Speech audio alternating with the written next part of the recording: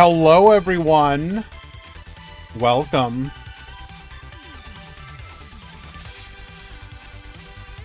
Oh, we're here again.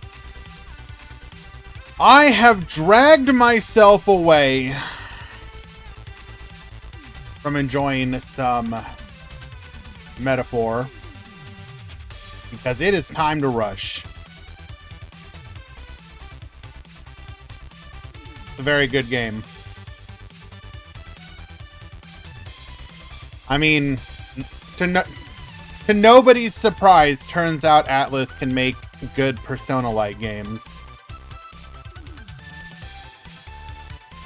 But if you have never played a Persona game, I think it is an absolutely fantastic first introduction. And if you have and are not already on board with that game, I am genuinely surprised at how much I'm enjoying it. What game? It is called Metaphor Refan... what is it exactly? Fantasio? Let's go ahead and spell it here.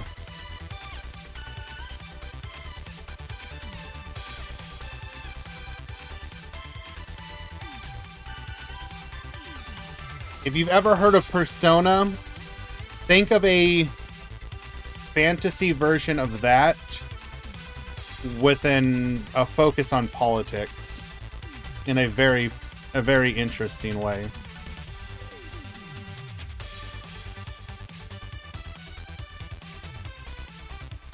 Oh my goodness.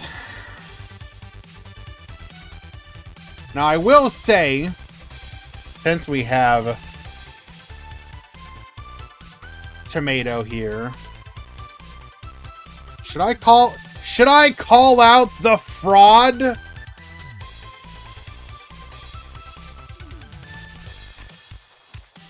Let's we're gonna go ahead and we're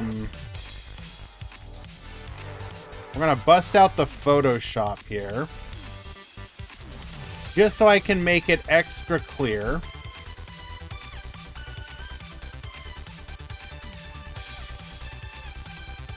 Let's increase the size a little bit. Broad deck. I'm gonna go ahead and save this. Is it the Rush Duel Tournament? Yes.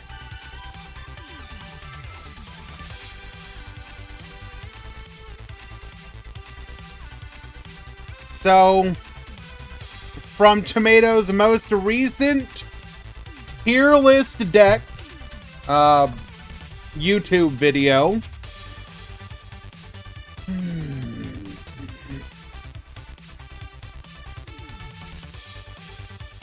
Joint Tech is a deck. Calling it a deck is charitable.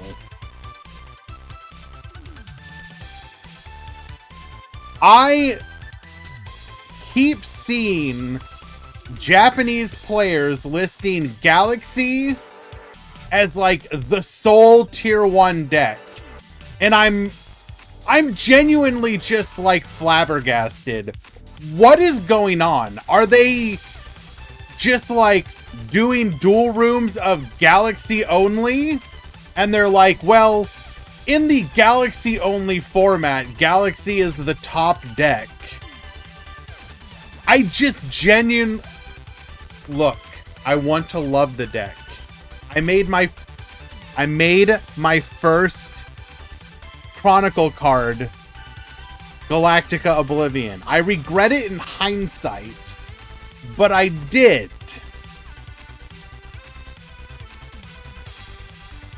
But it is such a fraud deck. Like, I don't know. I don't know. I don't know.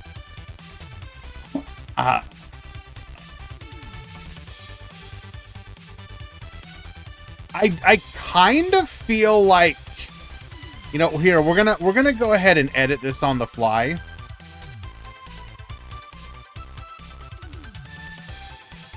I'm gonna do you all a favor and make a tier list for you.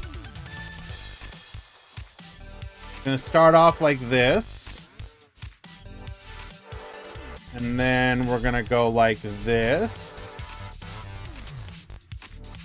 Then we're gonna go like this.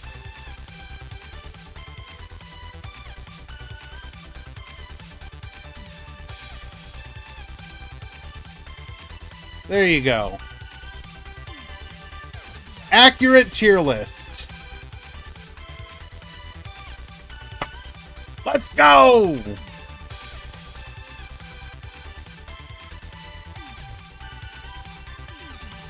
You know what here? Oh, no. That's not fair. Let's... Okay, first of all, go ahead and let's fix it a bit more.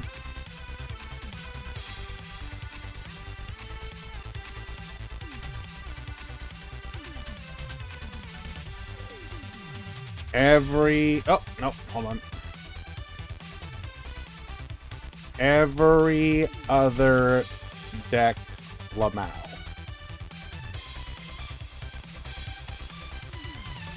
There we go. Now, I don't mean to say that... Okay, look, I'm trying to not be mean about this, but it really feels like these are the top 4 decks. And you can do well with the other decks as well, don't get me wrong. But these are the real contenders, at least in my opinion. Mono worked so hard to get Miss Mutton a top 4 finish, and you just delete her. Gone. Deleted. Gone. Hello, Sakadetsu. Say it, Cyclone.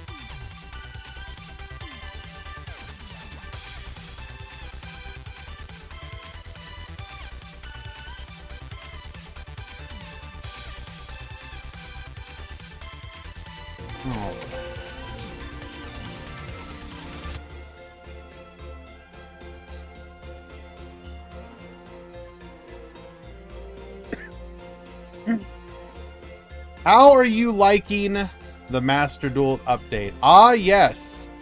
Enpai. The most interesting thing about 10... Okay, there are other decks of as well, of course. But let's be honest, they don't matter. Watching people play Tenpai has been hilarious because it's kind of everything you would expect it to be. No. Ignore the board breaker part. I mean, sure, the board... It's... Did my monster's effect resolve successfully? Opponent scoops. Like, you barely... Okay, maybe early on when people didn't realize what the deck could do, they'd like, wait for you to actually perform the combo. But very quickly, people have gotten to the point of, oh, your monster's effect is resolving and surrender. So it's like, it's the best deck to play if you actually don't want to play the game. Like, do you want the rewards, but you hate having to actually play the game? Then Tenpai Dragon is the deck for you. Watching the debate about, is this a good deck? Is this a bad deck? Is there skill expression, etc., etc., etc.? And it's just like, ah, yes, we are asking the very important and real questions here.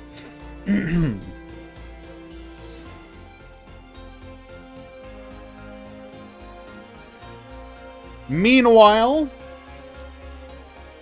on my own personal note, I have finally committed to the deck that I wanted to focus on for my Chronicle cards. I thought I was going to do a Rush deck initially, and don't get me wrong, I am much happier with where Rush is now, but at the end of the day, Speed Duel is the format that I prefer. And again, not being negative, so I was like, I need to have a deck that I can, a speed deck that I can be confident that I'm gonna, not the deck itself, but like elements of it that I'm gonna feel good with chronicling. And I was like, I was debating, I don't want to do Lyrilisk I don't want to do something like Borrelink. Like, what is the deck that I actually enjoy playing? And finally, I settled on Wind Witch. And so I ended up choosing Crystal Wing for my Aurora. I chose Diamond Bell for the Starlight. And then I distributed all the other pieces one at a time. So like one of the names here, one of the borders here, one of the borders here, one of the names here. And eventually we'll probably bling out more, but like Crystal Wing has always been one of my, like, at heart, I'm a synchro player. So I was like, being able to set on a synchro deck, I'm pretty happy with. So, yep, this is where we ended up going. Now, I will say, the one thing that I'm proud... I thought about doing this a bit of, maybe like, like a challenge to people. So one thing that I noticed is that in my Crystal Wing Synchro Dragon, it has yet to be destroyed by battle card effect or removed from the field in any way. So despite the fact that I've now played 23 games, nobody has dealt with my Crystal Wing Synchro Dragon. Now eventually somebody will, but I'm really curious to see how many win or like one of these metrics, probably like number of duels where it was summoned, with the monster having 0 in all of these stats, and see if anyone but the only thing I could think of like needing to be careful of with that one, well, one, that automatically precludes Rush, because obviously they're gonna be destroyed. Like, it's just the nature of the game. Like, so that's not fair.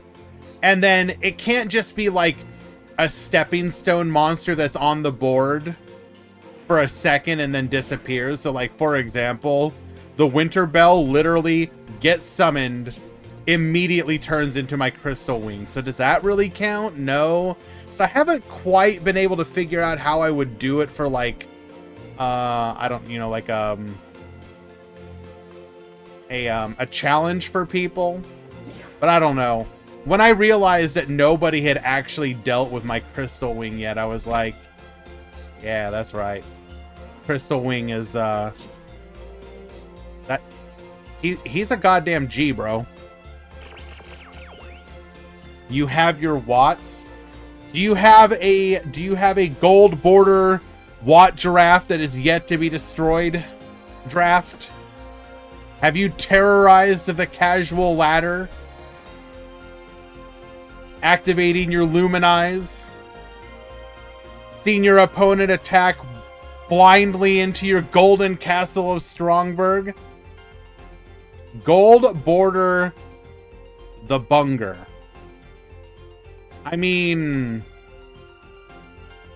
it would definitely make it stand out when it was at the bottom of the trash can.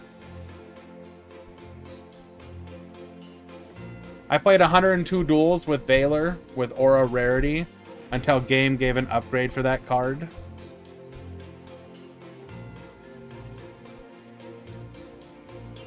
Wait, why are we sad facing?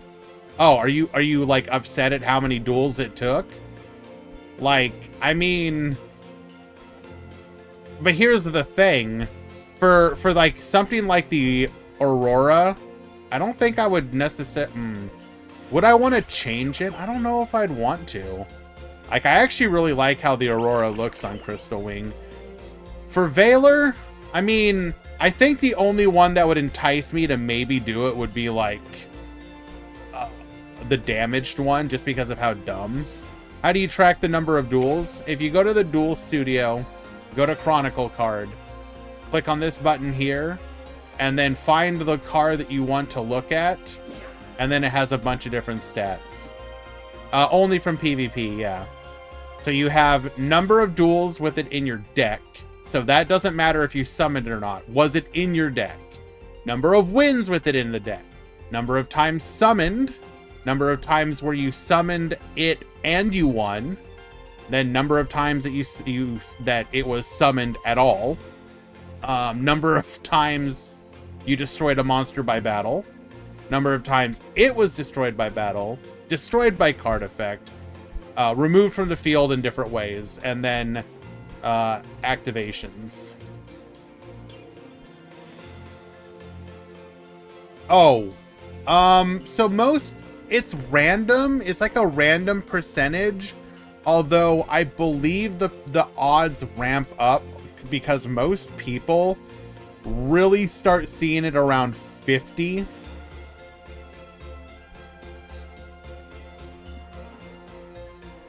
Now, right now, the strategy seems to be for cards that you want to put a unique like effect on. Don't do the the effect itself. Put on a border.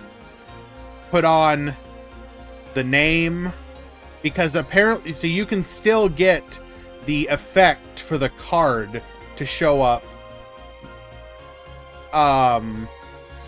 without having to use the actual effect itself.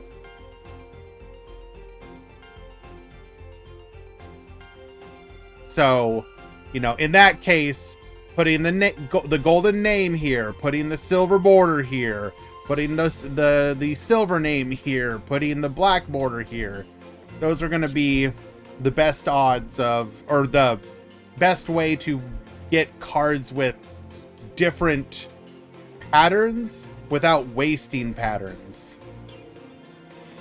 Correct, Tomato.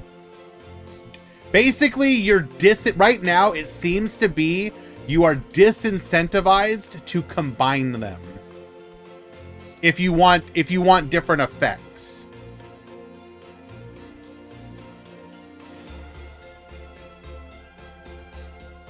One second, be right back.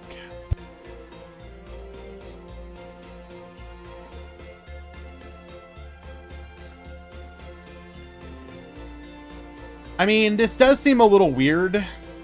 I don't think this is the best way they should have done it, personally, but... Now, we did actually, you know, it's been a while since I don't think I think this announcement came after, but they do say here that starting with the upcoming KC Cup, the card tickets that were available from ranking rewards will be substituted with special processing items. So basically the effects for cards. Special processing items are items that convert normal cards into Chronicle cards. Okay. They can also be used on Chronicle cards to change their processing. We hope that you will be fired up to compete, as among the special processing items will be some only available from KC Cup ranking rewards and no other events. So finally, rewards that are gonna theoretically feel good to get compared to before. Tomato, I'm sure they'll apply it to the Goha Cup as well. Keep in mind, this is in regards to the next KC Cup. When we get the next Goha Cup announcement, I guarantee you it'll be the same thing for them. 100%. We don't know what, I mean, I would guess that there will be something for all the ranks. So currently with the KC Cup, ranks would go like all the way to like 30,000 plus or whatever. So most likely it'll be like a shitty border or like name color, just like one of them, and then the further up you go, you're gonna get more and more of them to be able to convert more of them uniquely. And then like the winner will probably get something ridiculous like being able to full Starlight out like 3 cards or something like that. I have a guess that full Starlight is gonna be the one for KC Cup, unless they have a completely different one that we don't know about. But regardless, I think that's a very good change. It is a reward that I would actually compete for.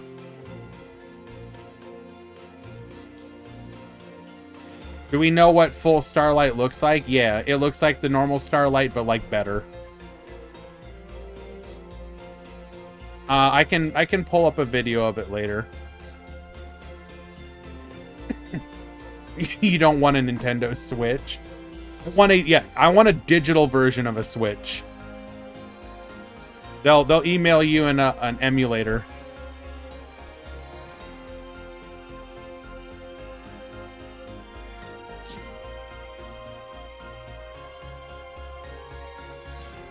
I hope it isn't full Starlight. We'll just get top 100. How hard is that? Come on, stop complaining.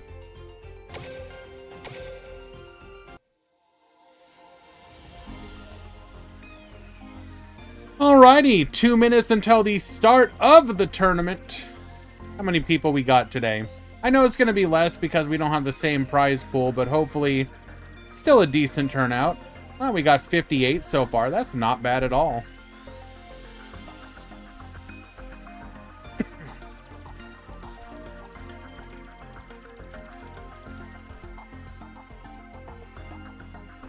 Do I prefer pretzels or bagels?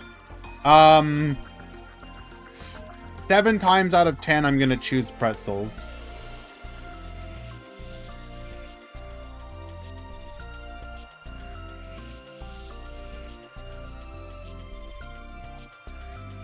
Hello, Hikari, welcome. I'd rather have a Kazuki Takahashi stamp. I'll be honest, I think the stamps are ass. I think they're giga ass. I don't think I'm going to put any of those stamps on anything.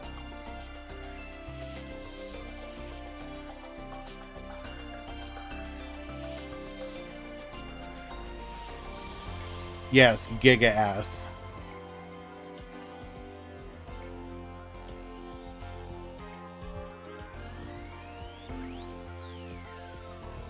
Okay, but like, how to put this? Why can't the stamps be something that I care about? Do I really want to put this guy's stupid face on my card? The answer is no.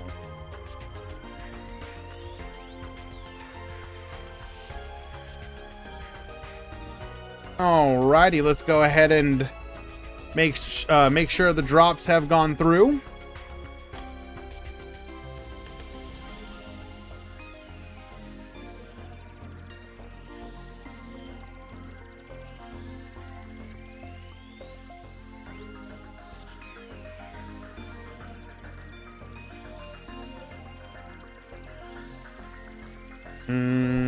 Did I not set up the drops correctly? There's no way nobody has dropped.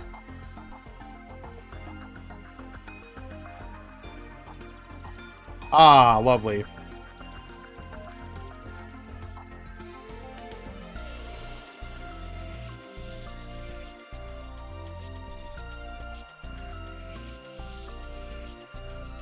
Okay, well, drops will go through in a moment then.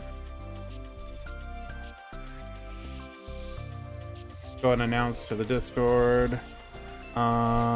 Tournament will begin momentarily, waiting for drops to go through.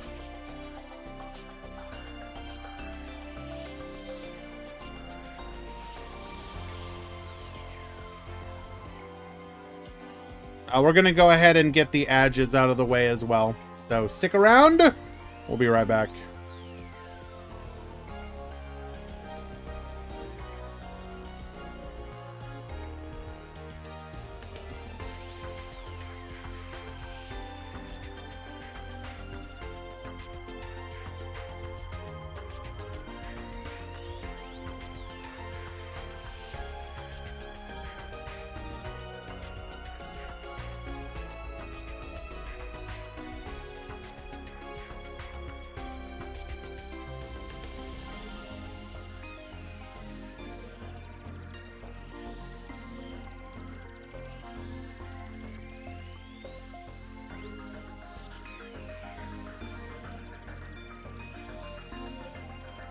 Okay.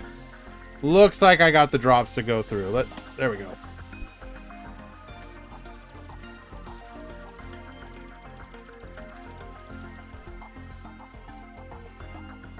Two, 4, 6, 8, 10, 12, 14. So how many after drops? 14 times 3 plus 12. 54. Okay. Start the bracket. Rush tournament players. The tournament has begun.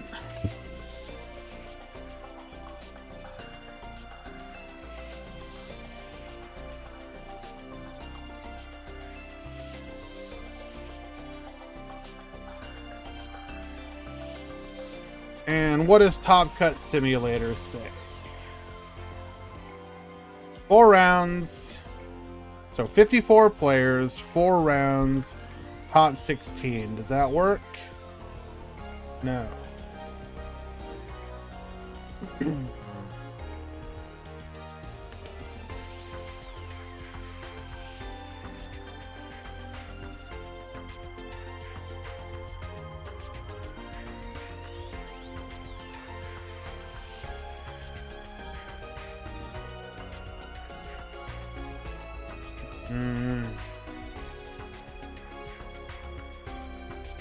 Hello, Dark Tuner. Thank you so much for the resubscription, my dude. I appreciate you.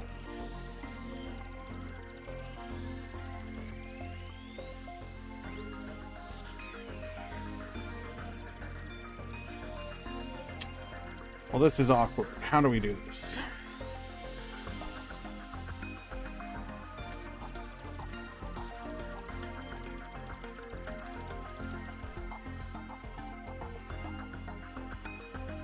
Two, 4,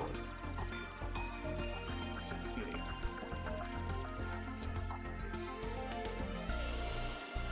40, 42, 44, 50, 52, 50. I'm gonna have to figure it out.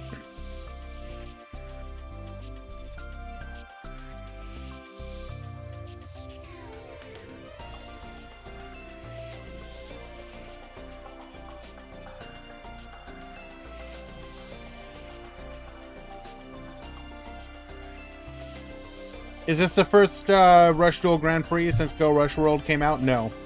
Third. We rebranded it to Go Rush Grand Prix to separate it from the first year.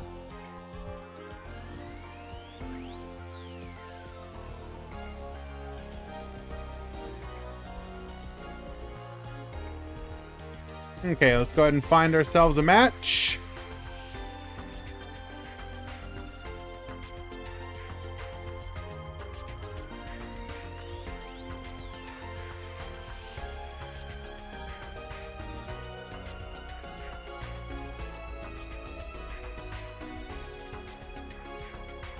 Do we have anything spicy? Sure, we'll watch this one.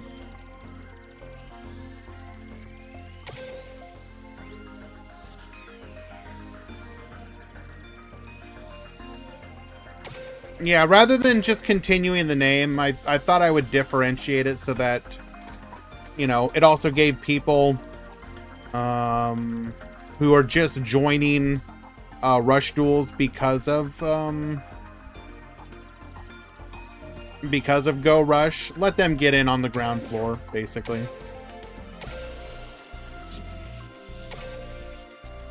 Treat it like a new beginning.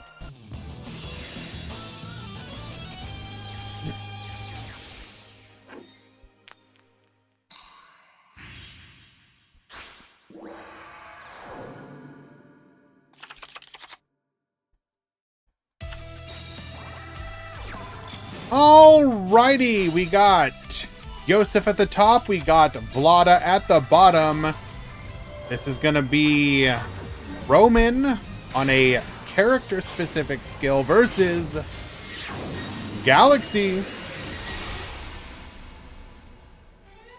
We're gonna Secret Order our Galaxy Oblivion.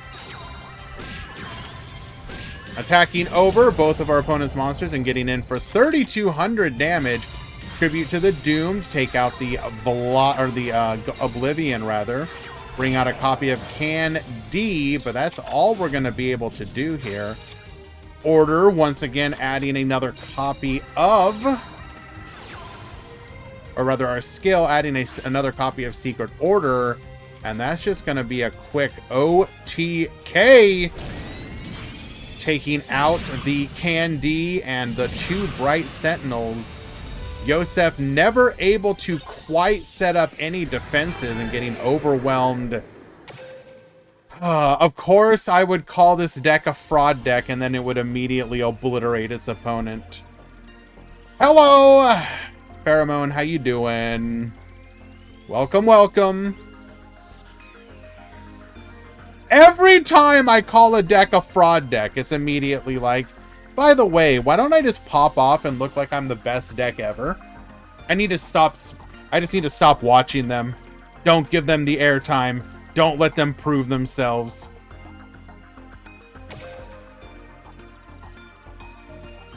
Just got Cog, but sadly not with Galaxy. Had to swap into Dragiastar. Now, first of all, there is no shame in switching to Luke, because, like, look, I'm gonna be honest. I haven't watched Sevens. I haven't watched Go Rush, but just listening to Luke's voice lines, he single-handedly makes me kind of want to watch Sevens. Like, nobody else, just Luke. The bluster that character has is hilarious. So, the Sevens even have a dub? I believe so, yes.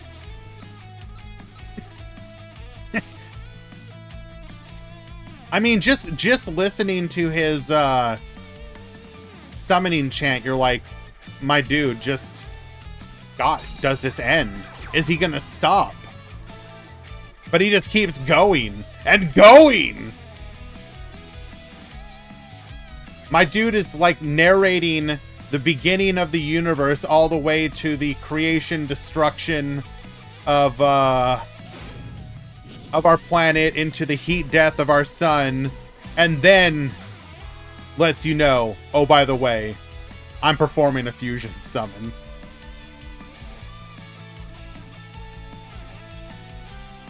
Hello, Nifroth. All right, so we got 2 bodies on the field. Likely has some high levels in hand that we were unable to activate our skill for, because it is a turn 2 only skill, a turn 2 onwards. So Yosef will have an opportunity to potentially get in some early damage here, especially if we have a potential way to deal with this back row. If not, we will have to YOLO it. Gonna go for the Prima Gitarna, which we have turned into one of our Chronicle cards. Not a bad choice. The Overrush rares of the Rush Duel cards look especially good with the gold border, in my opinion.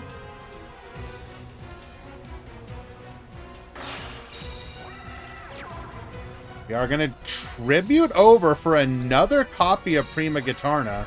We do have a back row here, so it looks like we're going to potentially... Oh, we got nothing. Beating over and getting in for a significant chunk of damage. Bringing our opponent down to 2,600. But our skill is now live. And one of the cards that Galaxy can search for... Ooh, okay. We might just be giga dead here. So, we summon out our Transam Klein, which is going to give us the Galaxy we need to pop the back row. We can then add the Linak back to our hand, also using our skill to go for Secret Order. Now, one of the cards we could have gone for is a Meteor Charge, which is especially effective against a deck like Psychics because of the 0 defense and the piercing capability. We may have already had one in hand. Tributes over the Cosmo. We got the We have the Galactica Forced, but boosting here. We just wanted to get these high levels out of our hand. Okay, so that's what we're going for. Not able to get in as much damage as we would have liked to, but we're just slimming our hand down enough to not keep it clogged with these high levels.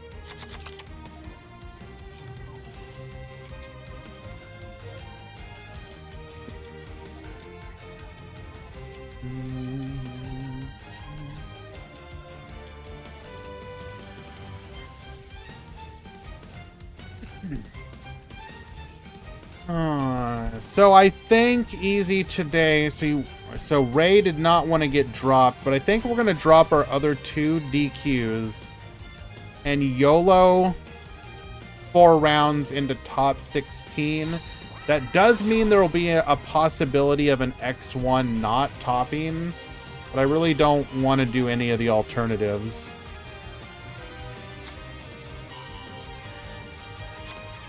Easy. Call that joint tech.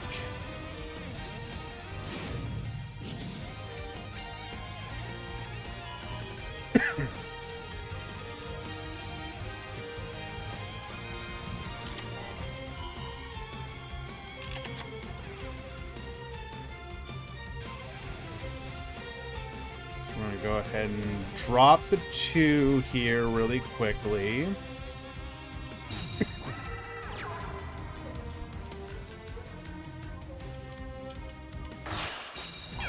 Yeah, like that.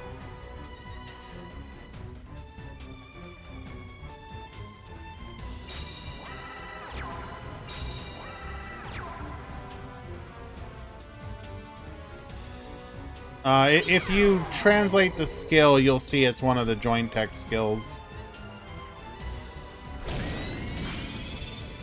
Which is why we'll go with that one.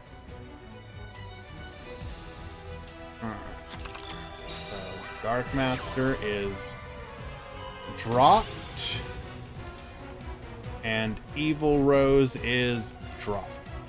Okay. Perfect. All right. Well, we got...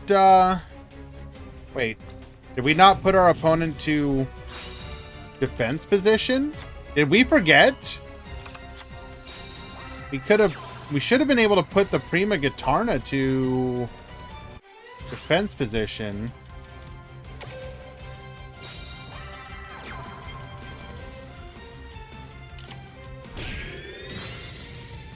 I mean, we would have had guaranteed lethal, but I guess we had it anyways. I feel like Galaxy is the best deck in the current format. Pokemaster? We literally just talked about this earlier. Easy in the mod chat, if you could let me know which player that is, I'd like to watch him.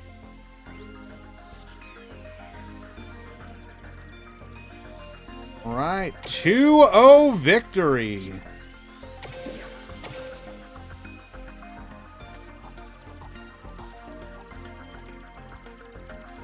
Let us go ahead and find another match.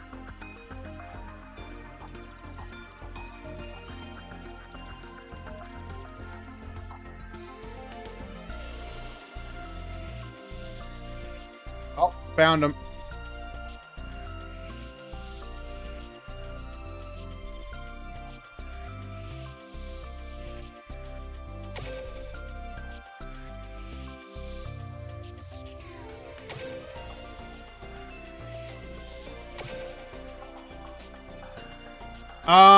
So Miss Mutton, I guarantee you we probably have one in the tournament.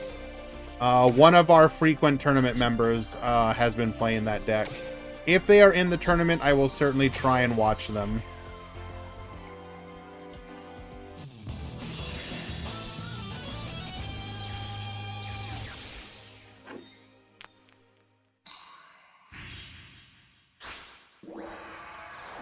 They have betrayed the deck. Damn. Well, we'll see if anyone else is on him. Okay. We're gonna go. We're gonna go Hammer Crush deal here. Gets flipping, goes for the Essel Mill. Crafter Drone goes for the draw. Pop one of those back row into another copy of Essel. Tributes over for the Mirror Innovator. Hammer Crush deal. Pop the other back row. Innovator, get Boboostin.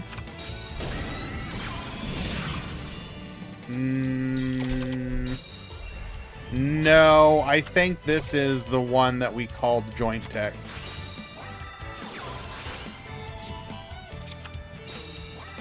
It might be incorrect. I'm pretty sure they're on Sidra.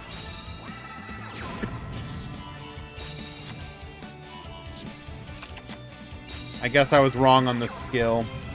We are going to go for Negate attack here. It looks like it might just be a monster pile. Tributes over for the Ancient Gear Golem. Crusher Drone. Goes for the Mirror Innovator Boost. Attack 1. Attack 2. And lethal. It is Hammer Crush deal, yes.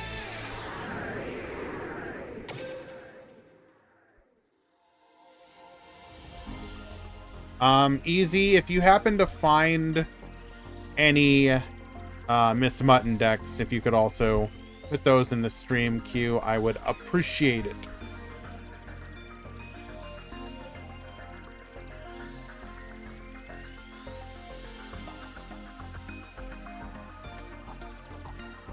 And Hans, if you're in the chat, if you could stay in the room, please. Your room, please. We will watch that.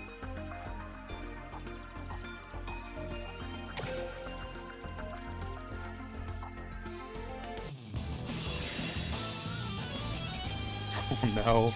Oh no, Mizu, please no.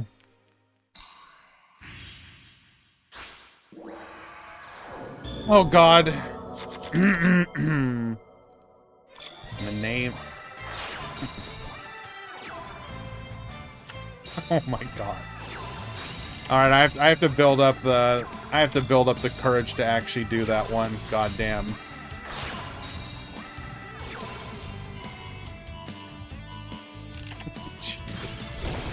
Off the. We got double Joint Tech Rex to the field. Did they do anything? Well, one of them did. Successfully taking out one of those back row. Take a shot.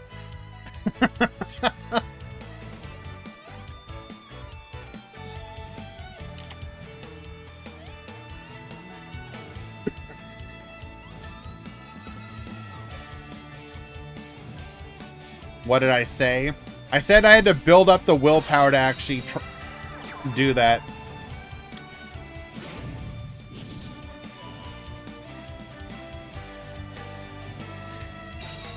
We are going to go for... Is it Joint Tech? It's a fraud Joint Tech. We're going to go for the fusion here. This is going to allow us to bring out Cyber Twin Dragon. Able to clear both of these boss monsters in a singular double attack. Yes, I can crash browsers. We're gonna go for the reduce. Attack 1. Attack 2. 3. And 4, putting our opponent down to 1,800 life points. Can we rebuild?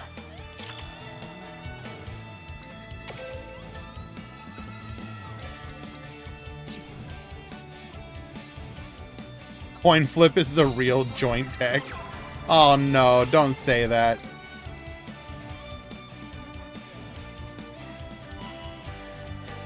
Gonna go for the Nail Hedgehog. Get reducing.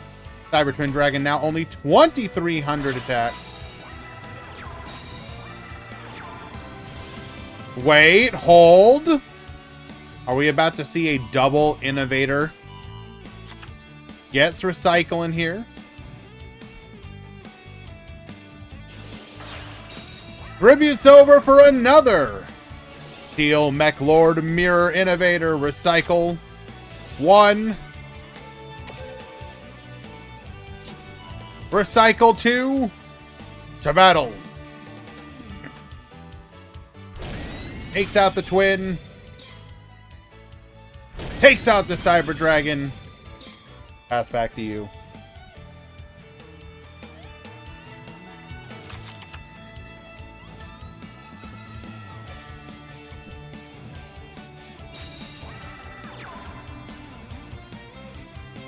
We're going to go ahead and summon our reactor here. Now, reactor is being used in some decks just because of the ability to key off of the monster reincarnation for a draw 2. And with our second mill, we do happen to hit it, allowing us to draw those 2. Bring forth the Cyber Assault Dragon, a single boss monster, now answering both of these innovators. Pop one, we can boost, beat over the other. We just need to be able to put 1,800 damage on the board, which should be extremely easy to do, and yes, indeedy.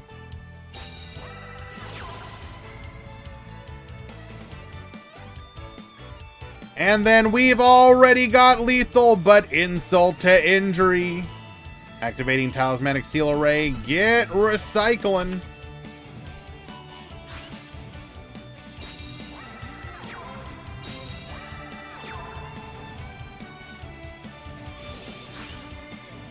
Why not? Just as low as it can go. Lethal. That will tie things up 1-1. What's my favorite fusion deck in Rush? And in Speed? Rush. Probably Metarian. Just because of it being effective for what it does. It's like ridiculously overtuned for how good it is.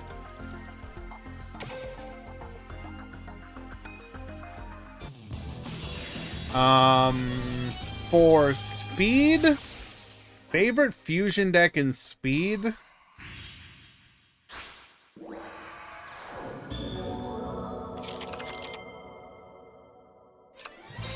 Like, no, it's not Lunalight. I mean, Lunalight's fine. It's probably Invoked.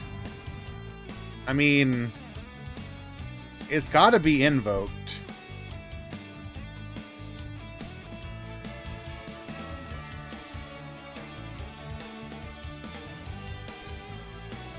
The spell changing types could be limited. That card is so type changing beam. That's a very sacky card, but it's kind of irrelevant in the long run. Like, does it lead to some games where you lose because your opponent just cheeses you?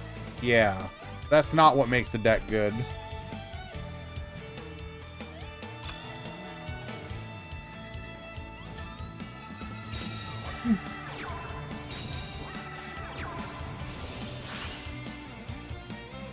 Okay, summon out the Joint Tech Ace, summon out the Crusher Drone. We're gonna go ahead and get milling absolutely no machines.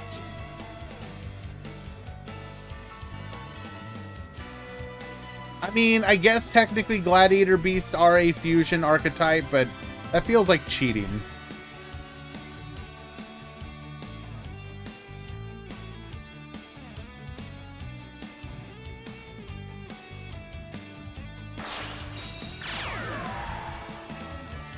Summons out the Ancient Gear. Oh no.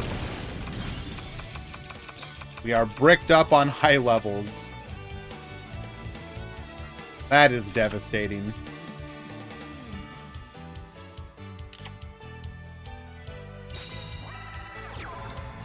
Summons out the Imaginary Reactor. Definitely should not be a Limit 3 card. That would be crazy. Type Change Beam is there to make use of the Materion's other effects. We're aware, Poké Master. There's just one small problem. You have a format with 6,000 life points where they can regularly make their monster like 8 to 9,000 attack. It's a bit of a problem. It's basically the Overlord problem of sometimes you'll just die and there's literally nothing you can do about it. And moments like that are always incredibly feels bad.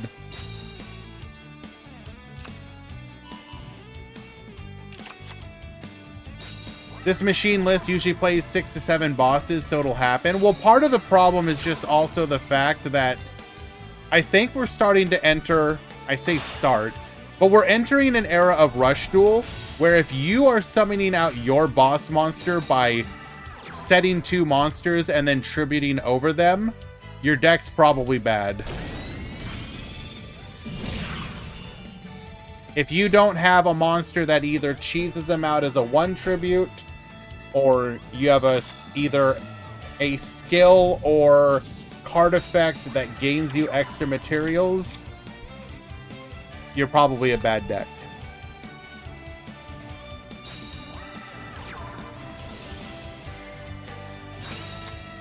So a deck like Materian, for example, you have a bunch of cards that help gain you additional draws, such as the Reactor.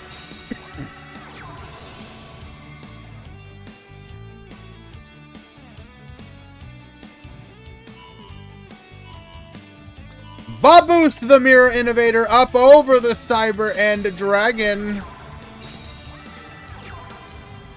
So Psychic decks are bad now? I mean, pretty much, yes.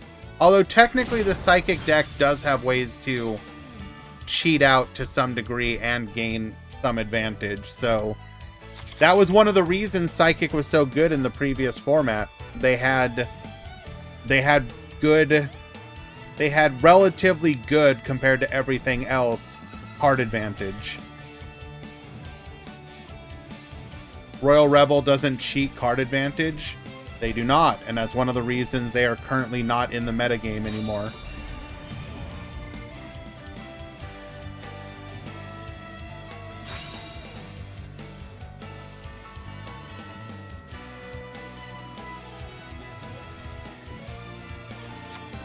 So we're going to add the Reactor back to hand, and now that we have the Reincarnation in the graveyard, we are going to be able to draw 2 cards. Turning our 5-card hand into a 6.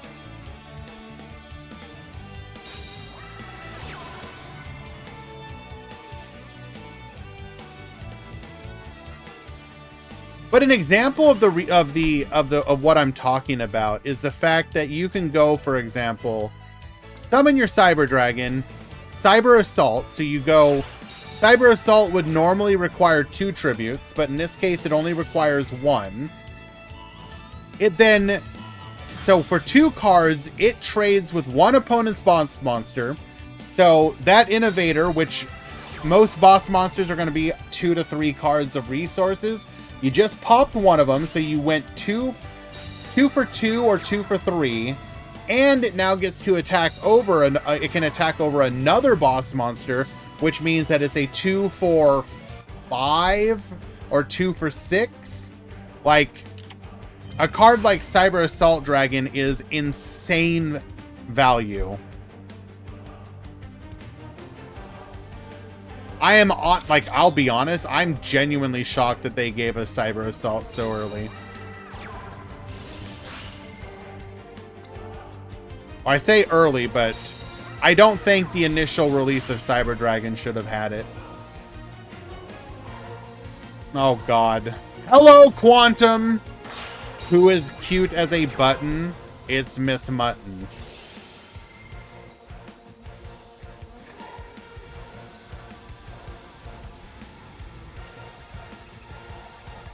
Thank you for the resub, my friend. Appreciate you.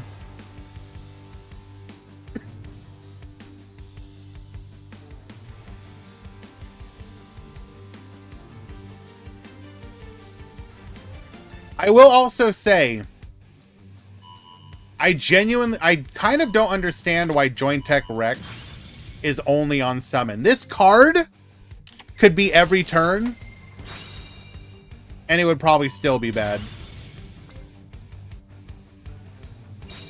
I'm gonna say it. I'm sorry.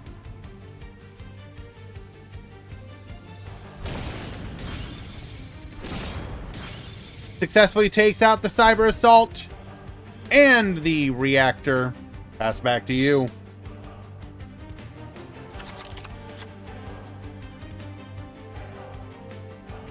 I mean, if you give it a skill that lets you use the effect every turn, then maybe.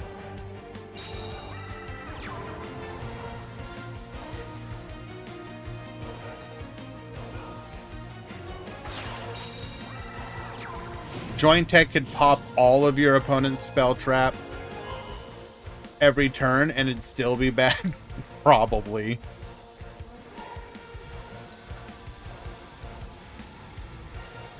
If we're being real.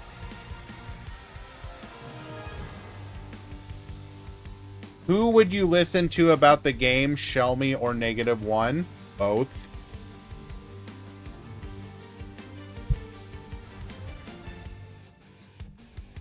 They're literally both world's competitors.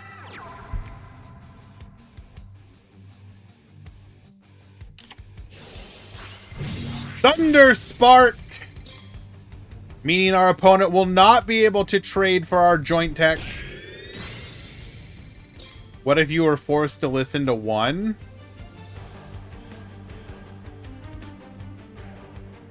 That's a tough one.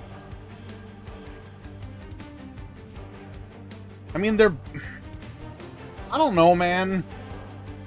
Don't make me choose my favorite children.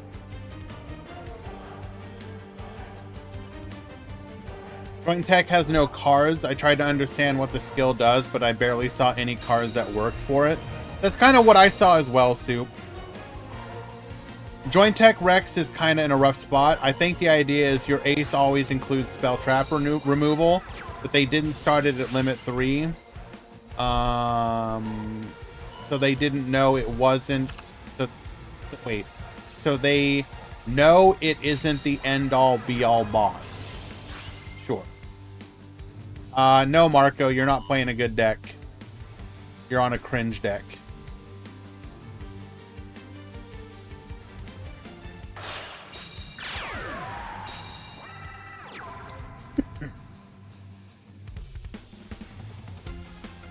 Like, in theory, the skill that sets up to make sure that the pop is live is not awful, but it needed to do more than just that. That skill alone was not enough to save it.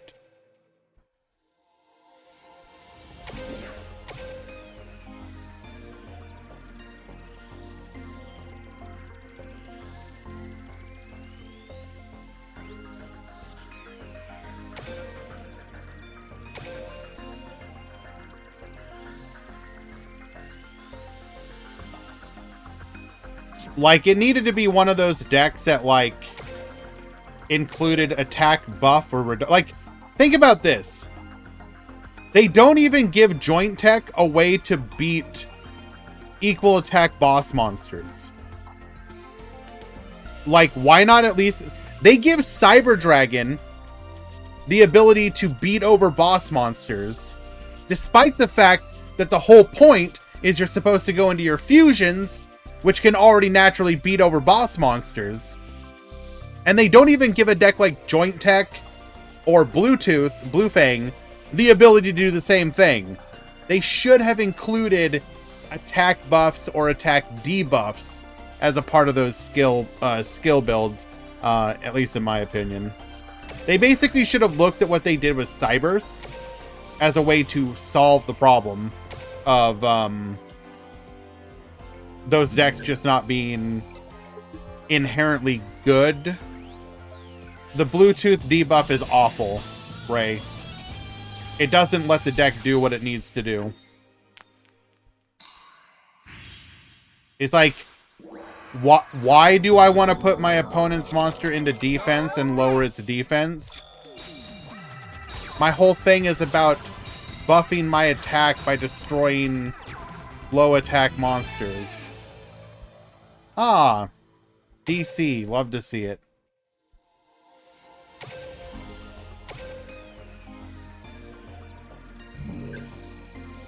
I'm sort of sure that they wanted to lock the aces in one early box because they plan to release support right after. Is there even joint tech support to release? I thought I ended up looking, I thought, at joint tech cards, like what we could theoretically get into the future. So I like looked for joint tech and like, yeah, I remember looking at the cards and they're kind of just all over the place. They don't seem... Did we make a new room? What's going on here?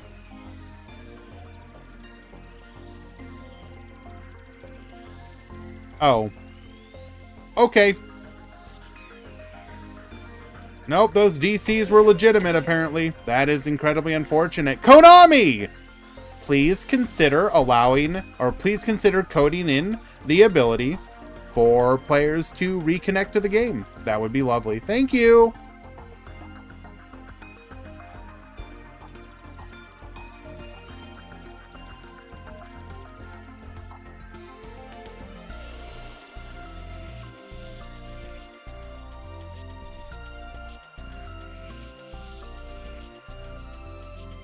Hello, I'm Konami. No.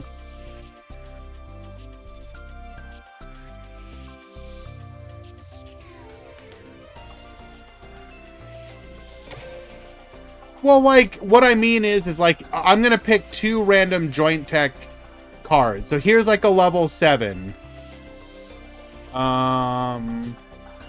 Darkness Joint Tech Tyrant. During a turn that you have not activated a monster effect, add 2 level 7 or 8 dark attribute monsters with different types from your graveyard to your hand. Okay. Let's pick another level 7.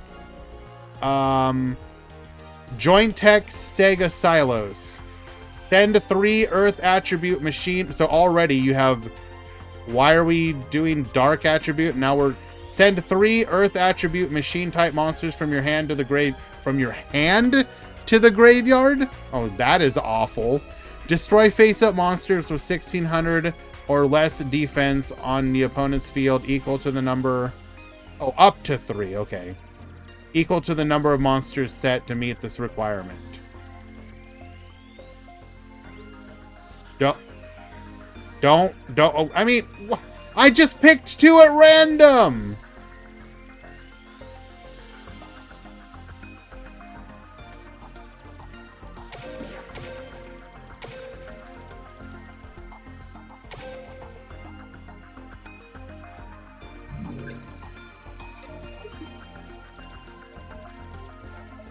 Off 1600 or less defense. But that doesn't work against a lot of boss monsters, right? What's another level 7?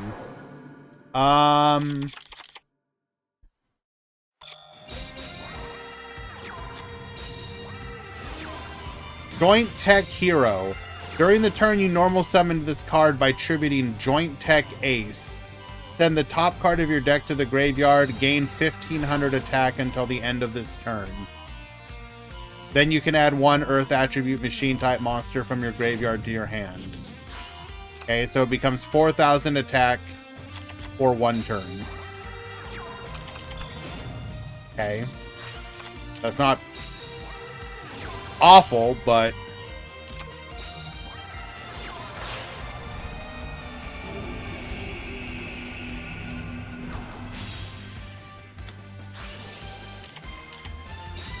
Joint Tech Tinplatosaurus. Send 1 card from your hand to the graveyard. Change 1 attack position monster in your opponent's field to face-up defense position. Then that monster loses 2000 defense until the end of this turn. That one's not... Okay, like... At least, I mean, well, you have to send a card from your hand, so that's pretty bad. But at least those effects are kind of something. Alright, we got Heroes versus Matarian. Warrior returning alive. Add the Argent Hero to our hand, activating its effect. Off of the top, we're gonna see our Avian. And that's it. Add a copy of Avian to the hand. Now, here's part of the problem, though. We have 2 boss monsters that we have to deal with. And one of the boss monsters... Okay, I would just like to point this out to you, by the way, guys. So, Ashura Star requires 2 monsters. So, 1 material, and a fusion effect. So, 3 cards to bring this out. And its effect is to pop a back row every single turn. Joint Tech also requires 2 monsters plus itself, so 3 cards. Same number of resources. Has to recycle 3 and pops once. We are not built the same. Ashura did nothing wrong. The fact to just pop face downs is insane. I'll be honest with you. I'm generally surprised they didn't say destroy 1 face down monster. The fact that it gets to hit back row as well is what makes this card cracked.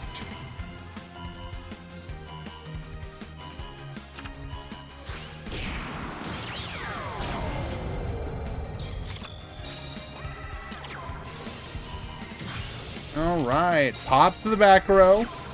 Goes for the seal array, and we are Giga Dead.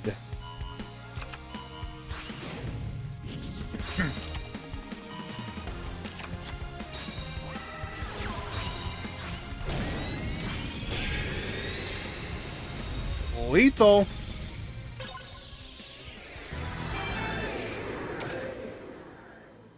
Thank you for the deck breakdown, by the way, Easy. Appreciate you.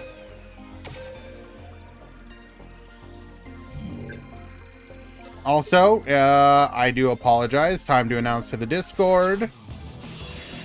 Rush tournament players. Round 2 has begun. 6 minutes to check in. 4 rounds, top 16. 1x1 may not top. Sorry, not sorry.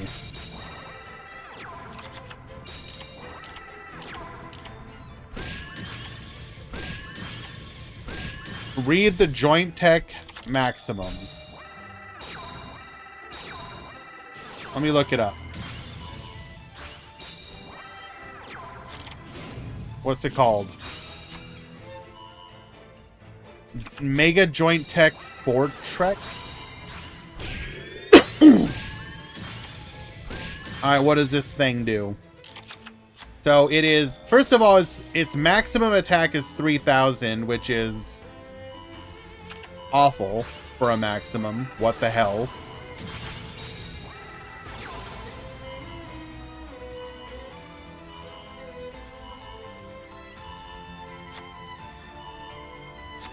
You know what? I'm not even gonna read anything else. I saw that it has 3,000 attack and my eyes just glazed over.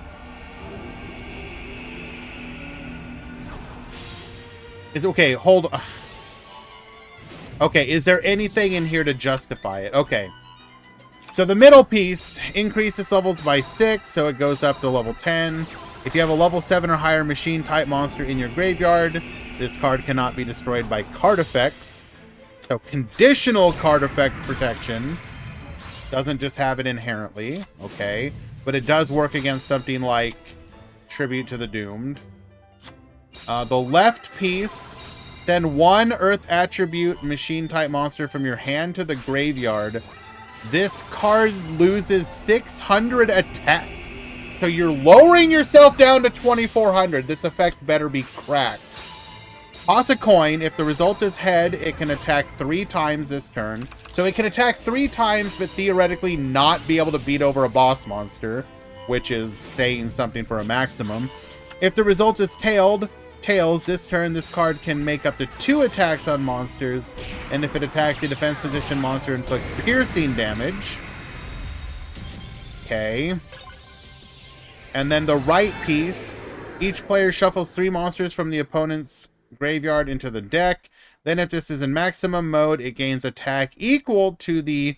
Okay, so here we go. Here's where you gain the attack. It gains attack equal to the total levels of the Earth attribute times 100. So we can assume 1,200 on average if they do like 3 level 4s. Although it might be less. So let's average it at 3. So let's say 900.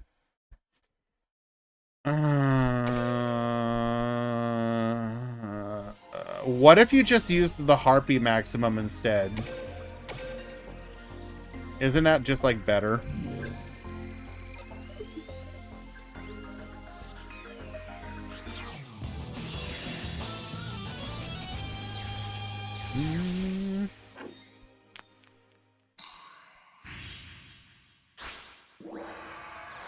What do we got a message? Well, we'll get to you later.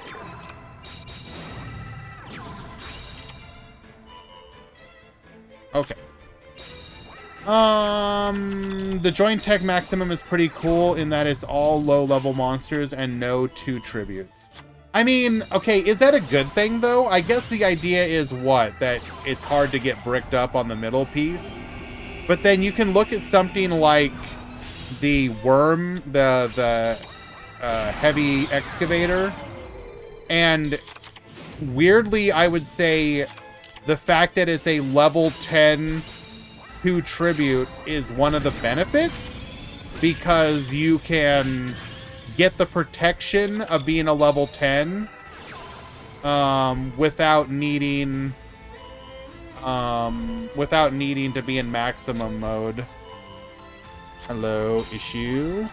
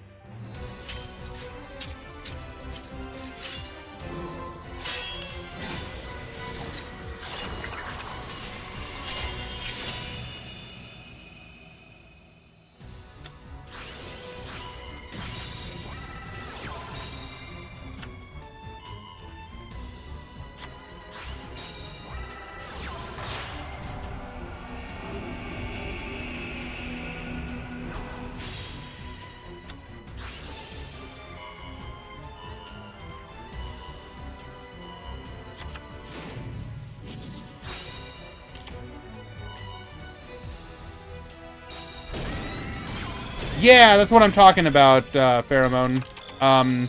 Even though worms aren't really meta right now.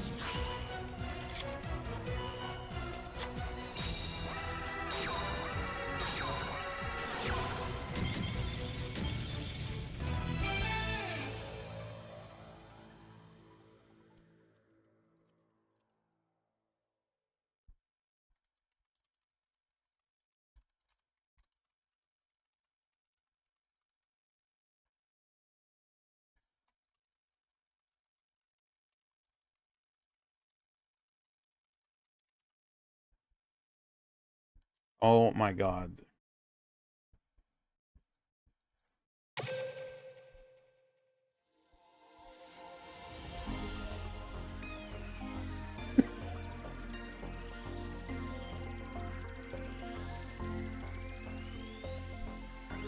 If a new room is not created within 1 minute, I will hand out a double boss.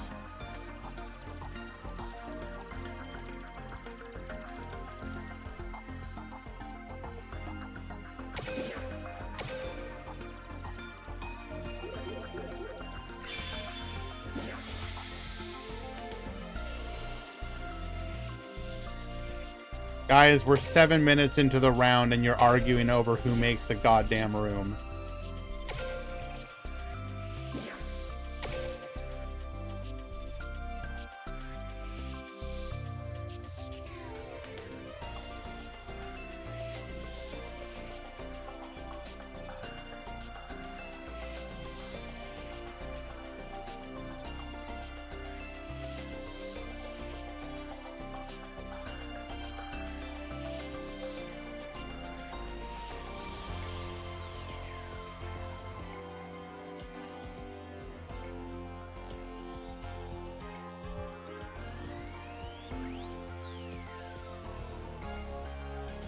Okay.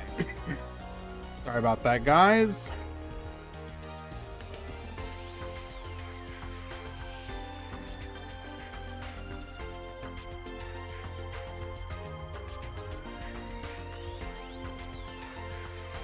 We are in...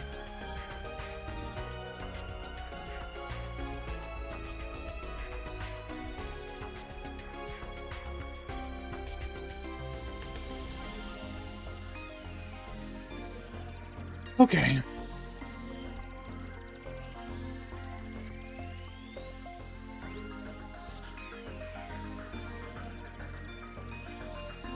Let us find another match.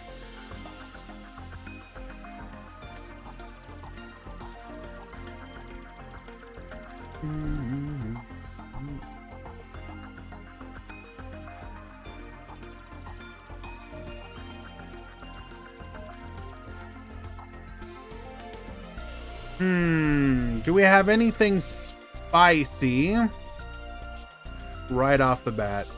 I do notice that we do have a lot more Galaxy than I was expecting. What's going on here? Okay, you know what? I want to watch some Dragon Gaming.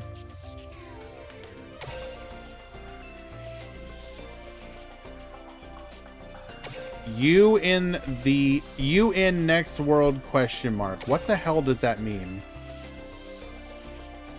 Cyclone! Please make sense, my friend.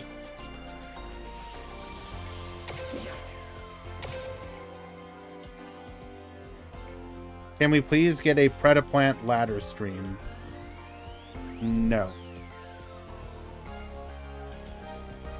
Maybe when the new box comes out and it has Predaplants.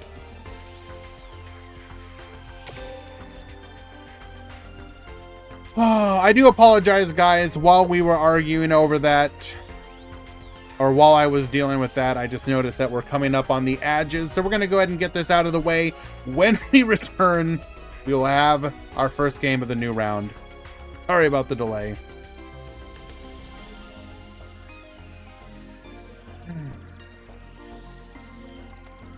Ritual Beast ladder stream. Kisara, I would delete my channel before that happened. I don't think you understand how much I hate Ritual Beast.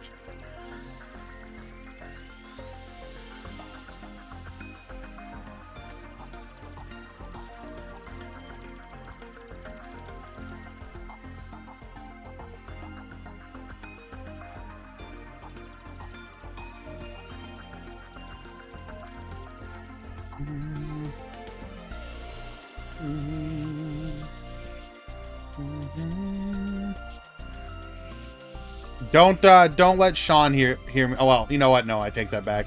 Sean knows. Hello, King Feo. Hello, Dick Petty. You said worms aren't meta. First of all, I've literally never said that, even though we all know it to be true. But have you seen this worm pointing at a worm and a... I hate you so much sometimes, Dick Petty. Okay. How about you do a 24 stream, I assume 24-hour stream with... What the hell is King Feo? What is Lolly Invoked Girls? Are you talking Invoked Magician Girls? Are we time traveling back? to DSOD era.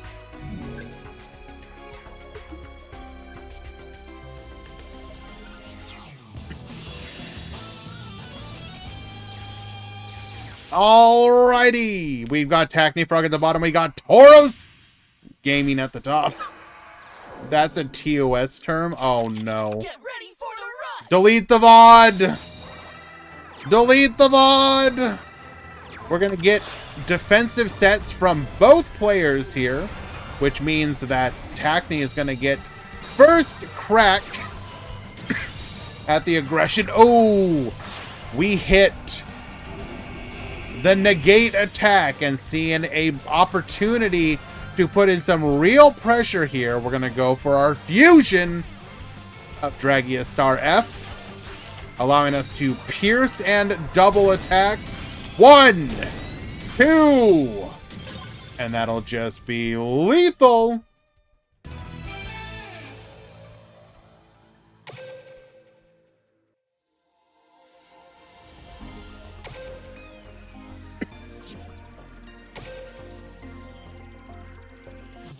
Damn, he won the 1 out of 3. This is true! Sometimes you just click correctly.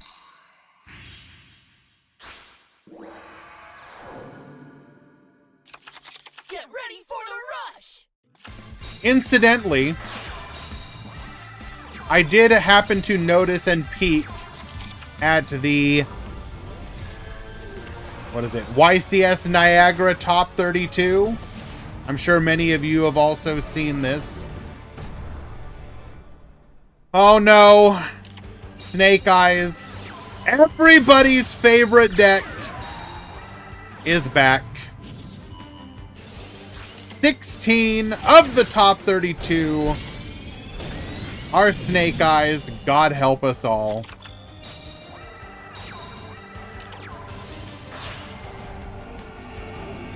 Now I look at this and I'm like, number one, who the hell let, so Plant Link, that's got to be like a European transplant, right? Number two, I'm sorry, Sky Striker. Somebody want to explain this one to me?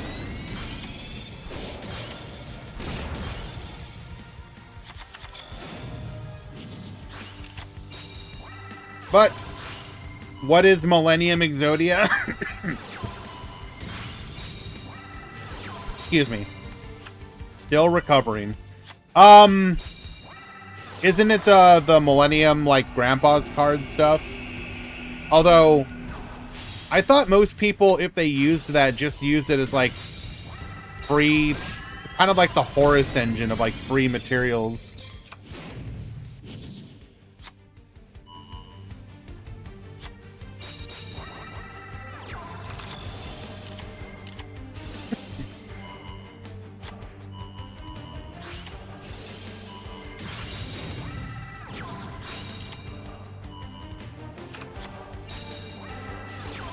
Okay.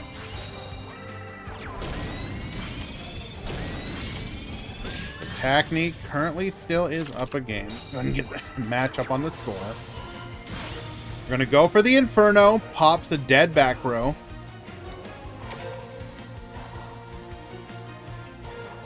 And we have not seen any of the power back row, so the odds of that being something is extremely high. That is very unfortunate.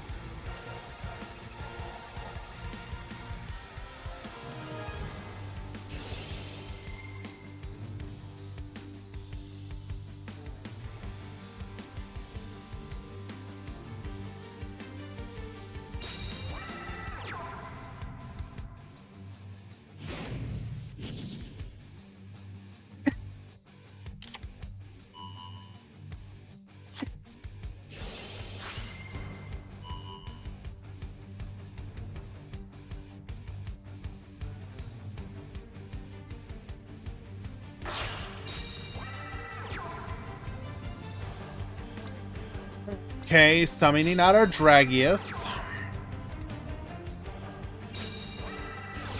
Goes for the fusion. We basically need this to not be negate attack. If it's If it's slime, we're good. If it's negate attack, we're extremely sad.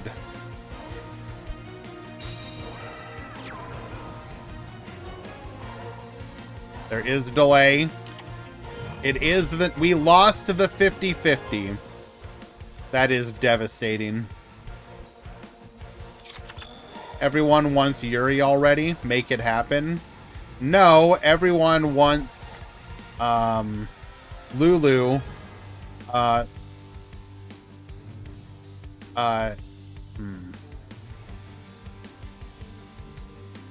Dealt with. And the birds to be removed. I think people are kind of indifferent on what happens outside of that.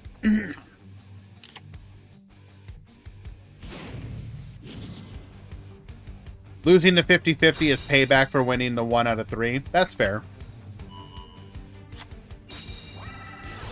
I want the Floor skill gone. I mean, I understand. I will not dismiss anybody who does not like some of the skills that have been dominant for as long as they have been. I'll just say that I think the only deck truly causing pain to the metagame right now is birds.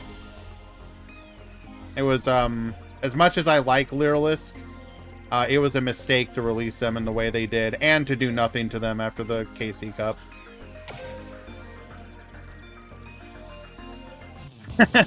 So yeah, the failure to hit Bish Balkan.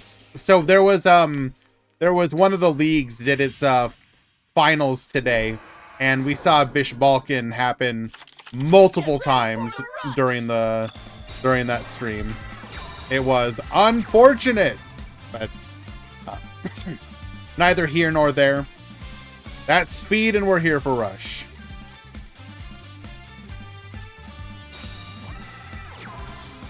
All right, 3 in the back, 2 in the front. We're gonna summon the Slugger, set 1. Summon the Dragorite, goes to battle. Already has delay. Allowing the attacks to go through. Assuming that we had the ability to stop it.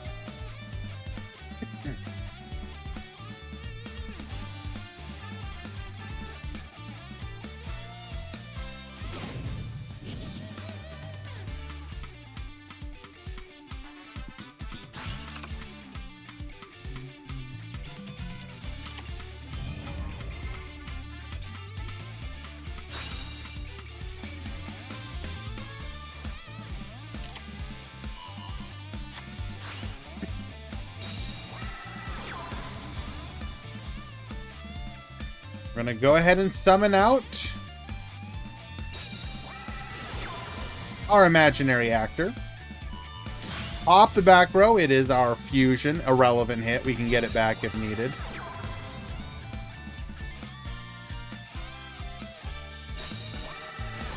We've got the fusion, and because we have the materials for the Ashura, we're going to be able to hit that other back row.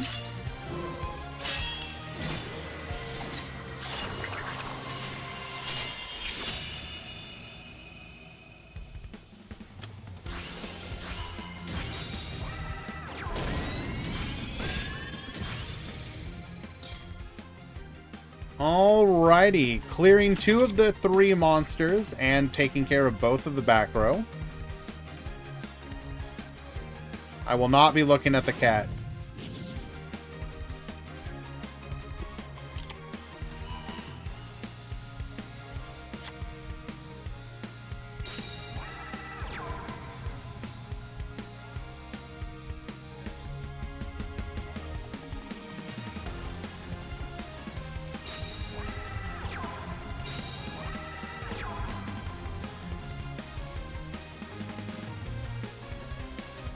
Set 3 monsters, 2 in the back. And once again, we're going to get to see the absolute unrivaled power of an of an undealt with Ashura Star being able to continue to pick apart our opponent's resources each and every turn. Pop a monster, pop a back row, drawing 2 additional cards as well. So now we have a 7-card hand.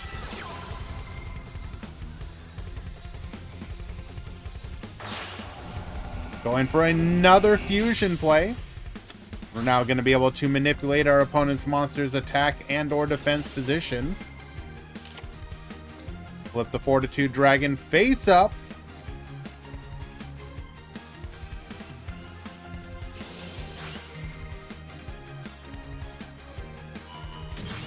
Hits the back row, taking out the negate attack for free.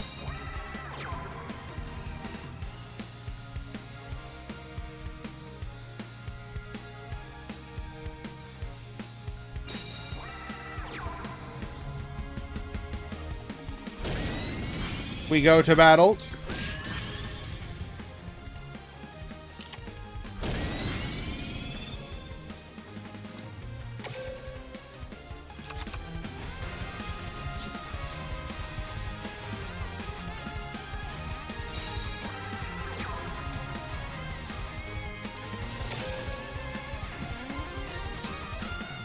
Hello, Dante. Welcome, welcome.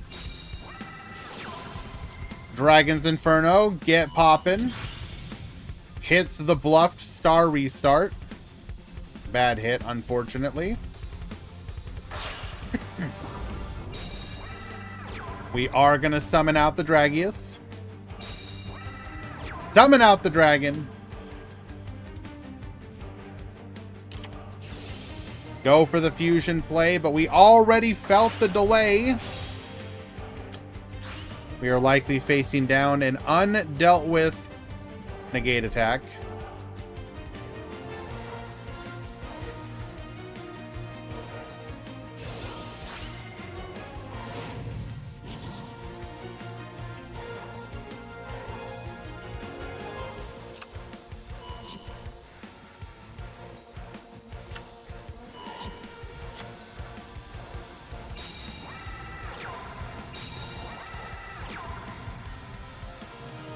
We go to battle. Activates the negate attack.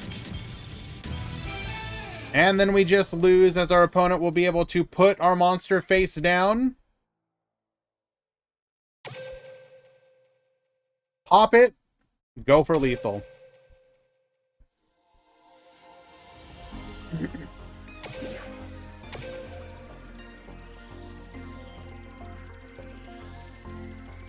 I have a feel they really need to do something about the Materian deck. That deck is not balanced at all.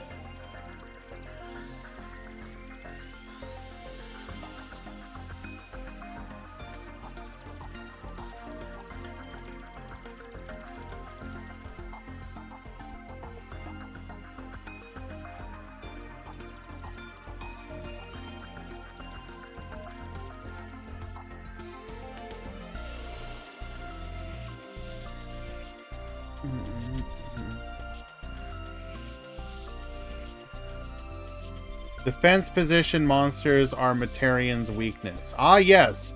The deck that can both pop face downs as well as manipulate battle positions is going to be done in by defense position monsters.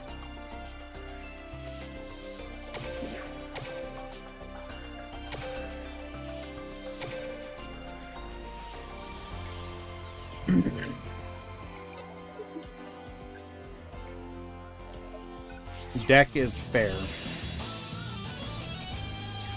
Okay.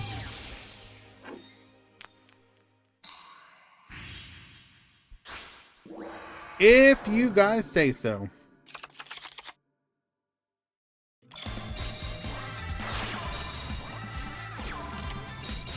Alright, we are going to tribute set over here. Our opponent not able to take advantage of it. Revive the Cosmo Titan. Gonna go ahead and flip up here. Goes for the Meteor Charge. Attack in. Goes for the Pierce. Dragon's Fortitude get reducing, which means we're gonna be able to keep this body on the field. Played the deck a lot, which is an understatement, obviously. The deck's weakness is multi-attack and pierce. I don't know what that means.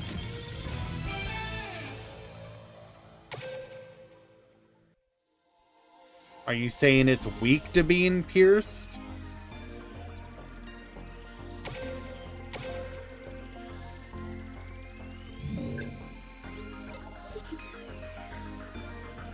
I'm kind of not sure what you mean by that.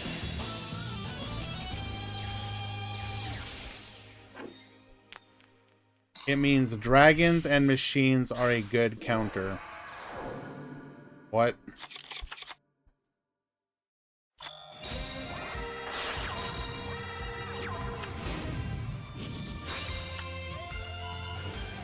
The monsters are 500 to... Yeah, okay. But saying a deck is weak to pierce is, like, applicable to 80% of the decks in the game. Like, what decks are good against pierce?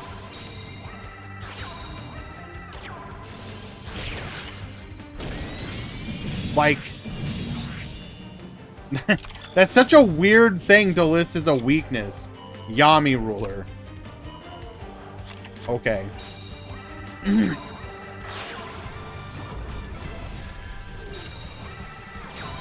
I don't know. We're going to go for the fusion here, knowing that it's going to be safe because our opponent has no back row. Double attack, taking out both boss monsters.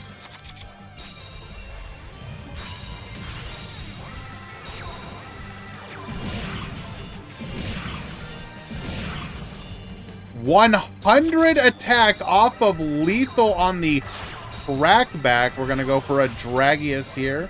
Go for a Dragorite. Go for a Guardian. Double attack. Gets in for lethal.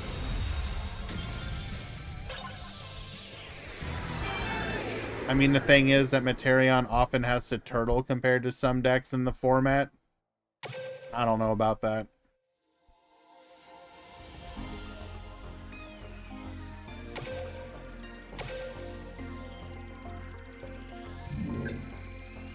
We go to game 3.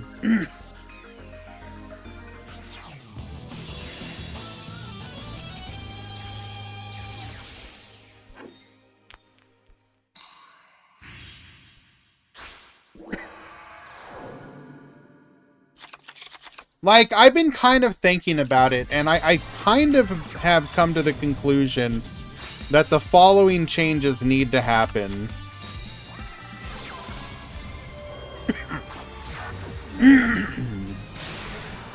So for Cyber Dragons, Cyber Twin, and okay, I think Cyber Twin and Cyber Assault need to be hit in some way. Not sure how.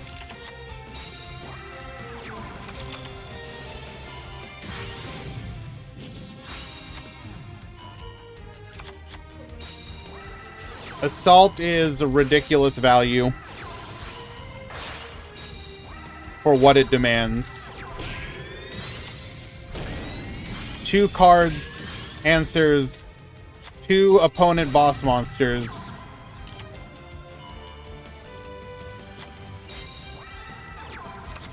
That's kind of broken.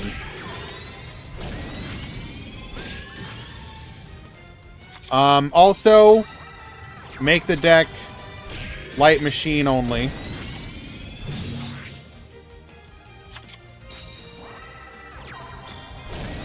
I think at minimum, Cyber Assault limit 2. So now you either drop negate attack or only have 1 Cyber Assault.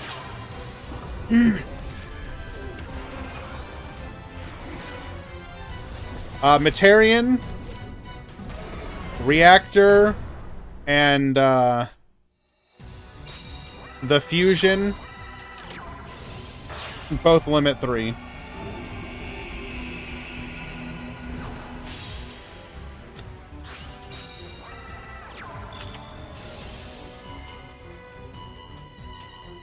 Isn't that too much? How is it too much? You can run 2 reactor, 1 fusion. You do realize that you have, like, a bunch of other fusions, right? MFMJ, ideally, I want you running 2 reactor, 1 fusion. Yes.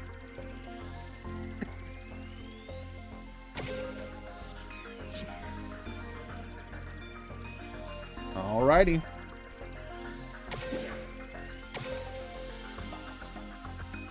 Yes, the fusion monster.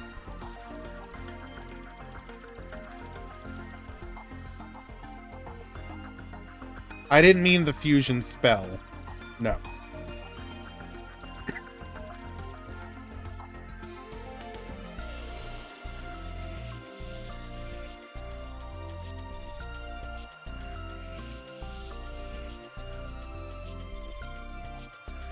I want to reduce the odds of you seeing reactor ever so slightly.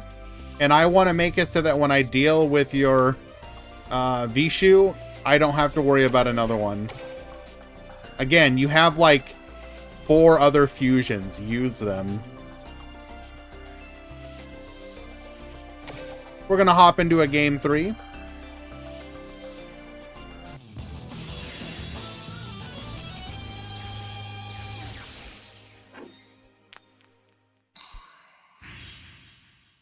Manarchist, if that was a thing, people would be doing it already.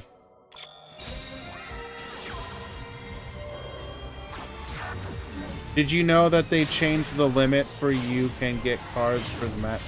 Yes. Hello, Metal.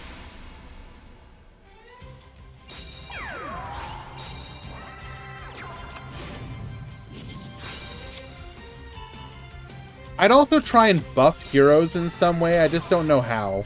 I don't think any change to heroes fixes anything, unfortunately.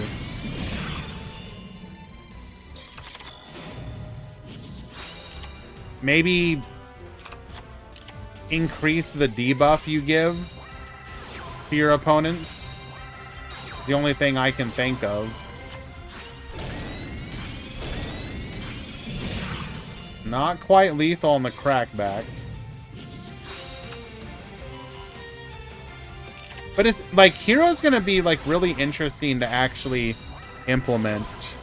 Double secret order here, so devastating counterattack. We do get to lock down our opponent's back row though. My opinion of what needs to be hit, the Galaxy skill should only add Secret Order and the other spell once per duel. You instantly kill the deck if you do that. Metarian should get a ban of Type Change Beam. Oh, wow, just straight ban, okay. And a limit of Reactor. They're not going to limit a Reactor, but sure.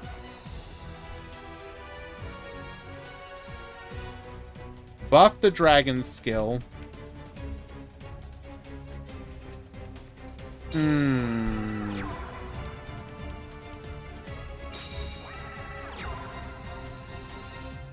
Beam is just... I think the reason people hate a card like Beam is because it feels like Overlord, where you feel like you can just lose out of nowhere. It's not like a broken card, it's just an unfun card. It's fun for the person doing it, but when you lose to it, you feel like, well, there was nothing I could do. It wasn't like a back and forth. I just lost.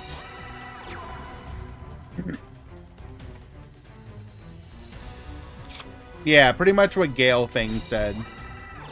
That's the part that's unfortunate. Excuse me.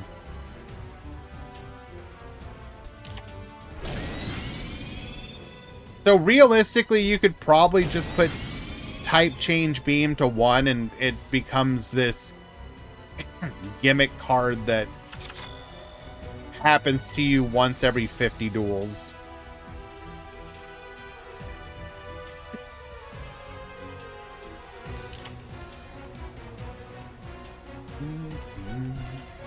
Beam and Reincarnation to 1. I mean, I will say, putting a legend card to 1 is gonna never not be funny to me. Are we eating anything good today? We got a couple burritos, but are they good? No. I think it is kind of overreaction when the opponent needs a 4-card combo. How does your opponent need a 4-card combo? They need Actor or Reactor plus a Warrior. That's 2 cards. And a Fusion. That's 3. And you also use Negate Attack, which you can pop with your Vishu. You do realize that the boss monster that you need your 3-card combo for can pop 1/3 to 1/2 to 100% of my back row. That right there is the truly problematic part. Is you get a free back row pop on a 2800 body. So you deal with a back row for free, and you deal with a boss monster for free.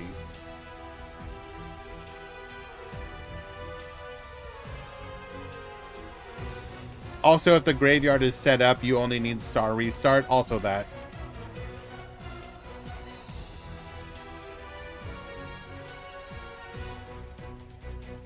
The problem is that we also missed like 100 traps that were already out at the time Materian came out. So Corin, I mean, I don't know about the number, but obviously there are traps that are missing. That seems like a deliberate design choice by Konami. They want less power traps in the game, which is fine. But if you're going to go that route of balancing Rush, then you need to be more mindful about your ban list for monsters and spells and the like. Again, it is a perfectly fine way to balance the game of limiting the number of traps, but you have to curate with that in mind. Elemental Hero Stratos, thank you so much for the resubscription, my friend. I deeply appreciate you. 21 months. Only 3 more to go until the 2-year mark, my dude. We are about to combo. Pull out the wallet and solve all of your problems. Put them face down. Reveal and pop. Get out of here.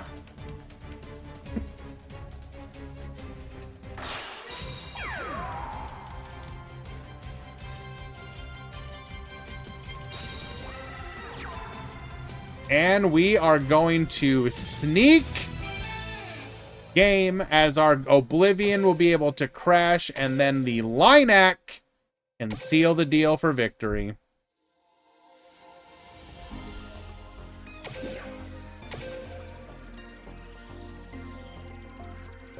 Alrighty. There's one other match randomly going to 40 minutes. Heck decks are you guys playing?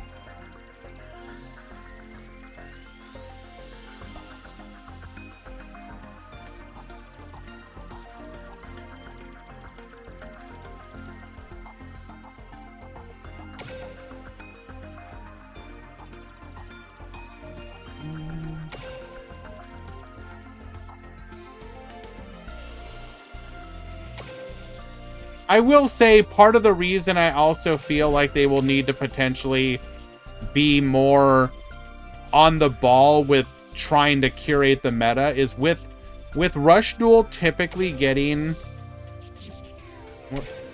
What is going on here? Okay. So we are in game 3. The duel is ending.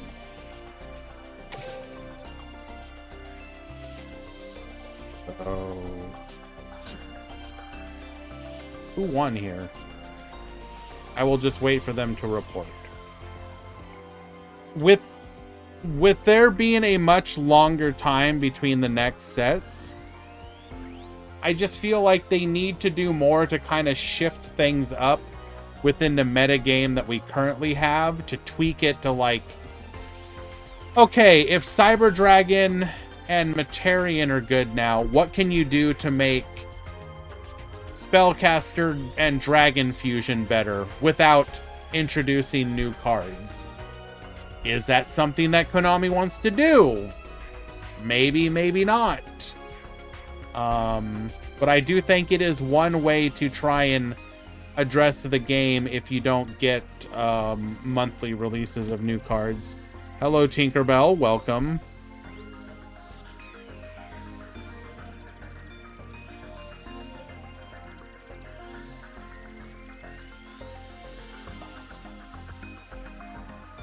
I honestly don't think Galaxy needs to be hit. I disagree with... I don't think the deck is that good.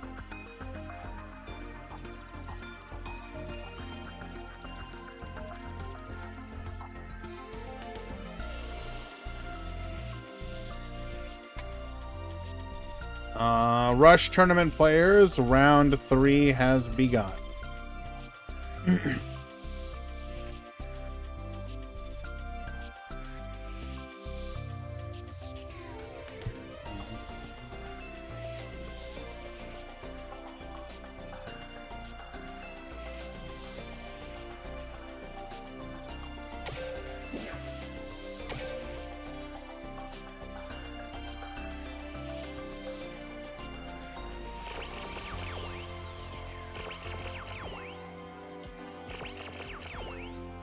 Last time you called a deck not that good, it won your event. Well, maybe I'm trying to trick Galaxy into being good.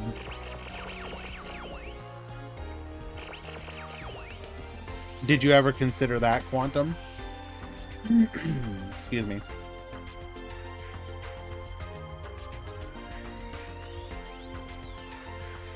But, like, I don't know. I guess I just find it also a little bizarre to look at the top decks in the game right now. So you have Cyber Dragon, which has a limit 3 on Cyber Dragon. Okay, that's fair. Materian, no limit 3s whatsoever. You have Galaxy, which is not even that good of a deck. It has a limit 3. Spellcasters does not have a limit 3, but to be fair, it's pretty bad. Dragons does have a limit 3. Heroes does not have a limit 3. Psychics does. Light Machine does. Like...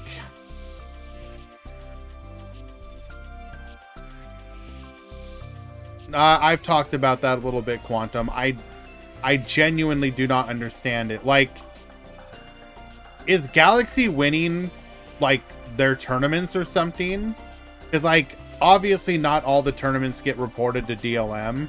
But anytime I see any of the Japanese tournaments for Rush on DLM, they're not being won by Galaxy. I don't understand it. I don't, like... It would be like me just suddenly deciding to say that, like, oh, I've gone on like 10 win streaks with Wind Witch on the ladder. The deck is tier 1. Like, Source, I made it the up. I don't know. It just...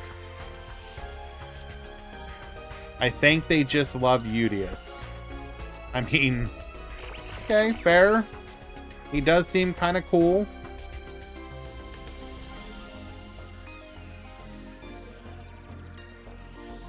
Source credit card. Not sure how that works, but sure. All right. Players are showing up for their round 3 matches.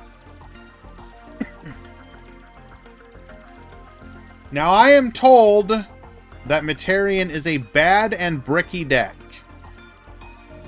and that I shouldn't be worried about it being good.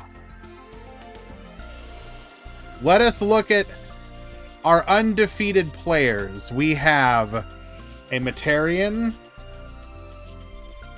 Metarian,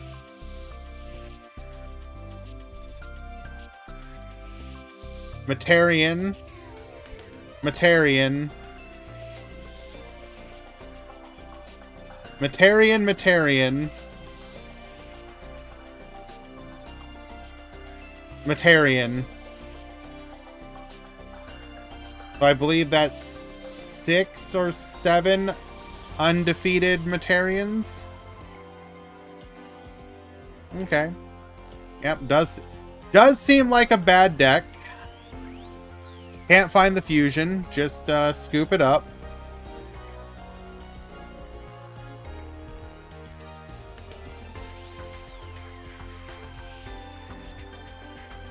Low-key, I thought the same. Galaxy was mid, but then I played it.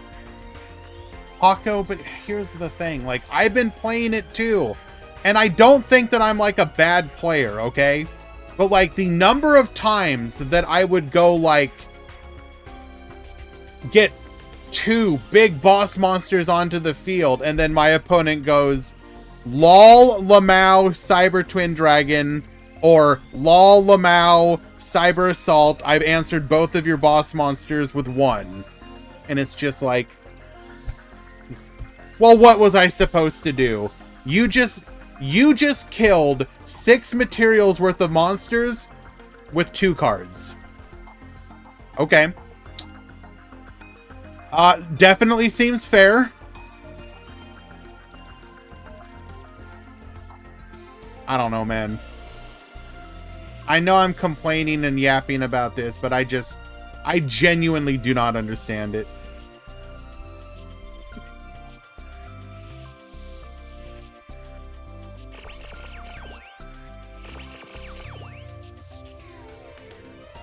Like, maybe I just don't understand the context in which it was designed. But Cyber Assault Dragon... Shouldn't Cyber Assault Dragon have at least said something like, can't attack the turn you use its effect? Why does a card like that get to answer 2 boss monsters? It makes no sense. Oh, that's right. It wouldn't normally be able to, but they randomly gave it a skill that lets you buff it to be able to do so. It's almost like the skill should have only worked on regular Cyber Dragons.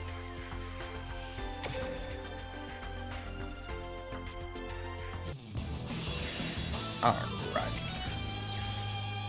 I cannot express to you how much it is that I hate losing 2 boss monsters to a single opponent's boss monster. It's the most infuriating thing to me. Because, like, think about it. What was one of the trade-offs of Dragius early on?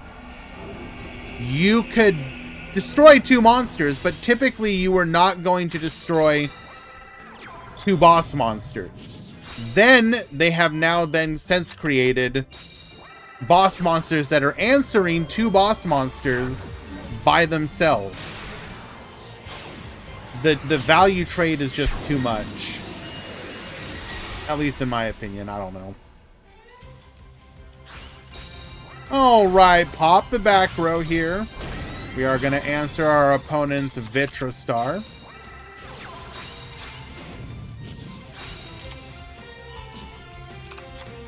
Is a 3rd droplet worth it? I mean, in theory, sure. Alright, managing to beat over our opponent's boss monster with a 1400. We're going to go Secret Order here, into the Bright Sentinel, into the Linak, into the Cosmo Titan, into the Secret Order.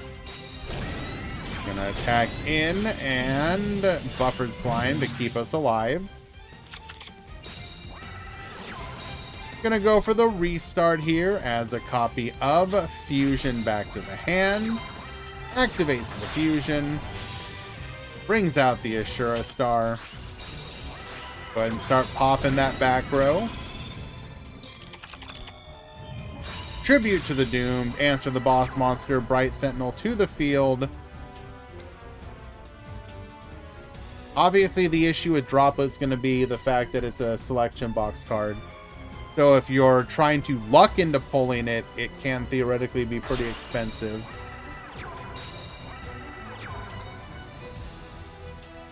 Why did we tribute set?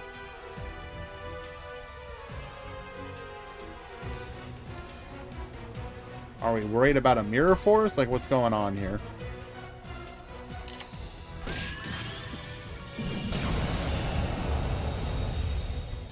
All right, we will successfully take game number 1.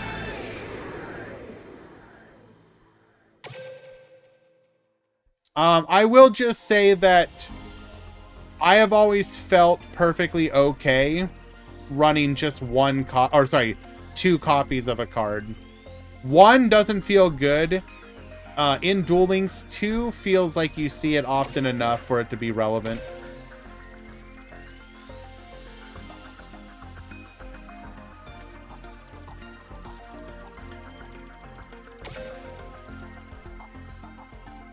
Like in my current build of Wind Witch, I'm running 2 Droplet.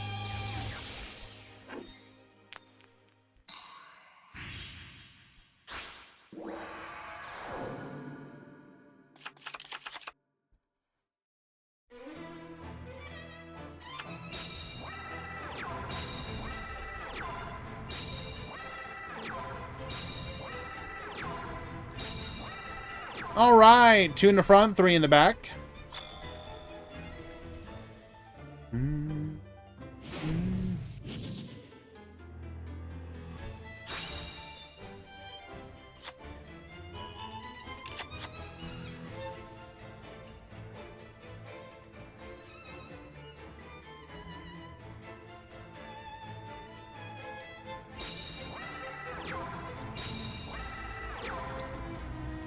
Double Transcend Epherise to the field. Tributes over the Cosmo Titan. We're gonna go for the Secret Order here.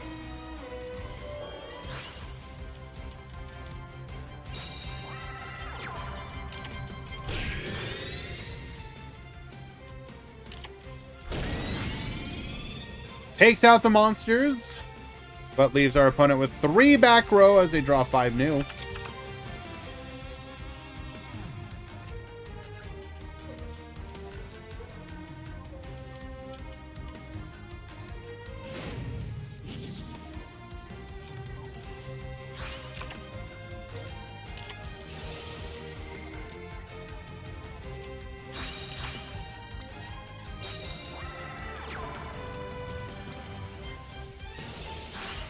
We are going to go Reactor here. Draw 2 more cards.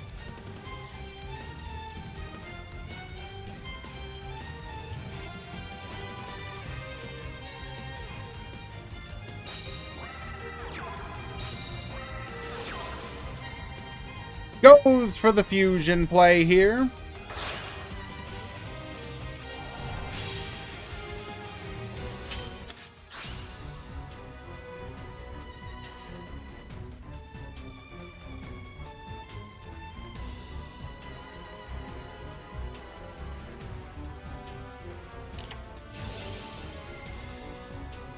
Star restart. We're going to be able to go ahead and just do that all over again.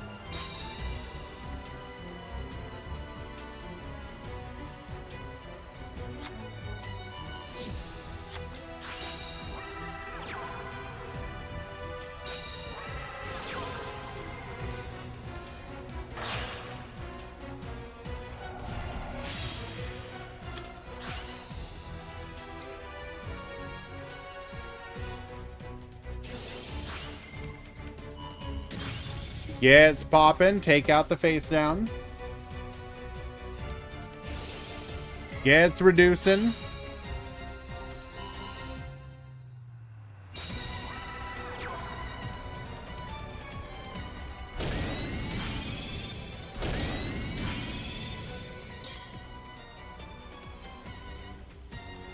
All right, can we come back from this?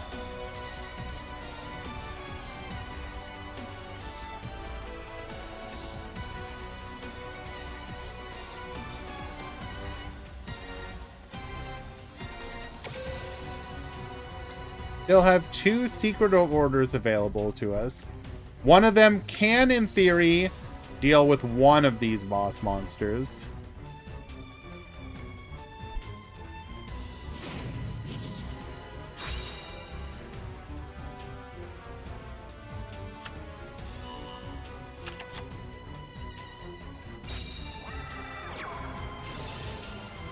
Flying, gonna gain us some potential resources here. Adds a copy of Oblivion back to the hand.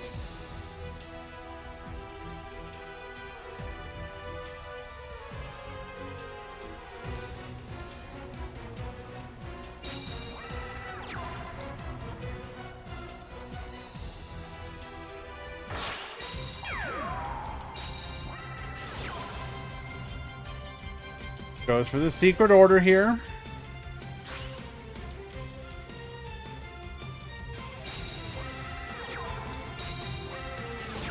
We are going to YOLO Galactica Force, hoping that our opponent's back row is nothing that can stop this push.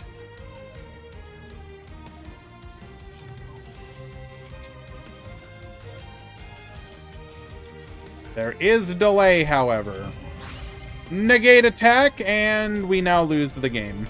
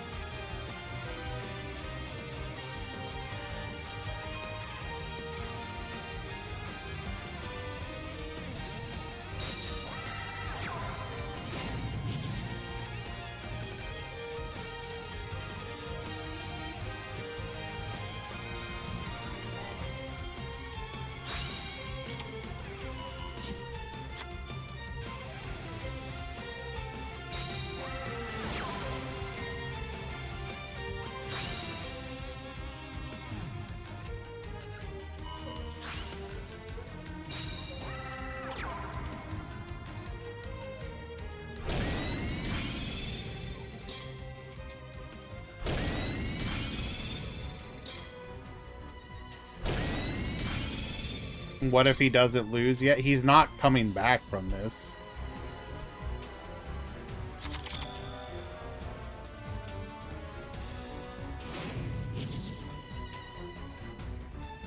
You never know. You want to put money on it, Merces?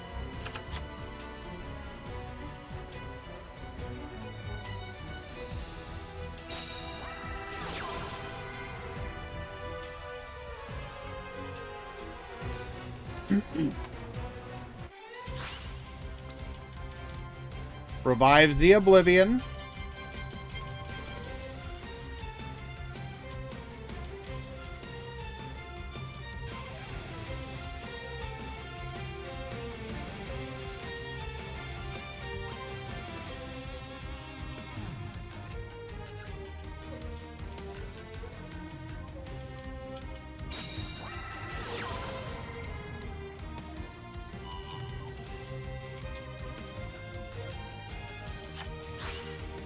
Okay, putting this in defense means nothing.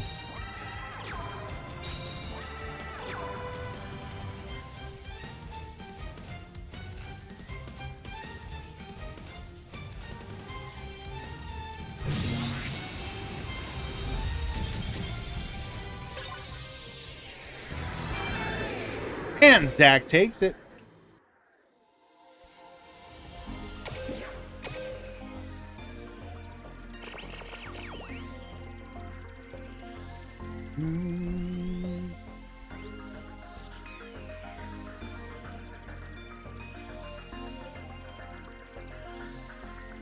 Shocking, I know.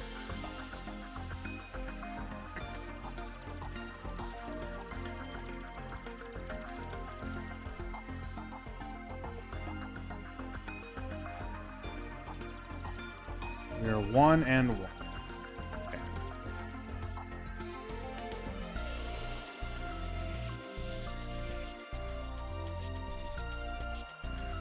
Like, the problem in that sort of matchup is just the fact that, think about what the Galaxy deck is doing. Your opponent's boss monsters are always naturally stronger than you. You have to burn a skill activation and a card effect to temporarily get bigger than one of them. And then when the turn passes, you're a vanilla monster. They continue to have effects such as destroying your cards, reducing your attack, changing your battle position, etc. I don't know. I don't see it. I don't understand how a deck full of vanilla monsters, like, if you don't rush down your opponent in like the first 2 turns, you've probably lost the game. You need to pull off some like cheese play, piercing plays because your opponent had no cards and you opened the nuts. I'd love to be proven wrong. I've just, from personal experience and then just watching it, I don't get it, man.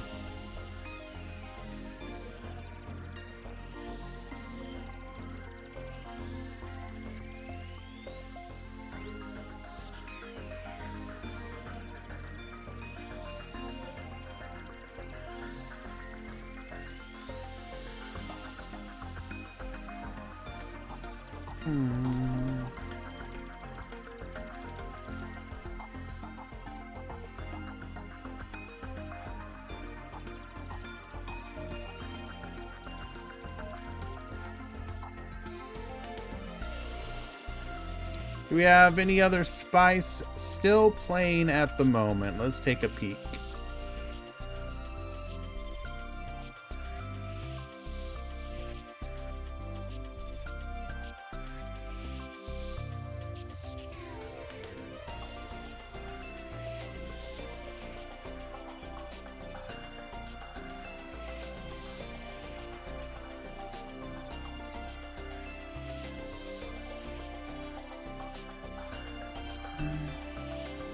But it's it's not a 3K piercing monster. What are you talking about?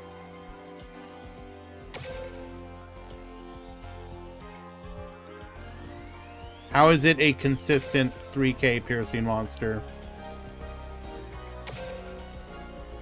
That requires 2 cards.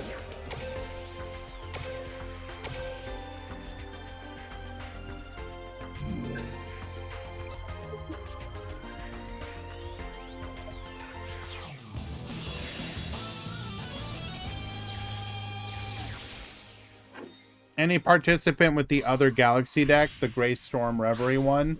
No. I don't think I've seen anybody play that deck at all, unfortunately. I think the fact that they put that to limit 3 instantly doomed that deck to just be unplayable. Alright, we are going to turn 2 here, spinning a back row, getting in for 4,900 damage. Goes for the Tribute to the Doomed, and then just scoops it up. Our hand must have been giga bad. If they were to put the other Galaxy card, if they removed it from Limit 3, I think it would see play.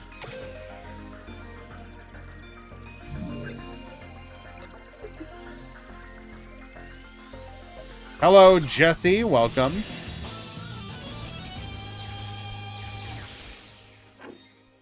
So this is our current breakdown.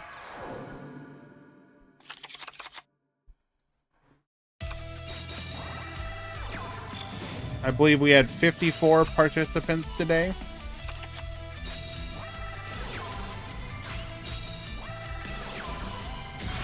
Galaxy would be tier 0 if the 3K guy was not limit 3. I don't know about that one, my dude. 12 Materian, 11 Cyber Dragon, 4 Galaxy, 3 Dragon. Wait, is this count correct? Make sure the math. 12 plus 11 plus 4, plus 3, plus 3, plus 3, plus 2, plus 2.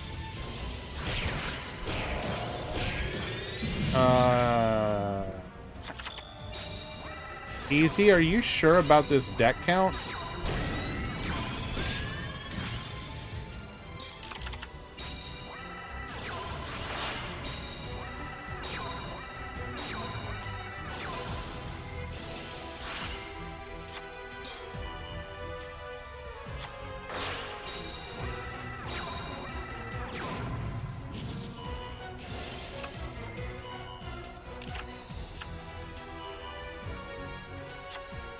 Two, 4, 6, 8, 10, 12, 14, 16, 18, 20, 22, 24, 26, 28, 30, 32, 34, 36, 38, 40, 42, 44, 46, 48, 50, 52.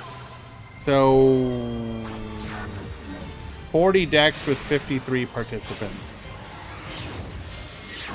Or 54 participants.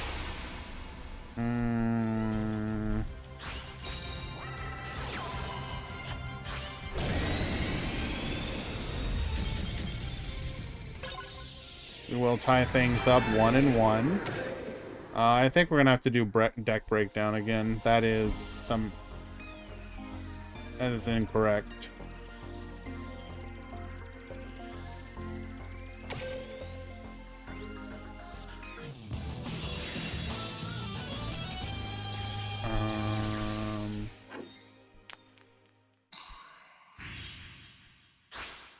Not sure, but I can fix. What is the current score?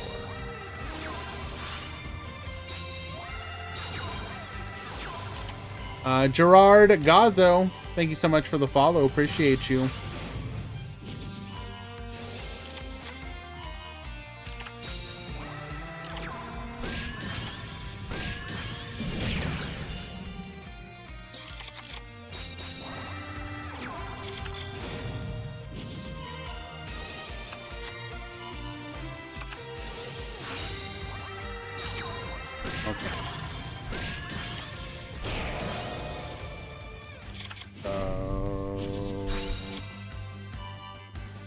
Start this over.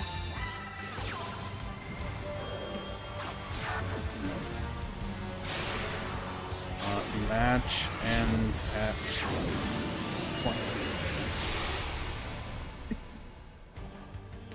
Okay.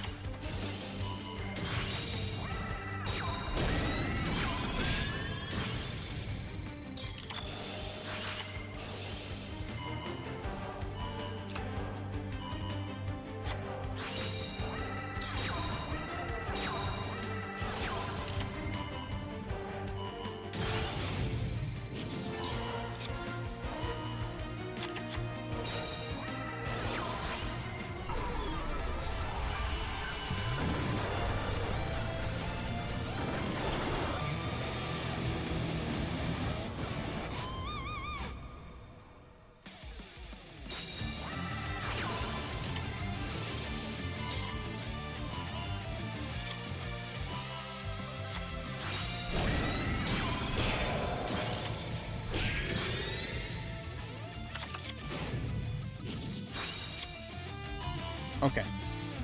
Hello, Drewy.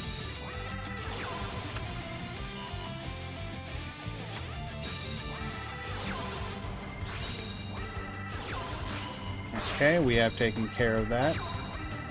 Can we ban Psychic? It's like the only Psychic player, and you want to ban him? Come on, dog. This is going to be our opportunity to go for a lethal play. Goes for the jam up. Do we have any back row that can save us? We still have negate attack.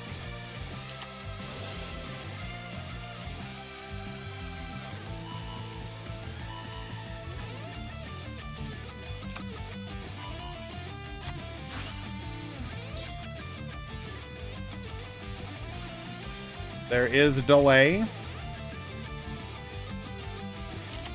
There is the negate attack.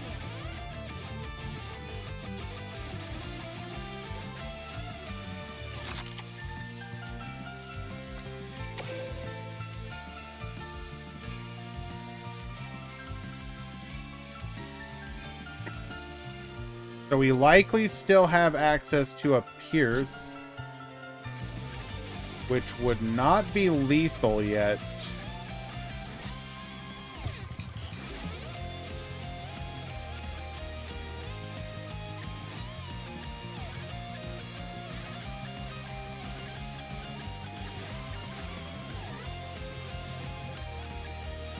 Will X and 2 be topping? No.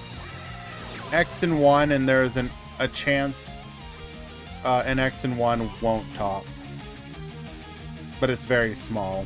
Plus, it told me that 1 might not top.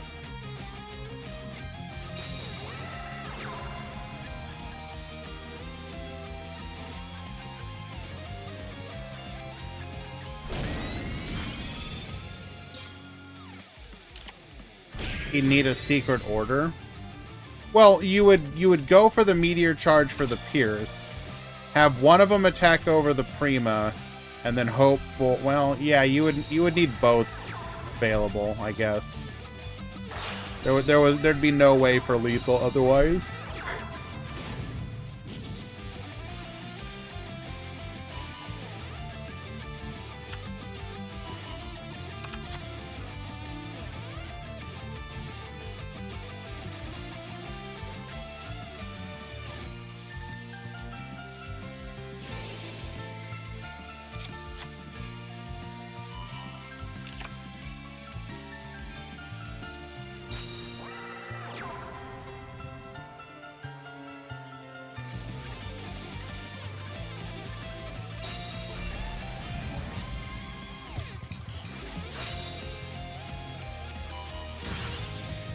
And that's just going to be lethal on the board.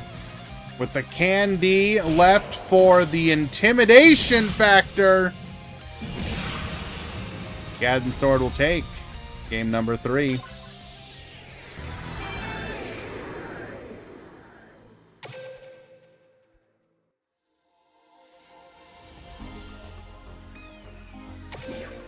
Well done.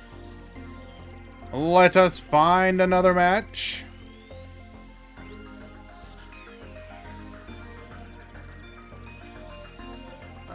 We have yet to watch a spellcaster today. Why don't we go ahead and do that?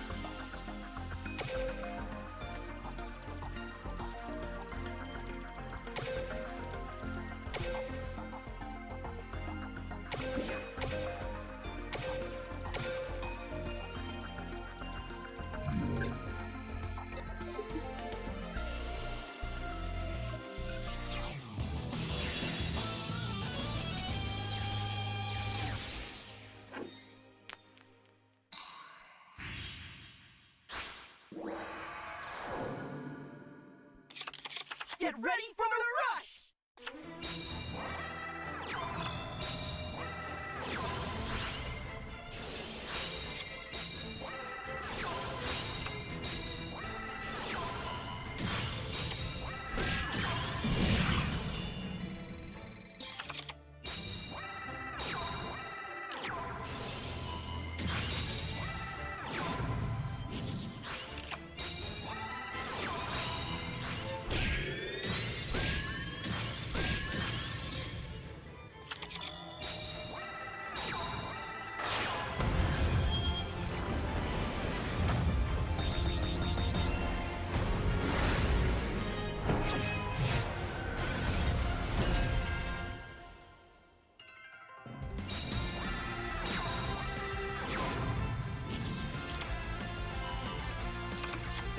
Marco, you are not on a spicy deck.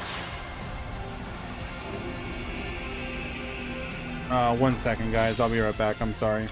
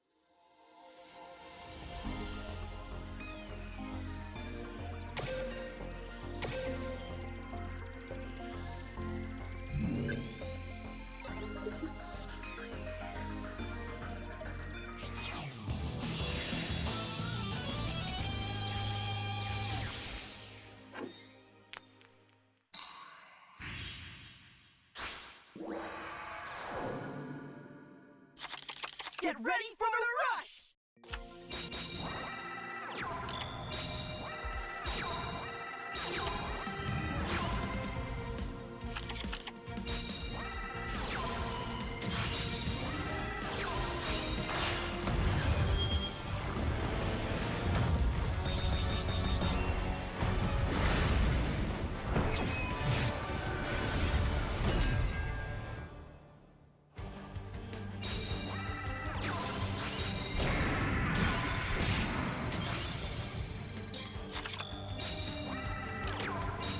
Okay. So, spellcasters are going to be able to take game number 1, game number 2. We are going to be able to put 2 fusions on the board. One of them being our Ashura, which is going to be able to pop one of the back row. Nope, we're going to just pop the monster. Ignoring the back row. Okay, we must know that it's already dead. Lock down the back row and goes for the Essel into the Sevens Road Magician. Fusion into our Sevens Paladin. Goes for the Talismanic Seal Array. Gets Reducing. 7-star Road to add a copy of Sevens Road Magician. Okay, not sure why we would do that, but sure. Tarian Script gets dumping. We have Reactor. We're going to be able to draw 2 more cards, so we have a 7-card hand. Into Aladdin Star, which is going to be able to get Reducing. And that's just going to be lethal from there.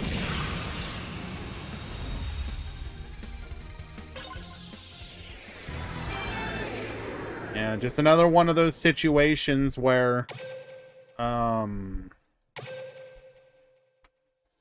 these big body fusions are just not worth the effort to build.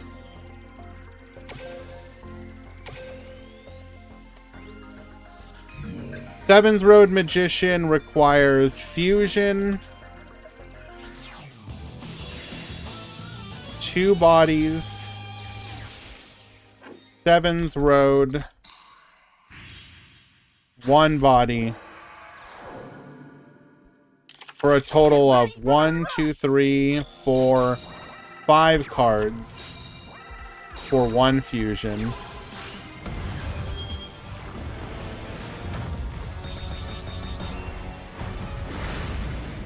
Materian requires 3.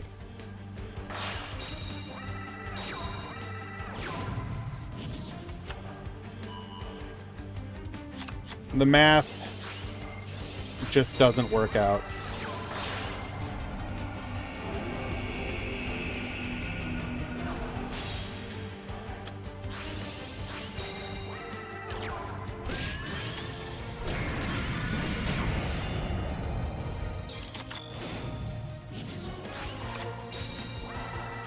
All right, 7-card hand to go for.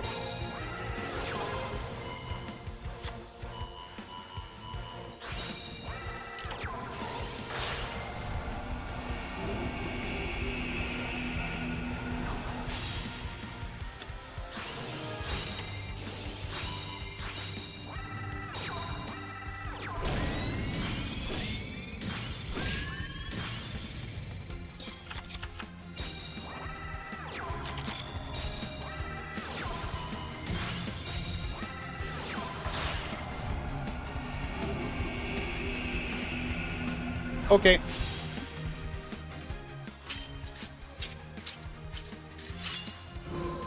And we now get to pop another back row. Ah, yes. Just pop both of the defensive back row.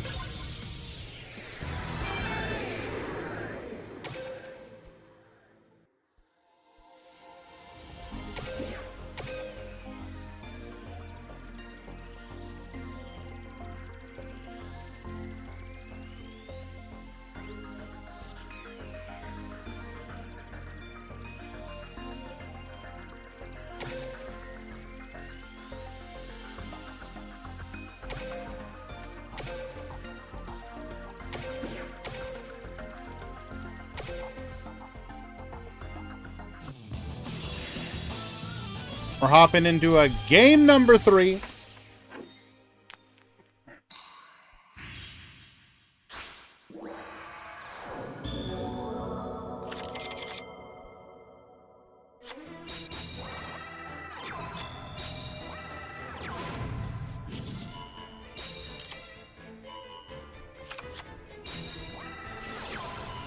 Okay, Barrage of Steel here. Barrage of Steel number 2.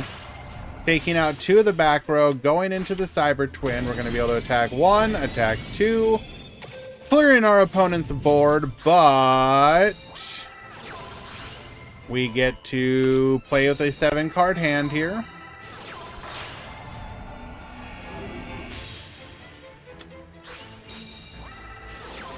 Into a star restart. We're definitely seeing this deck brick, aren't we? Goes for Aladdin Star. Put them to defense position. Attack 1, attack 2. Putting our opponent down to 1,800.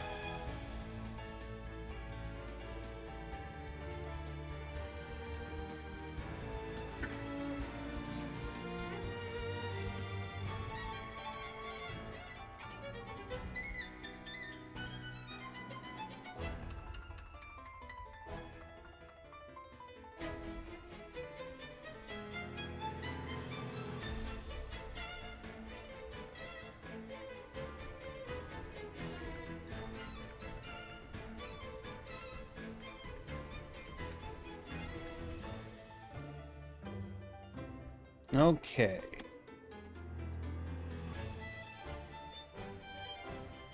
We are analyzing the situation. Is there an out? The 2 boss monsters.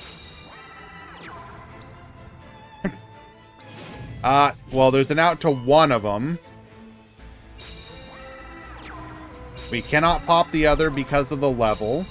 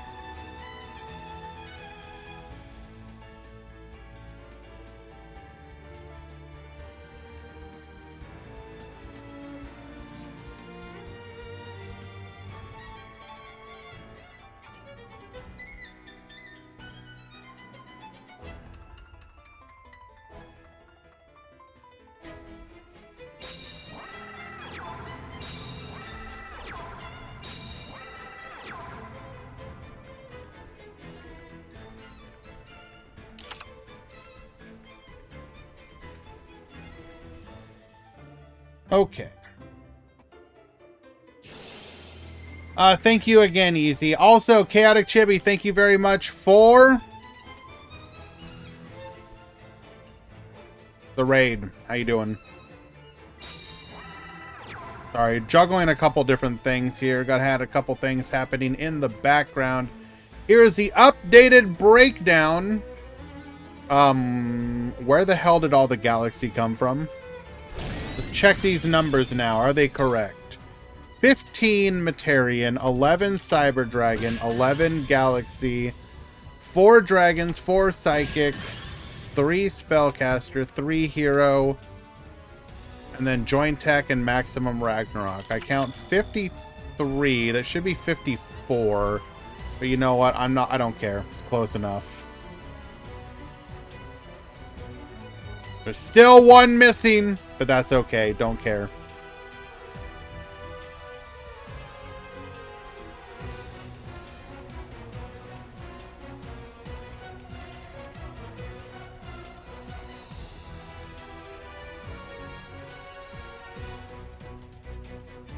I dropped 2 people, but I waited till after you you did the deck count. It also wouldn't have removed them from the round. Or removed... It wouldn't have removed them from being counted, because they still show up in the round.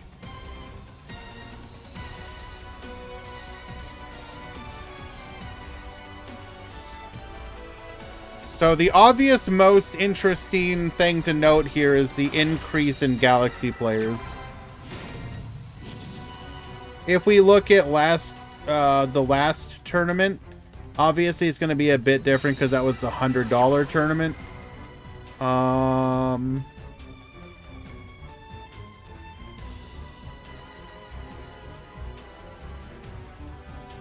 But you can see, well, okay.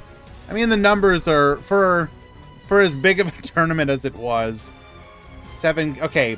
Actually, proportionally, there should have been like double the amount of Galaxy players, I guess. There were 7 in like a 90-person tournament.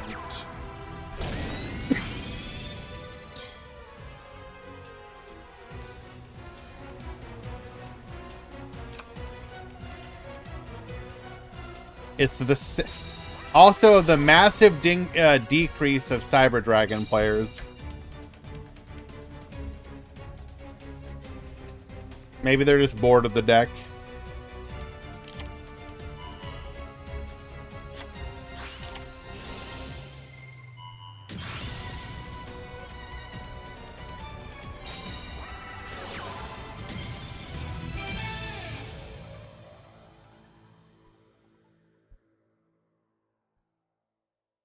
All right. Materian takes it.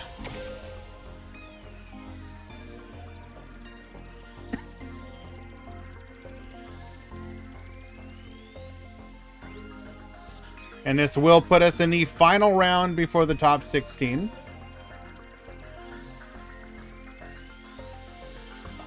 Hello, Cyclone Code. We doing aight?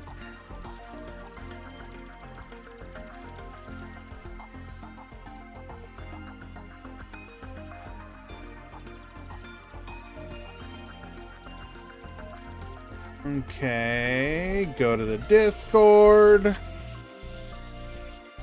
Round 4 has begun. Final round. Before top 16. 1 X and 1 may not top. Unlucky, bro.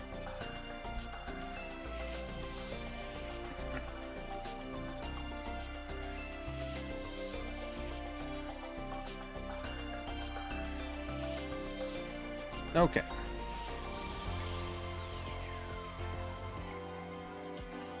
Rush tournament, yes.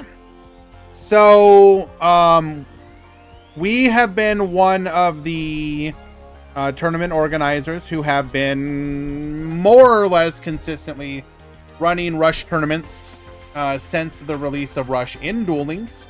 For example, during the first year, I think we ended up... How many did we have? It was like 30 something. Rush Duel Grand Prix. How many did we have? We had 33. So we held 33 tournaments during the first year. And all of them were, of course, Swiss tournaments. We typically host, at least the ones that I host are Swiss tournaments. We try and do one Swiss tournament for Rush and one Swiss tournament for Speed, and then I also collaborate with Acceleration Gate, who typically does our point battle rooms and or single elimination events. We have a number of events here that we do, trying to maintain your quote unquote local tournament experience.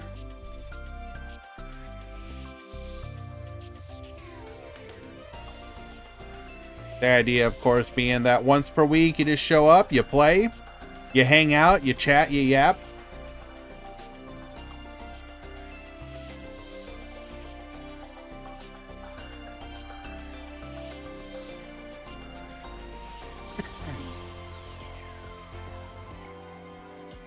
You get banned too? God, if only.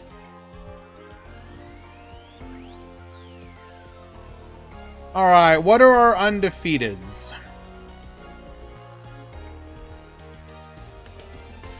God damn it, guys. Why are you doing this to me? In our undefeateds are Galaxy, Materian, Galaxy, Joint Tech, Ow,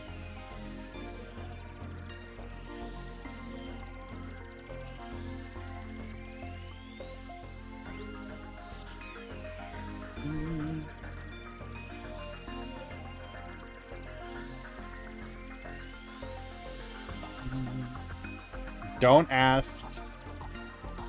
Well, it is a lot, but it's actually less than I think I would have preferred it to be. So in theory, our tournaments should be roughly every week. And obviously there's 52 tournaments in a year. So that does mean that we did miss. We were on average every other week. With the Rush Duel stuff, which is not great. Hopefully we can do better. But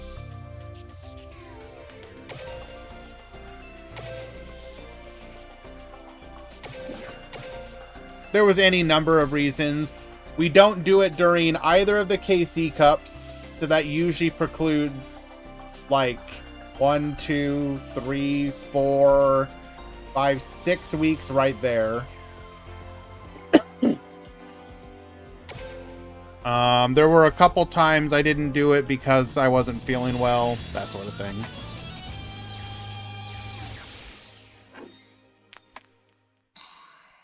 Wind Witch main confirmed currently. I do like Wind Witch.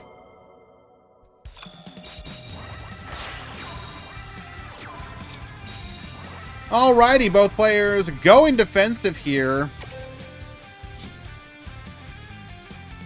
Hans, though, has a good opportunity to really take advantage of the lack of back row. Wind Witch really needs some new support. I mean,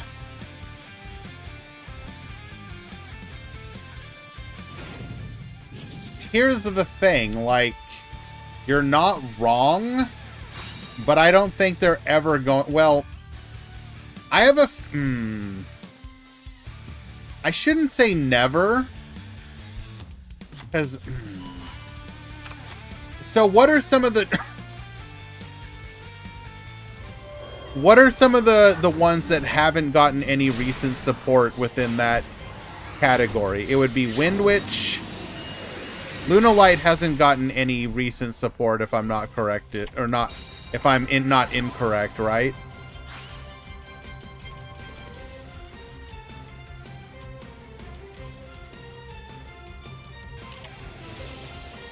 We do have a meteor charge here. This is going to be an opportunity for pretty big damage. I'm not talking about in Duel Links. I'm talking about new support in general for, like, the card game. So, Melodious got new support.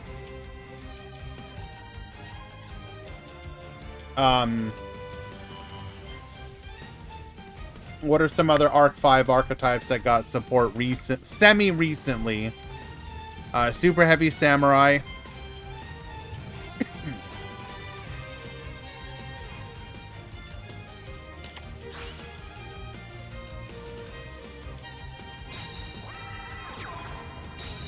How recent? Wait. How recent is the DDD support?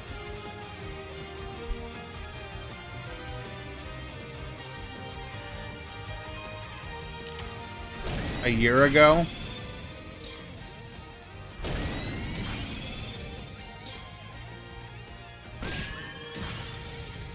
I assume Odd Eyes has gotten recent support, right? So what are some archetypes? What are some Arc 5 archetypes that are lacking? Phantom Knights is lacking, right? We haven't gotten any new Phantom Knight cards in a while.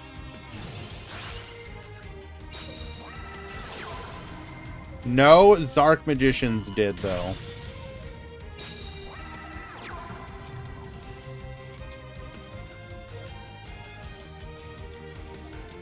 Thank you, Easy. Appreciate it. Hello, Franz. Watch El Chico Cosmo. I'll put it on the agenda.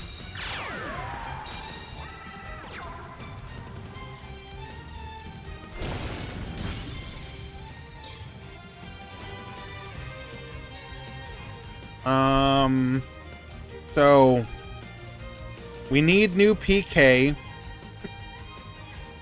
We just got the announcement of new Speedroid.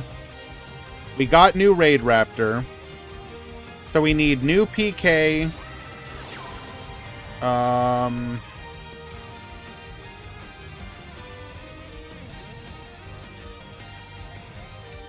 We need new Wind Witch.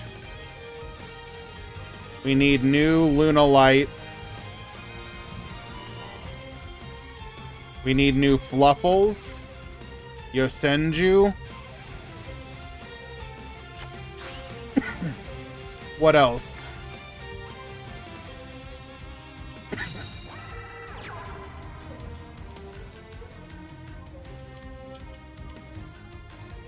We do not need new Ritual Beast.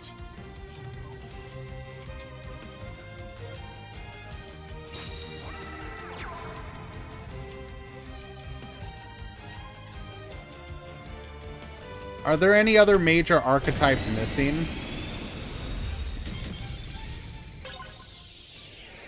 From Arc 5 specifically?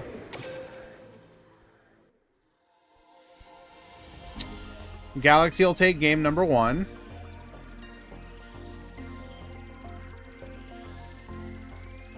Abyss Actor? When's the last Abyss Actor? Didn't they get...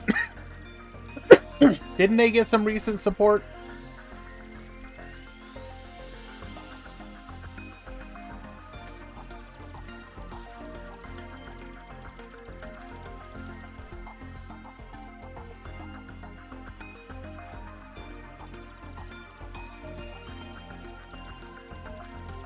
Okay, I would consider Photon Hypernova recent.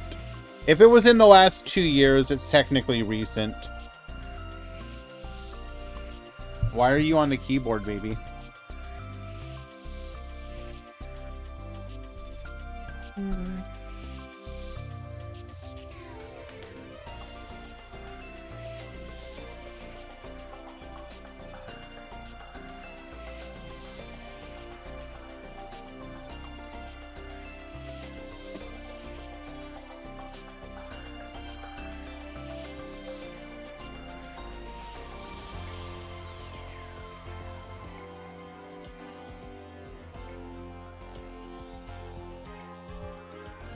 Yep, this is Tinkerbell.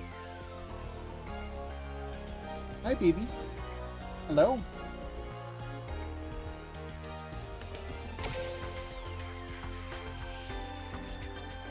Is it time to get comfy?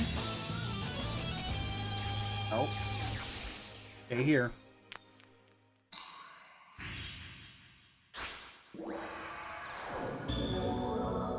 She wants on the desk. but I don't want to let her. So we will compromise.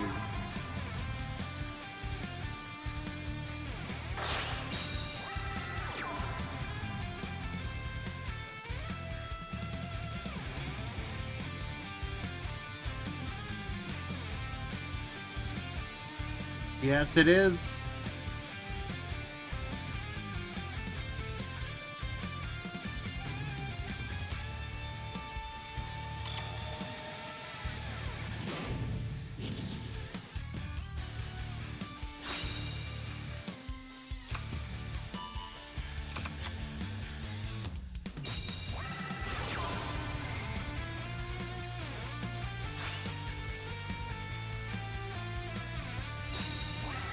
Joint Tech Pass.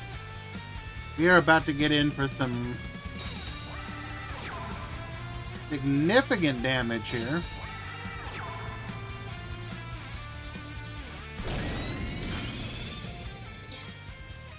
Not as much as it could have been, but still very solid, putting our opponent down to 2,700 to start with.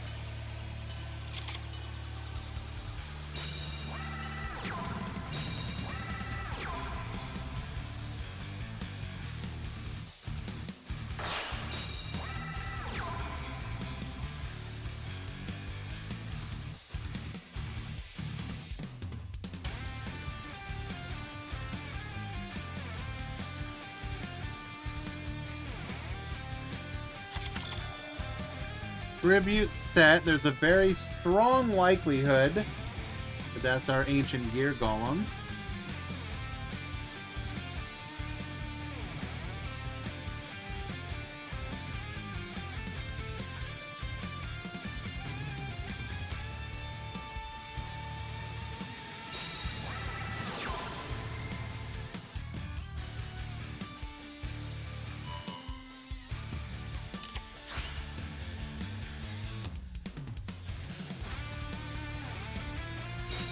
Meteor Charge will prove that to be the case.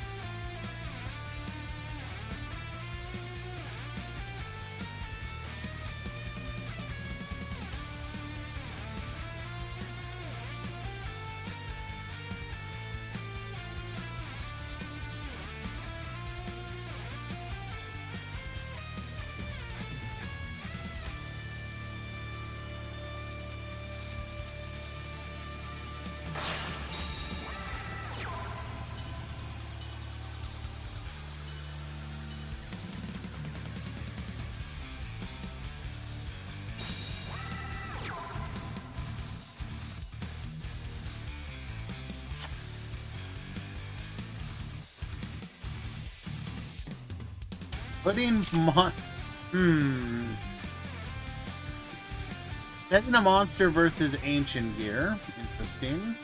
I mean, we're just trying to avoid the other damage that likely will be coming from other sources.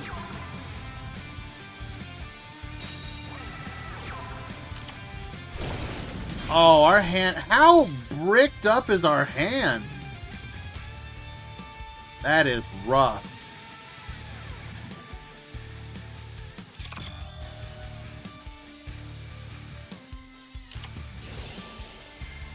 Gonna pop the back row.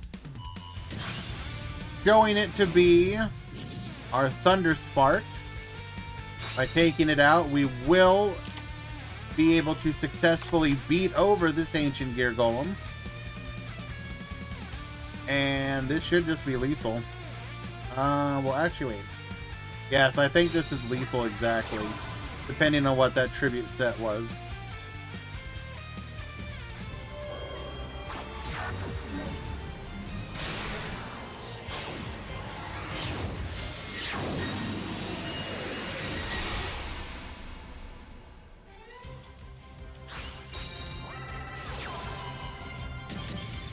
Well, it doesn't matter.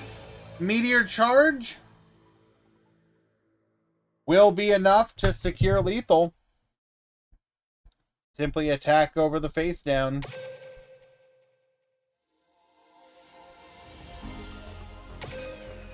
Gonna be a 2-0 victory. Meaning that Hans will go on to the top cut undefeated.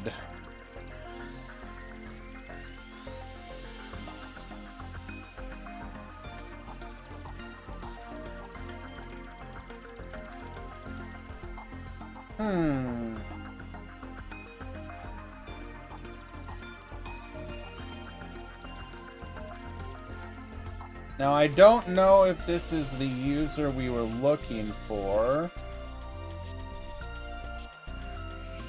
Let me double check. There is a NGE Cosmo, but I don't know if that's El Chico Cosmo. Let me make sure.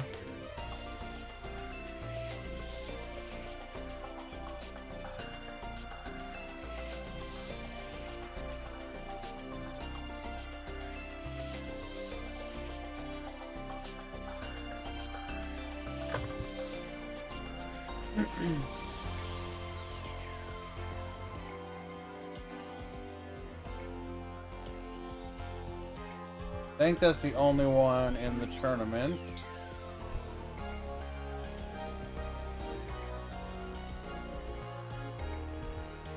Accidentally reported game 3.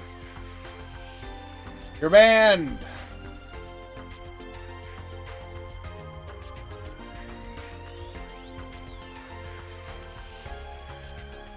Well, I am going to assume NGE Cosmo is the one we want to see.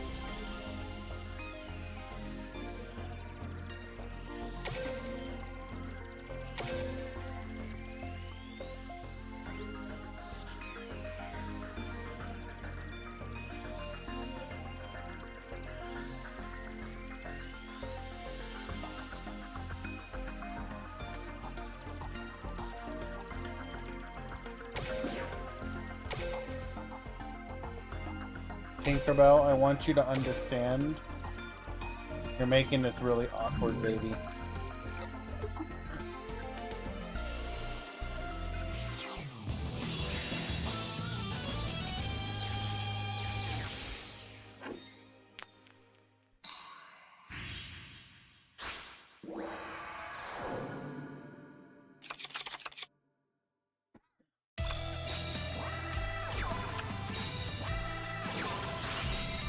Let me see if I can get her on her side. I usually have to do it a very specific way, though. Alright, baby. Here you go.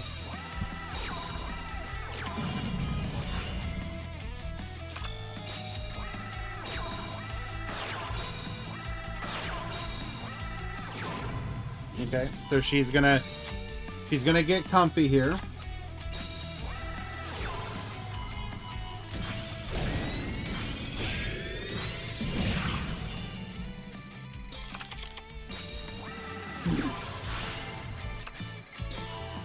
But I'm gonna wait for her to calm down a little bit.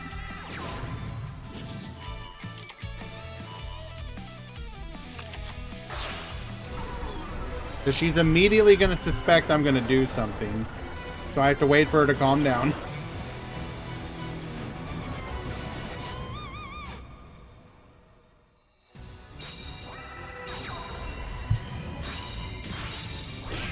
Oh, she knows. She's smart.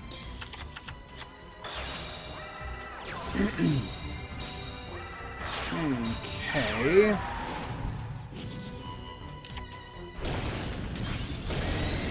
And it's just going to be a quick and easy lethal. Reds in takes game number 1.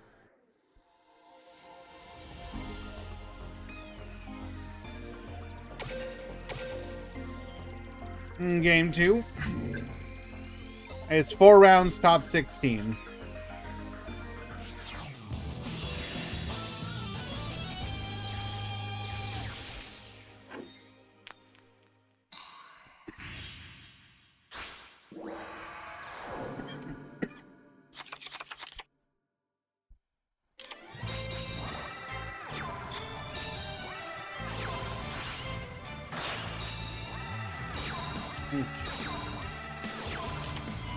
We're gonna go for the Jam P check.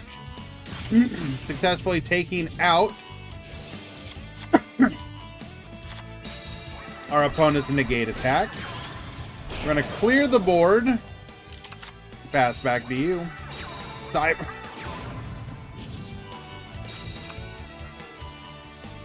Dragon to the field. As a copy of Fusion here. Going to be able to go into the Cyber Twin. A double Assault Cannon. Get milling.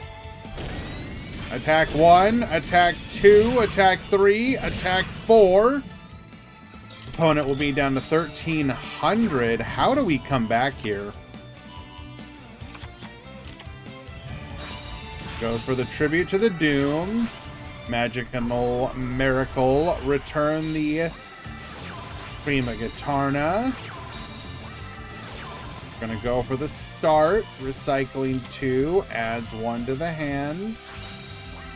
Summon it. Baboost.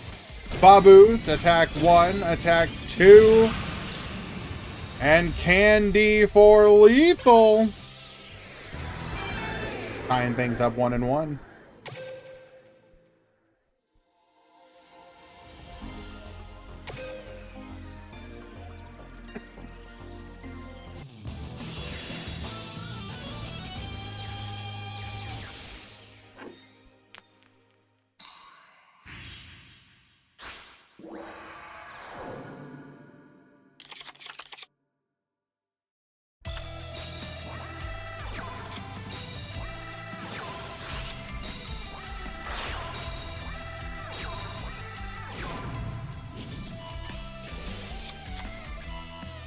Start spinning that back row. Goes piece holder. 1 in the back, 1 in the front. Gets in for 3,900 damage. We're going to go Cyber Dragon into a Cyber Surge into a copy of the Cyber Proto Dragon. Proto Cyber. Adds a copy of Fusion here. Allowing us to make our twin. Attack 1. Attack 2. Attack 3. Clearing the board except for that back row. We're going to go Candy. Activating our effect as a copy of Shiny Superstar Prima Gitarna. Jam P up. Bring out that Prima Gitarna. We will successfully be able to take out the Cyber Twin Dragon. Barrage of Steel. Pop the back row. It is our Jam P up. We're going to go Cyber Assault. Pierce for a lot of damage. 29, putting our opponent down to 1,100. This is going to be our opportunity for the comeback lethal.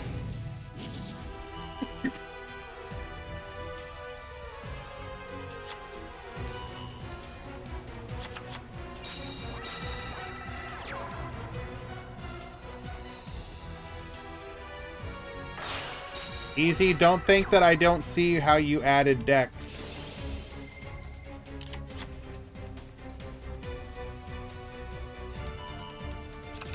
You're a dirty liar.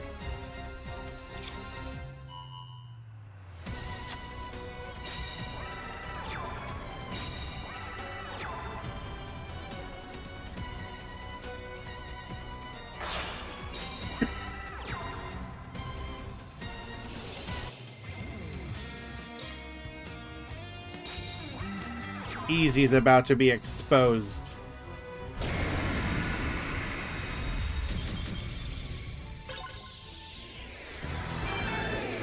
All right, El Chico Cosmo takes it in game number 3.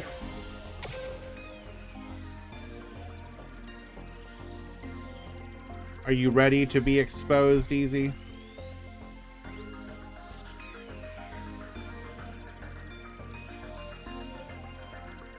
Notice how Joint Tech and Maximum Ragnarok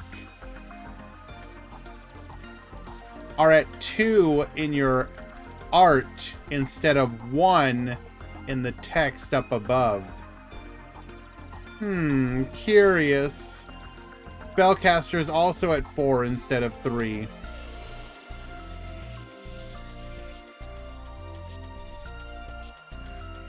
Now you're just adding decks to the tournament. I don't know if I can trust you anymore. 15 plus 11 plus 11 +4, +4, +4, +3, +2, +2. 56 decks. And a tournament with 54 players. How interesting, Ezekiel.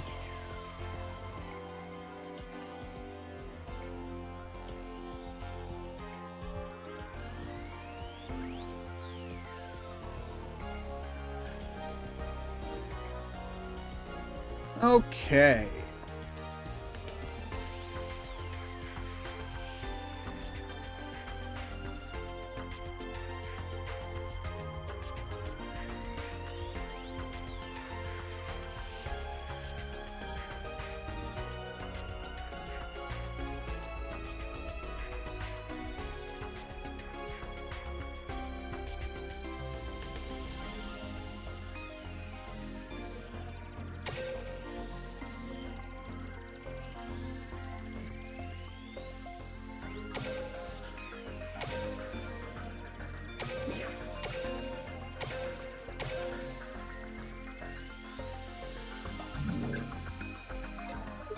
Edited to a ping. Very nice, Easy. I appreciate getting pinged out of nowhere.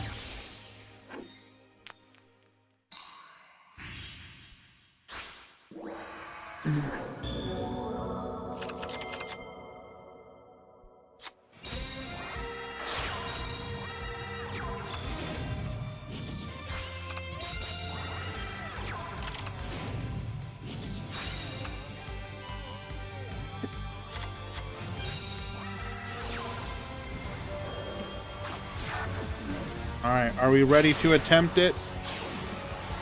Tinkerbell is comfortable.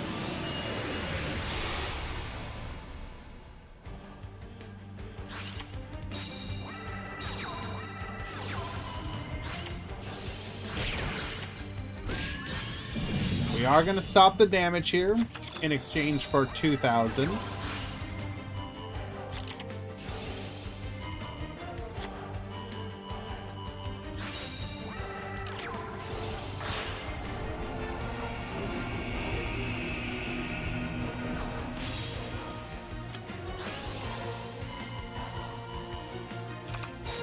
We're going to go ahead and shuffle away our opponent's monsters by making them magicians. Goes for another fusion.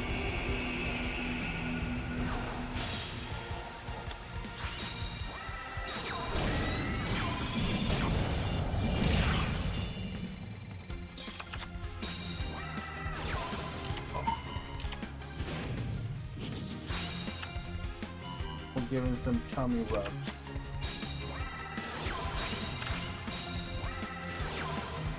We're gonna go for the Secret Order, Tribute to the Doom. Able to successfully take out the boss monster and the other, but we have the star restart here. Thank you, Easy, appreciate it.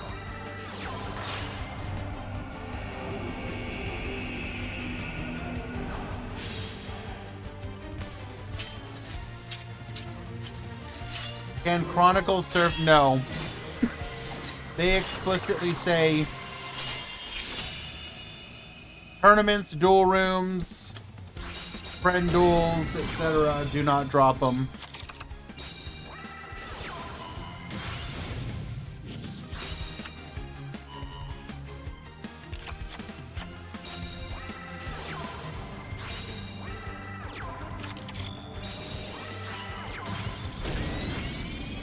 Wait, why couldn't we attack over?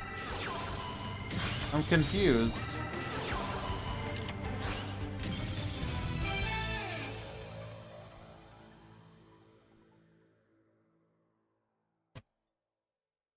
Here we go. We secret order. Why'd we secret order into defense position?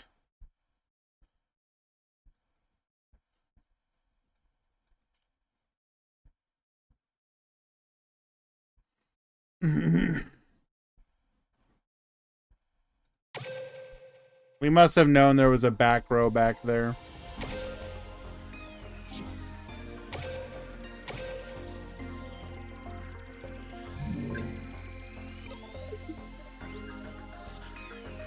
Must have felt the delay from before or something. I don't know.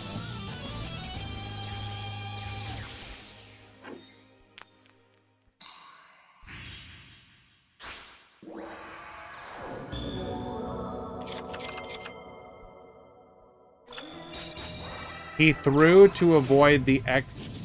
I mean, it would be funny if that was actually the reason why. Although, technically speaking, due to the fact that there is a possibility an X1 won't top today,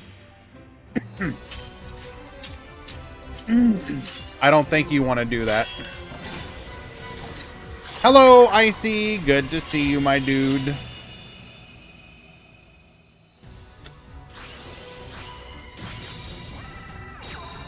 We do snipe the opponent's negate attack.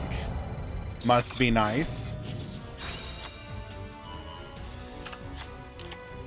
Goes for the secret order for the revive here. Secret order number 2.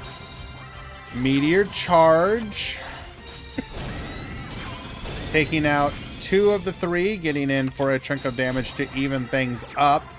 Not going to be able to make any plays here. Going for... Am I missing something? Why are we playing this card?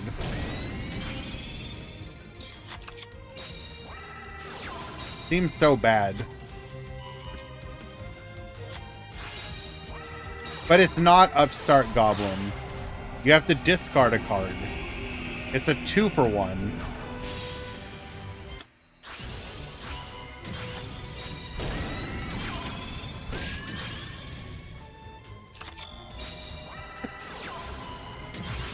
Universal Storm number 1, Universal Storm number 2, and that'll be lethal. Ties things up 1 and 1.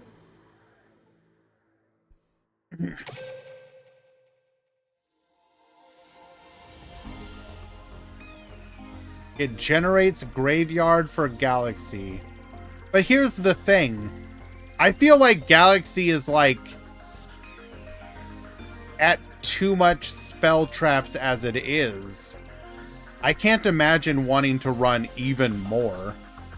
Like, your average Galaxy deck is on like 3, 6, 9, 10, like 12 spell traps. And you're telling me you want to go more? I don't know about that one.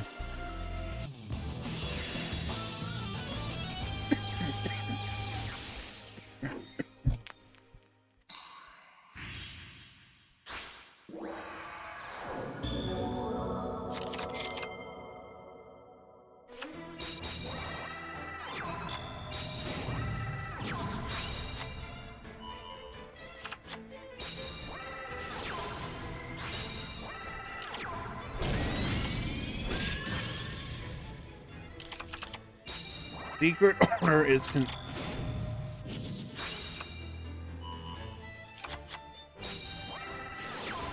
I don't know, I guess it's still just I'm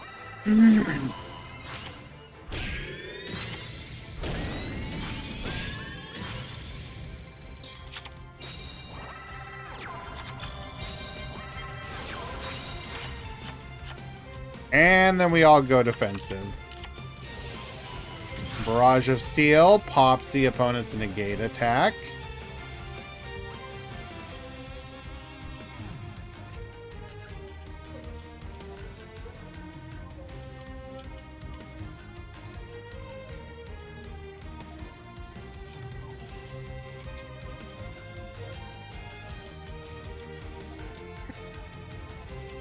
Excuse me.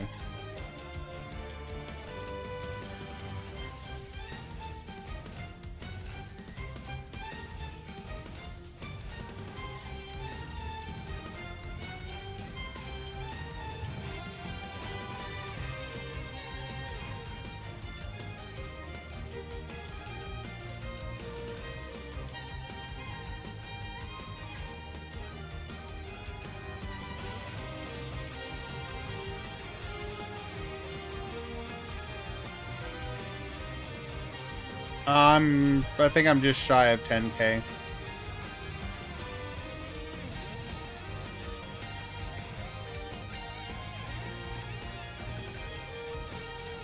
What's the game plan?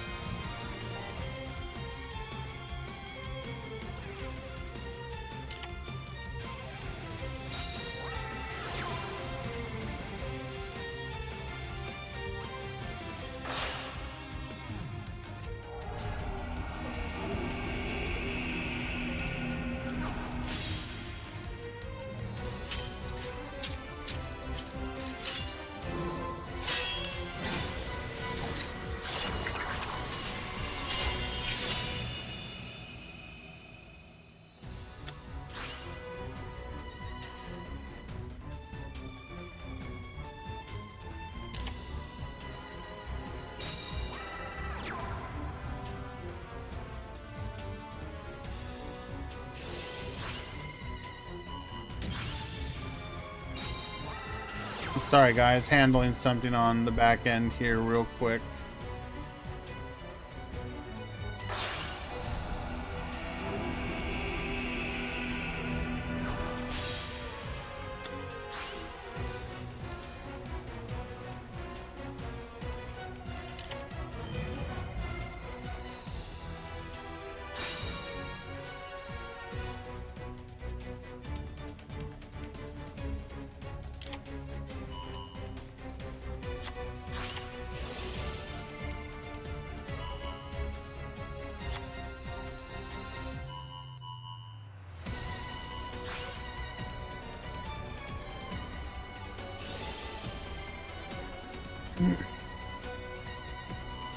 Okay.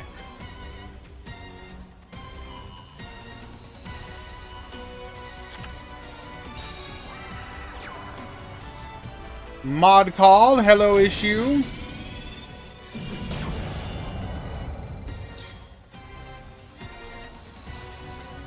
Two boss monsters that we need to deal with, but we only need to deal 600 damage. We likely have one of each of these left in the deck. We are going to go for the secret order.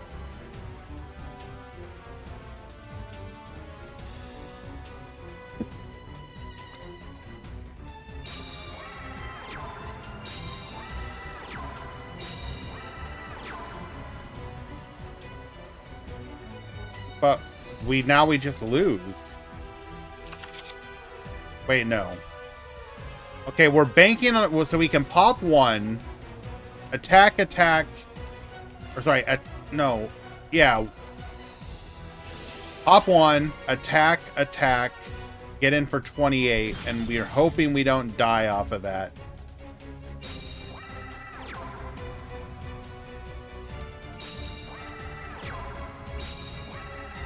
Triple back row. Oh, that's disgusting. And all of our back row is live.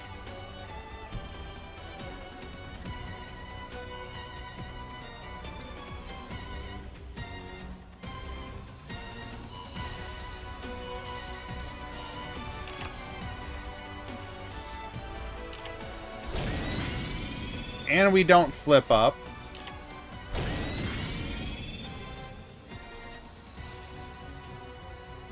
So we don't flip up because we're worried about being lethaled over it.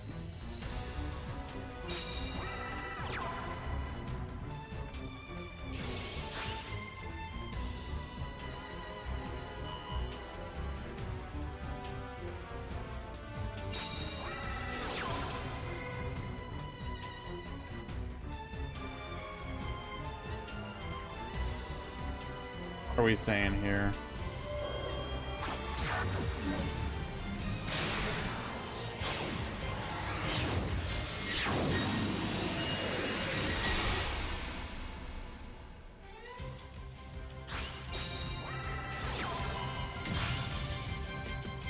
If you are unable to join our events due to time constraints, we understand, but this is how we 4 rounds of 16, 50 minutes max per round.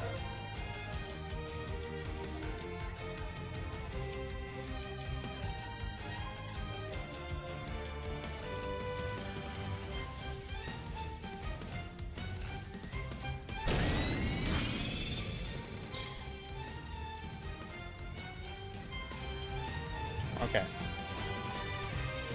I'm not getting one, man. I'm just answering the person's question. Basically, we're getting the equivalent of your tournament is inhumane, part 2.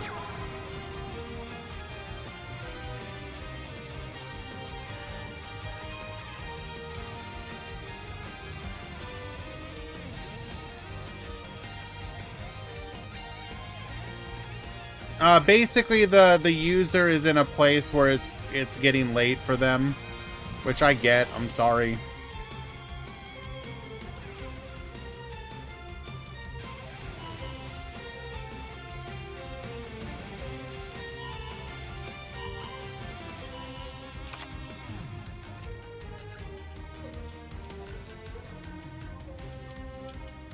Yes, it's Tomato complaining. He is known to do that sort of thing.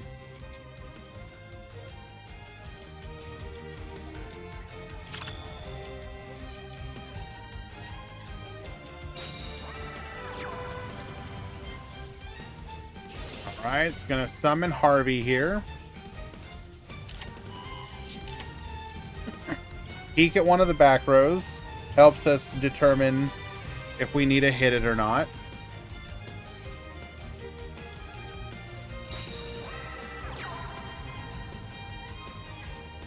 Are we really unable to make any plays?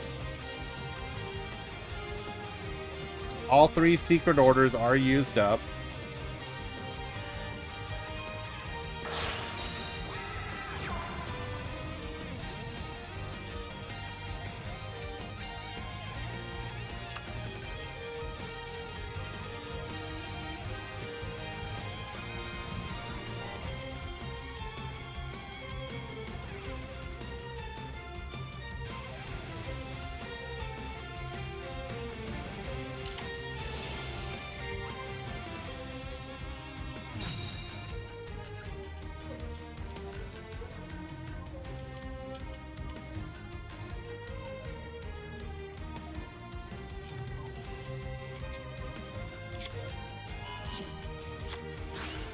We're going to be able to go for... Nope.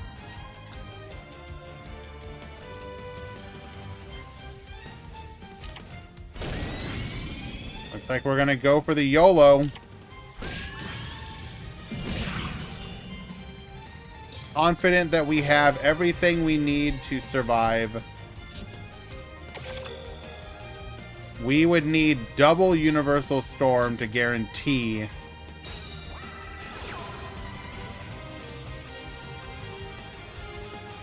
Literally, Trans Am Lineac and double Universal Storm is lethal.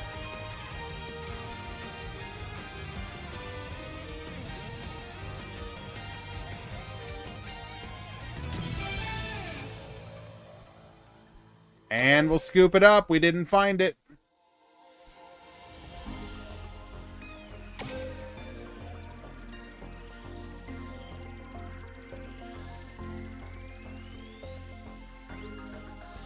All right, let's find out who's getting screwed here.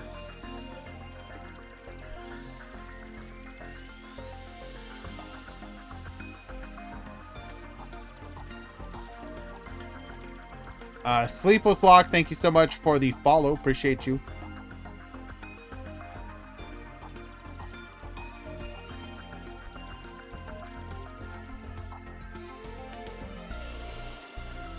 Our unlucky individual is... Oh, my boy Ray. Not like this, Ray.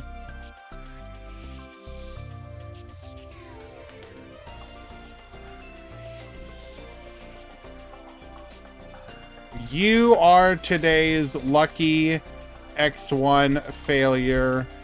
DM me your PayPal for compensation prize.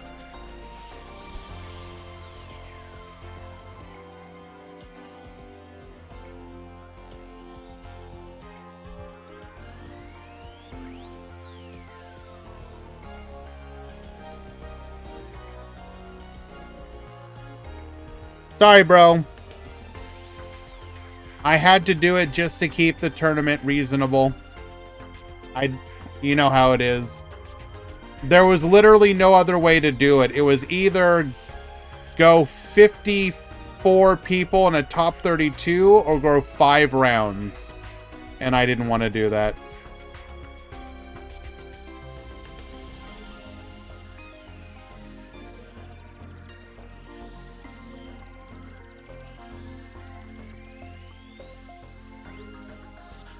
Top 16 has begun.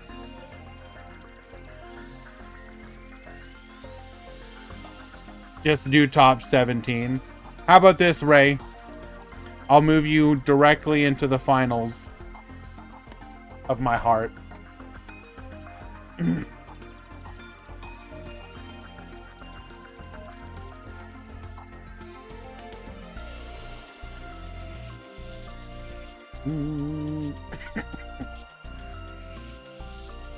Shut up, Murata.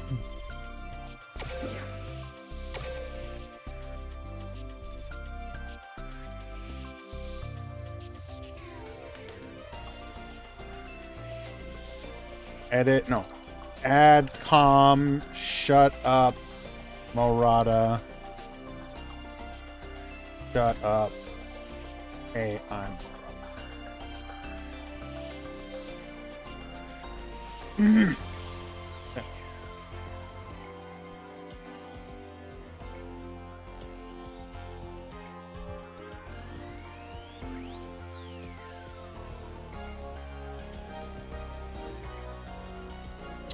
Alrighty, let's go ahead and do the top 16 breakdown.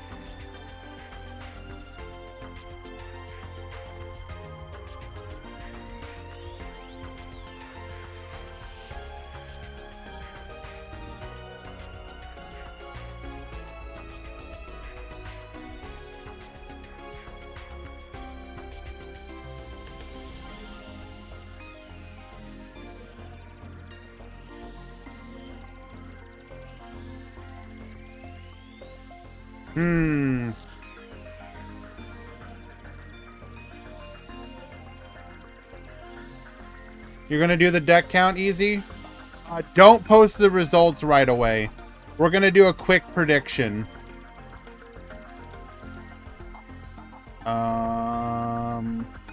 Wait, can we do more than one? Oh, why won't it let me do more options and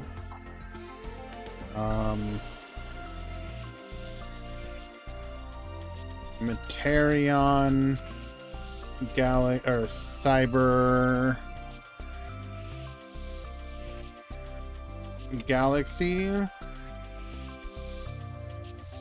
Let's go Cyber Materion Galaxy. Let's go Galaxy Materion Cyber. And let's go Galaxy Cyber Materion. Wait, how does this even work? No, this is too complicated. Never mind.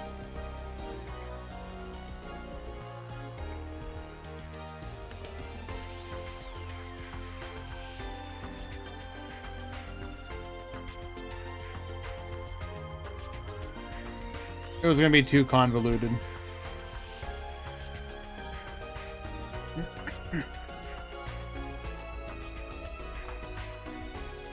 Yo, chill, Tink. Yeah.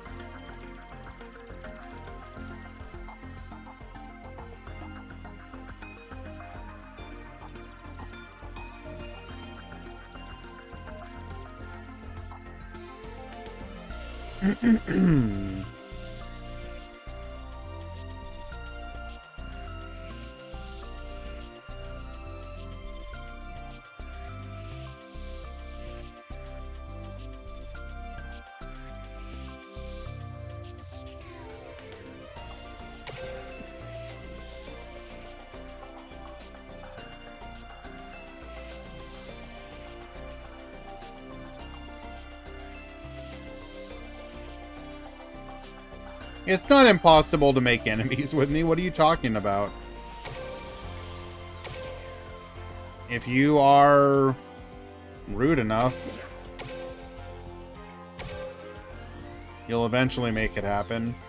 I obviously don't seek that stuff out. I'm good-natured in general.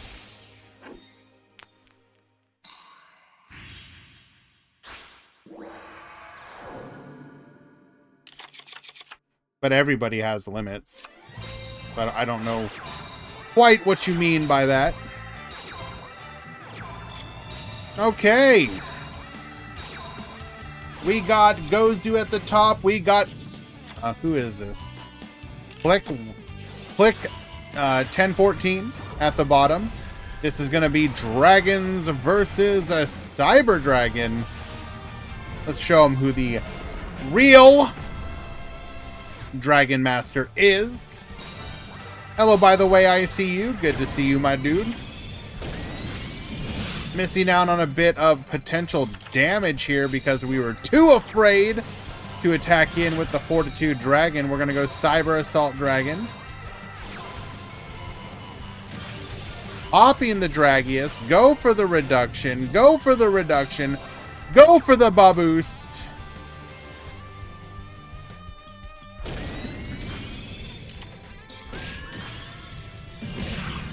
And a punishing counterattack.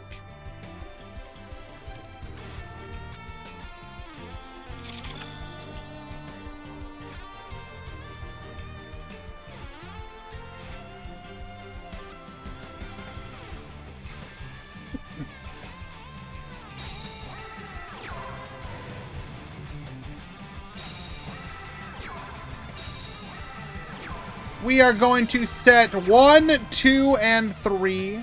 Pass back to our opponent.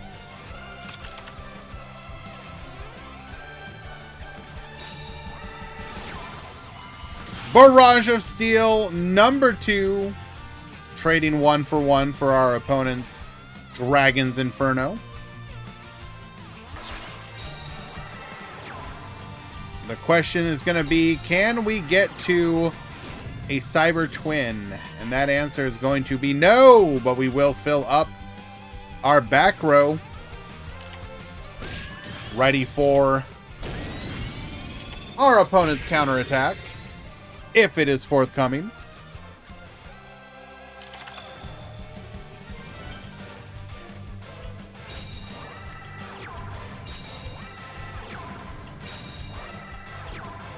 Continuing to struggle to find the resources we need to go on the attack.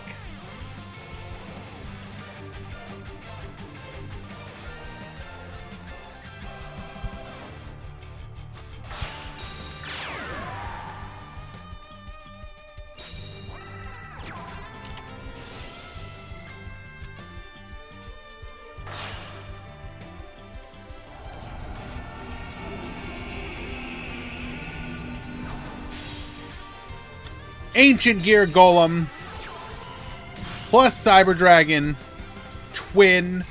Do we have another body on the field? Yes, we do.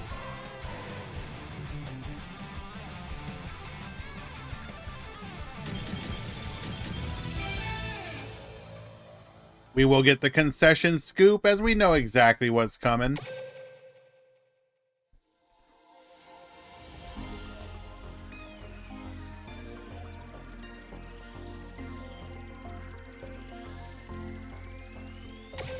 Game 2.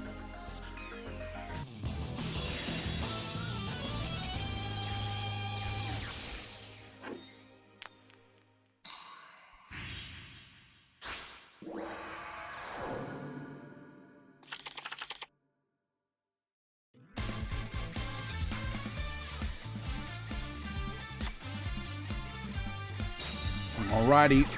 Click starting things off. 1 in the front. 2 in the front. 3 in the front. 2 in the back.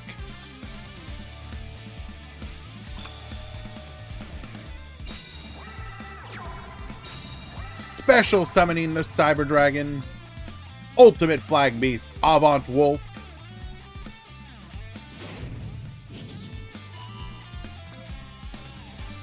We are going to skill Baboost, exchanging a card in our hand for the Proto Cyber Dragon, which we will summon to the field.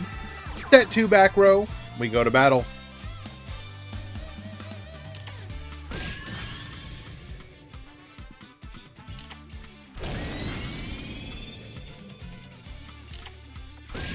We do choose the correct attack order to not get walled off by the 1500 defender.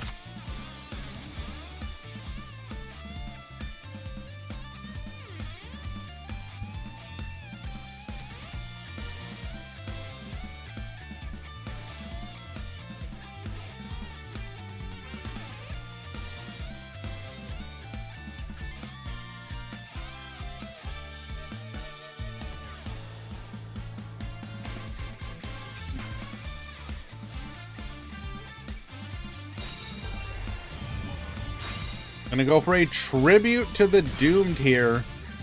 Not a good value trade in this particular situation, but as we don't find any aggression, gonna have to do for the moment.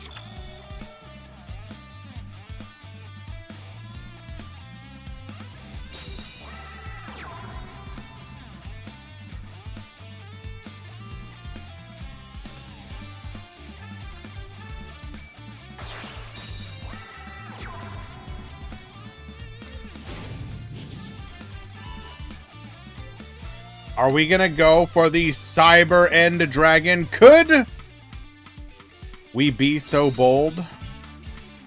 Or will we simply go for the twin?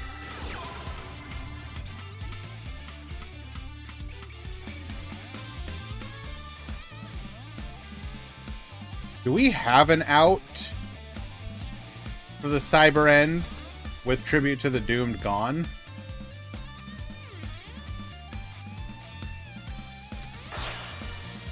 Ah, we're not going for it.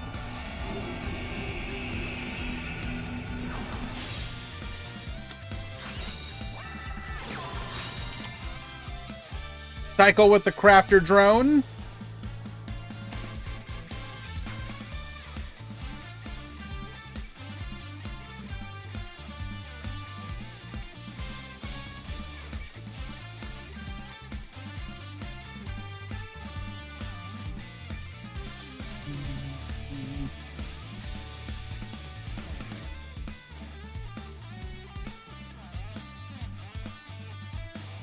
What is there to think about here? Do we want to YOLO with the attack order?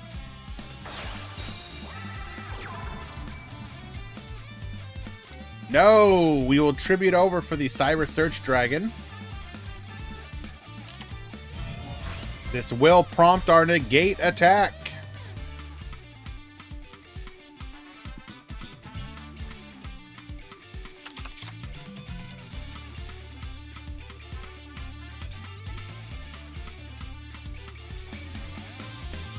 He did not DC.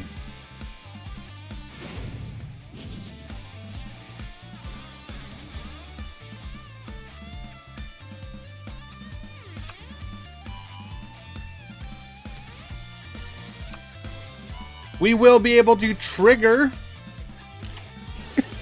Oh. What? Dragonic Pressure out of nowhere. Wipe the field.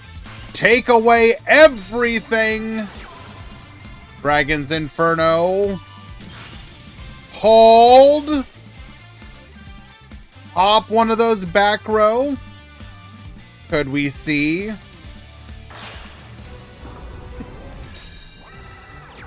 It all comes down to this.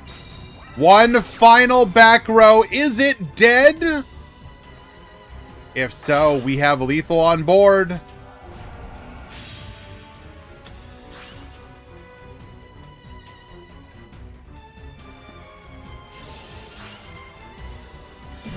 Attack 1. Attack 2. Lethal.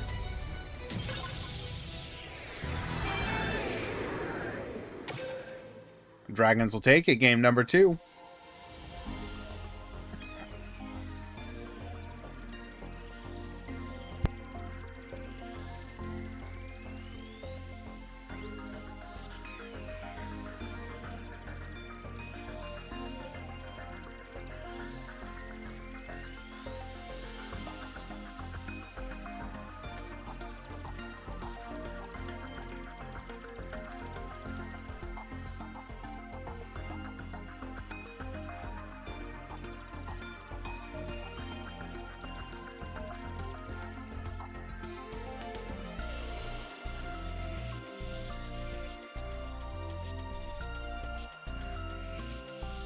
We go to game 3.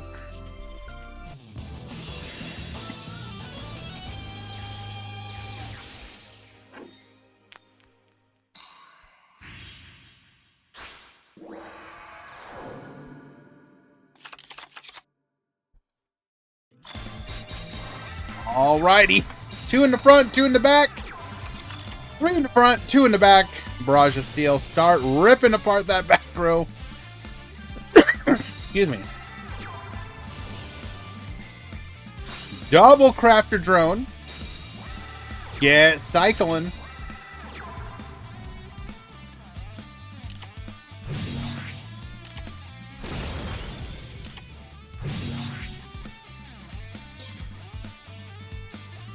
Getting walled off by the Drago sight. Or taking 800 damage in reflected defensive damage.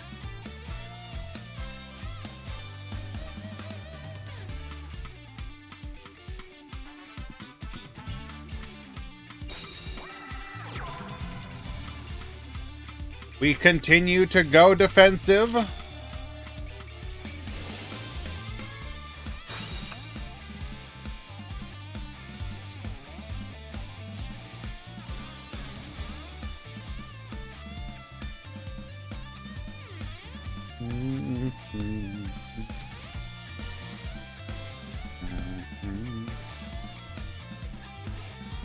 We have sort of... We can tribute over at some point. But we are... Until we get some high levels in hand, we are walled off here.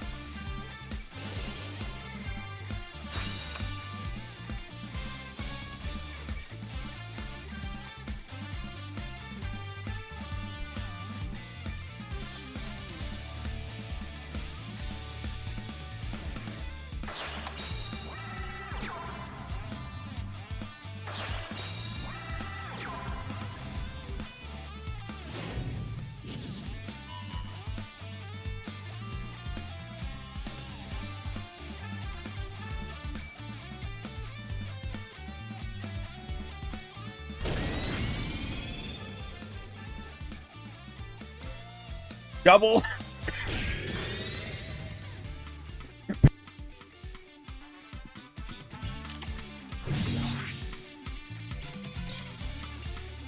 Double. Cyber Dragon will be able to defeat the 1500 defense Dragocytes that were protecting our opponent's life points, but we will get walled once again. All 900 damage that we have taken this game so far has been of our own doing.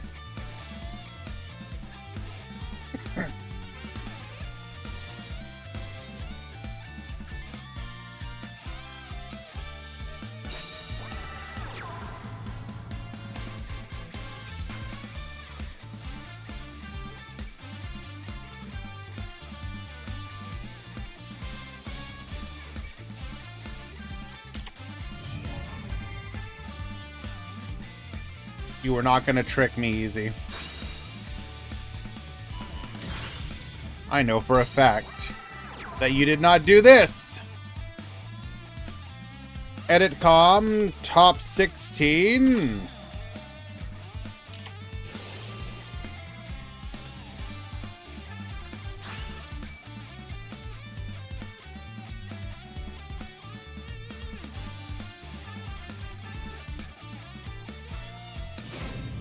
Did I forget to... Damn it, I forgot to save it. God.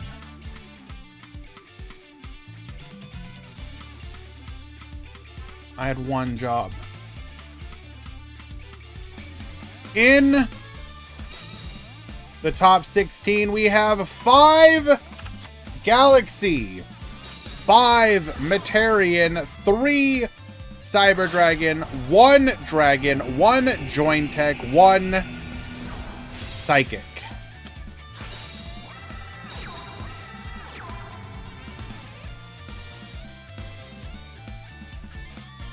My God. Galaxy Bros, you are in fact not back. Stop thinking that you're back.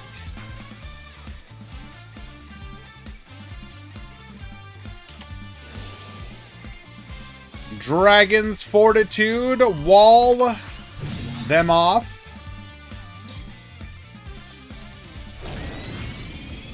Can't be back, we never left.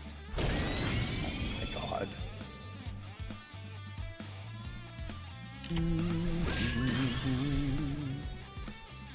All right. We are still waiting to be able to do something. Anything.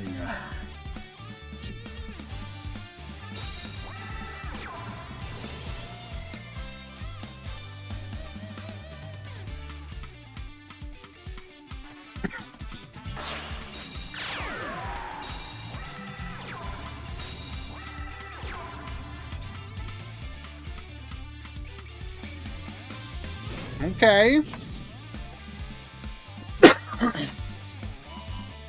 We are going to be able to get a Blue Eyes White Dragon to the field, setting our fusion. Go to battle. We will allow this to go through.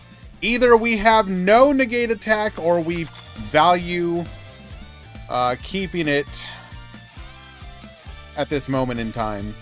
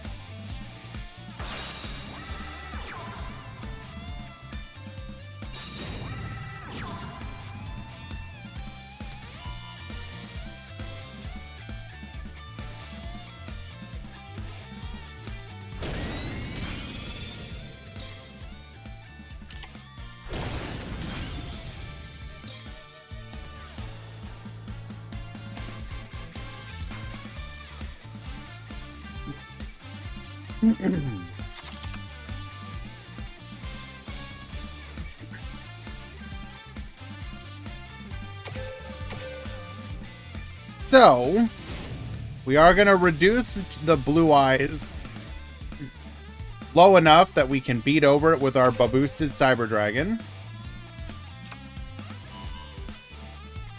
We're then going to deal 3,000 piercing damage over the dragon.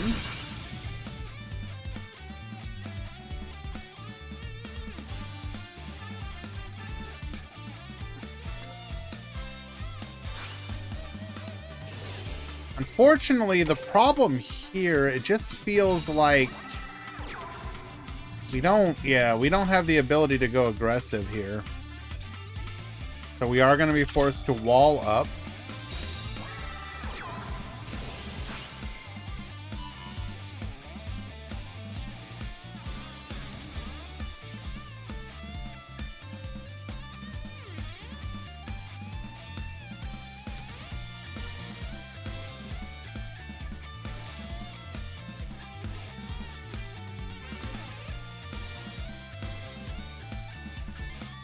It is in fact a fraud deck, Kisara.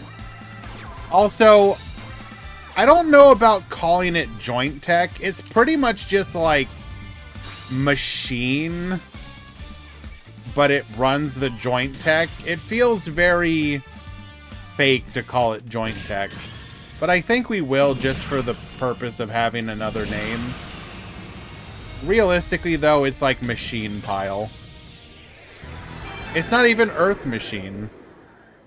Alright, Gozu will take it. Unfortunately, dragons will fall here.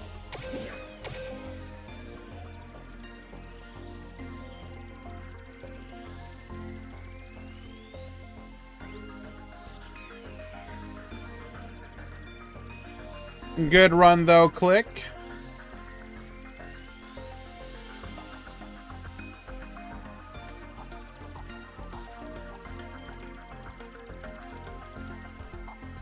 Alright, what do we got going on in this match over here? The last of the top 16.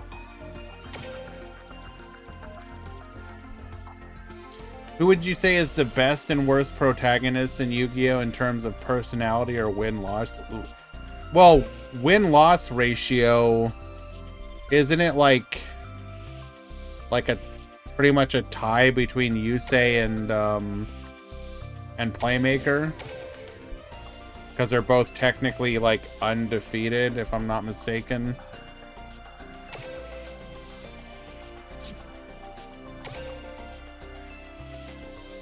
Well, Chief currently up a game here.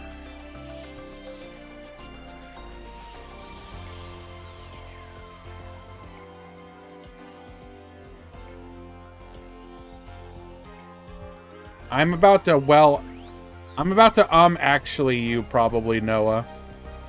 Which time are you talking about? You can't count off-screen duels. That's always the rule with these things.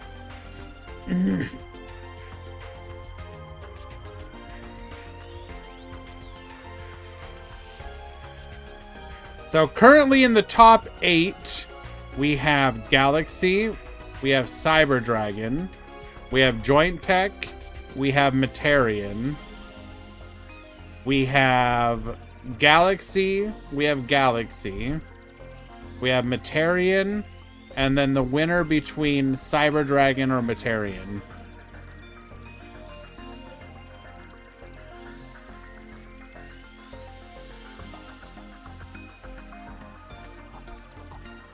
Well, actually, that one doesn't count because it was a null duel.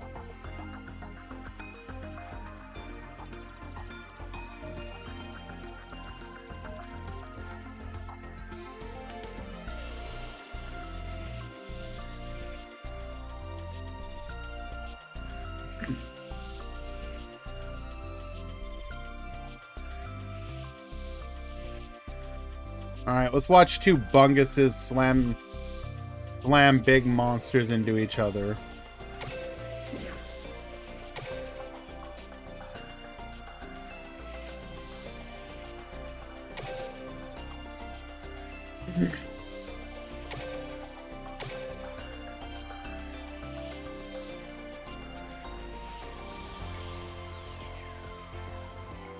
But that's the thing, Manarchist. How can you call any deck joint tech? I don't think you can.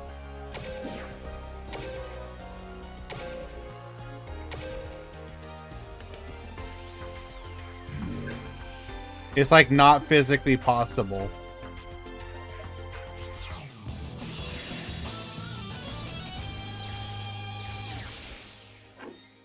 Go on to the bed, Goober.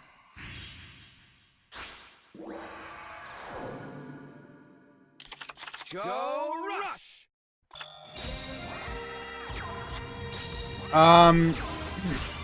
Joel, you have to realize it's not about... Don't do it. Don't do it.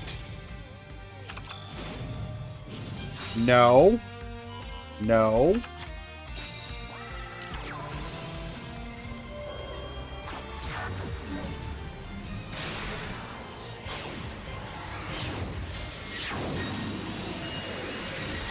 Nope.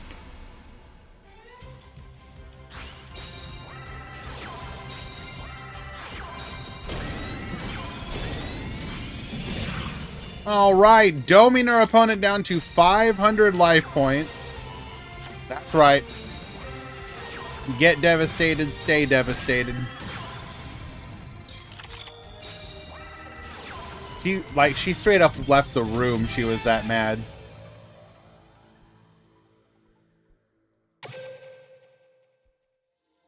Okay. So, Joel, I think the thing is, people get, like, too weird when it comes to the whole concept of, like, win-losses. Because, like, here's the thing. One of my favorite duelists, and this is a little bit of, Yugi Boomer in me. I like Joey. Joey's deck is trash. He wins because of luck and BS and all that stuff. But, like, he's a fun character, and I like that he just, like, goes into his duels and is just like, F it, YOLO, let's, you know, let it ride and roll. He loses a lot, but as a character story arc, it's a very satisfying one, right? So a character like Yuma is meant to be the same thing. Like, it can be incredibly boring to watch a character like Playmaker and be like, wow, the guy who can't lose is gonna totally defeat his opponent because he was never gonna lose in the first place. Like, that can be, like, it's very difficult to do the overwhelming character, right? You have to think of, like, this gets portrayed in different, like, shows or animes. In comic books, it's the Superman problem. In anime, it's like the One Punch Man or the Overlord problem. You have to show, like, like, not conflict, but, like, the trials and tribulations. It can be so hard to put stakes into things. But a character like Yuma, like, it's all about, oh, negate into negate, nice. A character like Yuma, you don't know, like, is he gonna win this duel? Is he gonna lose this duel? I don't know. Anything could happen. It's infinitely more interesting when you don't know if a person is gonna win or lose. At least to me. It can be incredibly annoying to watch a duel and just be like, well, of course this character is gonna win. Well, you know what I mean about with it. The point is,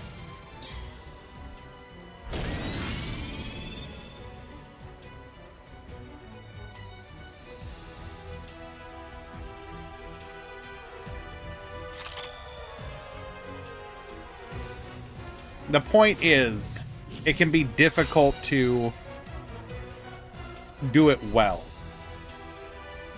So, like, for me, I always felt that Yusei was a better example of it than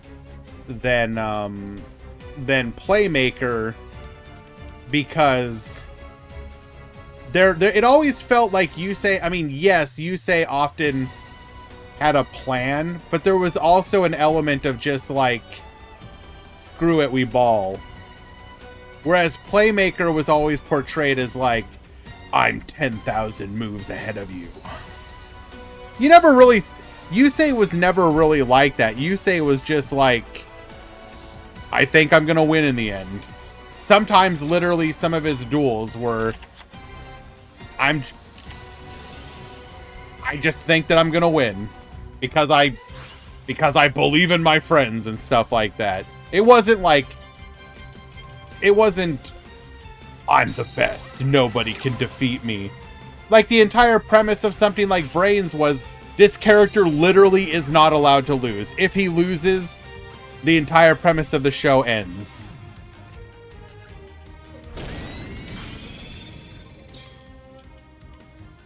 Well, yes, you're not wrong, Gale. He's not immune to the fact that he had the almost untouchable protagonist thing going on for him. But I think the big difference there was because it was more of a team thing, and because the team characters, you never knew if they were gonna win or lose. Like, okay, if it was somebody like Akiza, you were like, oh, she's probably gonna lose. But with like Jack, you didn't know if he was gonna win or lose. Pro was gonna win more often than not, but he still lost sometimes.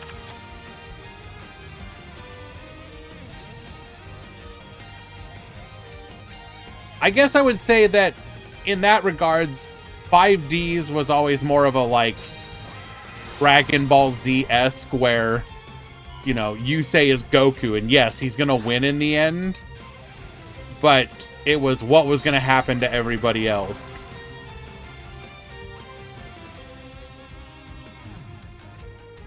I mean, yes. But that's also to say that a character like Yuma is also interesting.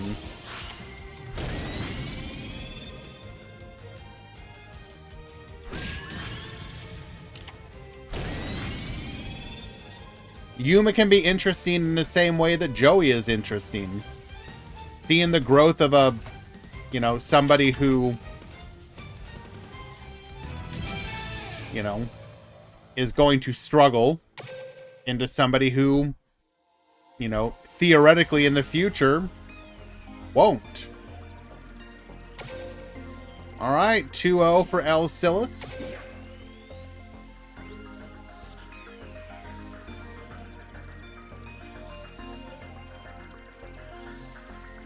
Well, keep in mind, Manarchist, I am of the firm opinion that a character like Jack...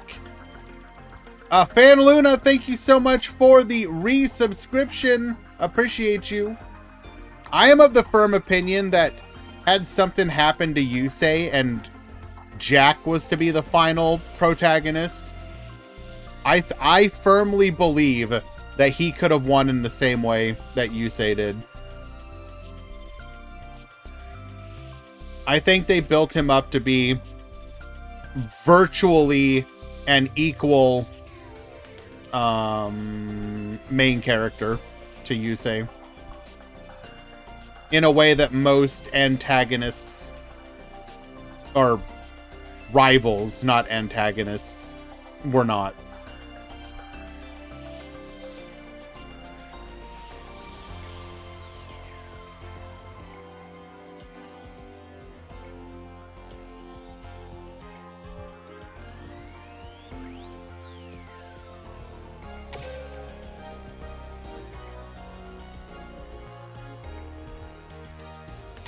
Well, you say he's Kaiba 2.0, but I think he's like the heroic version of Kaiba.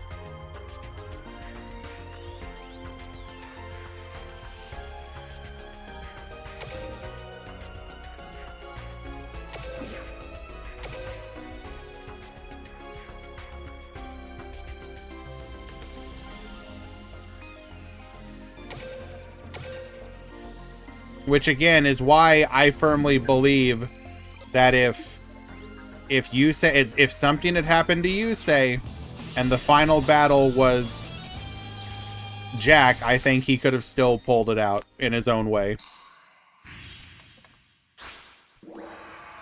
He would have like supernova banished Zone's entire field or some bullshit. I don't know.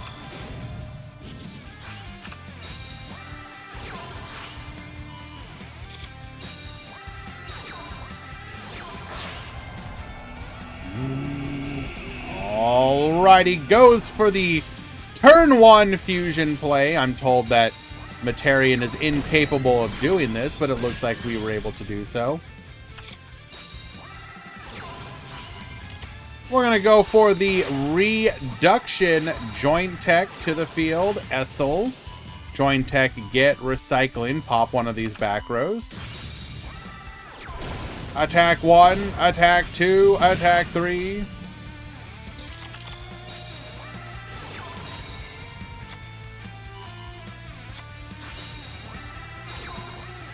For me, the best protagonist is Jaden, mostly because he's a fun-loving and charismatic character, and his growth and trauma he suffers when he was a... Okay.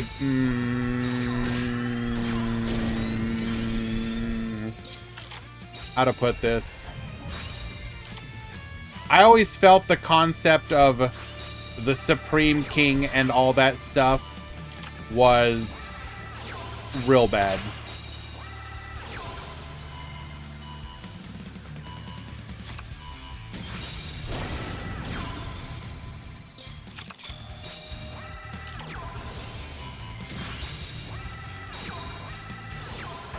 Like, I'm sorry, but like...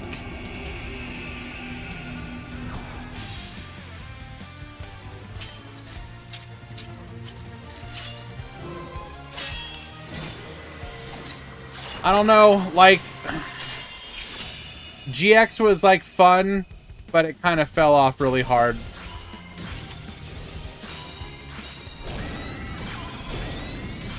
Okay, puts our opponent down to 400 here. Gonna go for the bicorn. Get recycling. Into a mirror innovator. Get recycling. Into a negate attack, and now we lose.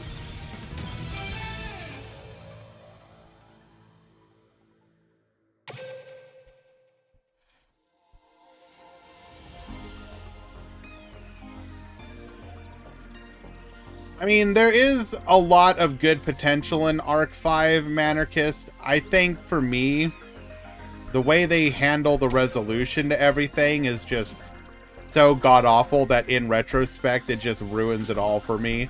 And ruins... It really makes me struggle to like the series in general.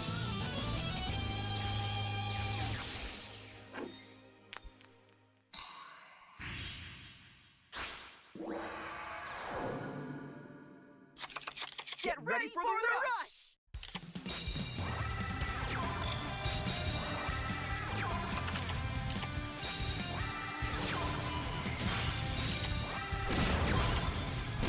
Well, I mean, it's not just that, but like, why are we led to believe, like, why is Yuri just randomly a bigger threat? Like, why is Yuri, in my opinion, they never properly justified why Yuri of the different aspects of Yuya, of Zark, was the strongest. It made no sense to me that every other version of him basically gets rolled, but this one is just, why are you so powerful? Because I'm the evil one.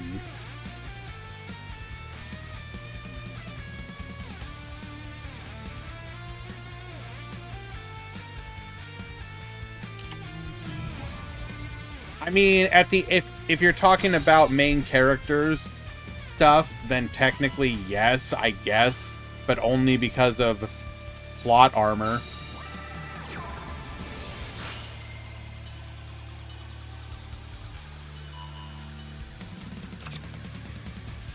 Go for the draw 2 here. We're gonna Barrage of Steel, get poppin'.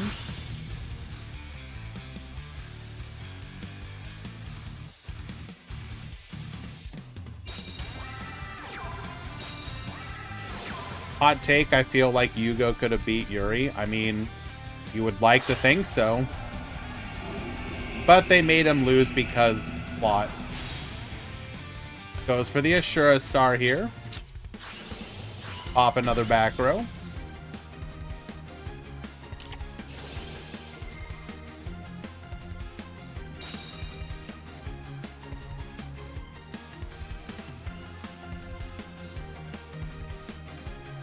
But at the end of the day, my biggest issue is always going to be... So, technically, if you accept Duel Links as any sort of its own canon. They kind of fix it.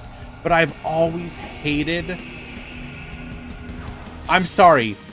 You have characters exist, right? So you had one character who gets split into 4 characters. Okay.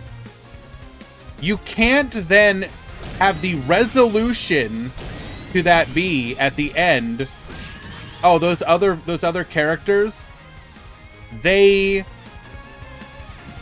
don't exist anymore except as sort of semi-conscious aspects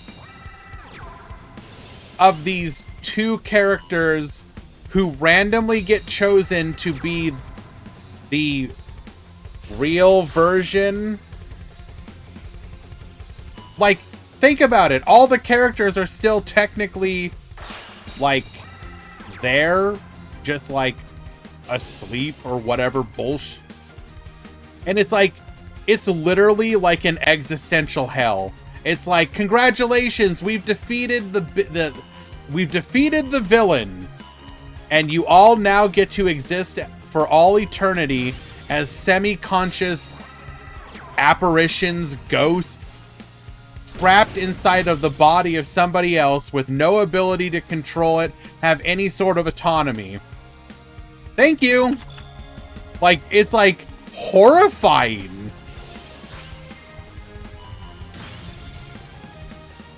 Pop the face down. That sounds based. Ah, yes. I too wish that I could exist in a unending, ceaseless hell of no control.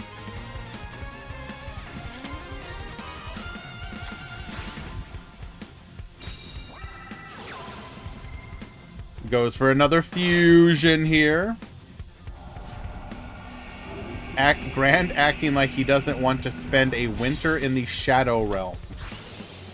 Well, first of all, even if like we're referring to a hypothetical Shadow Realm that actually does exist and isn't just the death that it was a stand-in for, you're telling me, why don't you want to exist in a place that is just supposed to be a sort of nothingness that feeds upon and consumes everything until eventually it fades into non-existence? Who wouldn't want to just hang out there? Alrighty, 2-0 victory for Tauros Gaming. Well done, gamer. If it saves on the bills. Yes. Isn't that just France? You just explained Latvia.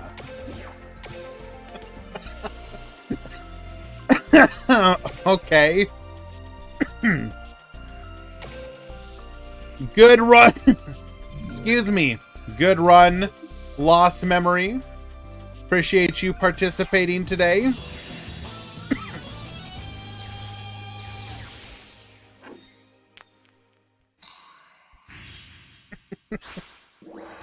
I don't know, man. Go rush. I'm a sucker for happy end. I don't need, like, the fairy tale ending, but don't have the ending to, like, okay. I have to be very much in the mood for, like, the bad ending. I have to go in knowing that's why I'm there for the book, movie, TV show, or whatever.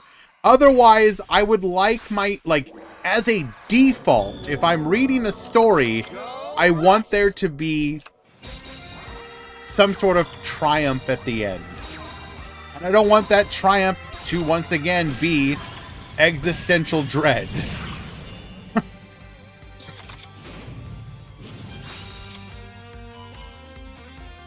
Alrighty. We're gonna go for the secret order. Bring forth the Oblivion, Harvey. Force out the negate attack that we knew was there. Tribute's over for the Cyber Dragon. Activates our skill.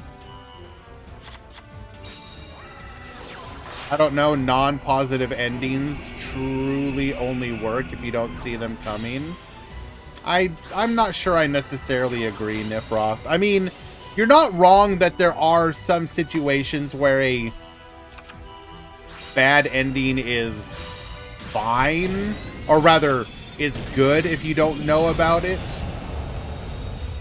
But I would say, like, I guess I would challenge people to list something that was an unexpected, horrifying ending that you truly did not expect. Not that I'm saying that there aren't examples of it. I guess I would like to know what people's examples of that would be. Yeah, spoil me. I don't care. Spoilers mean nothing to me. I am a journey before destination kind of person. Go rush.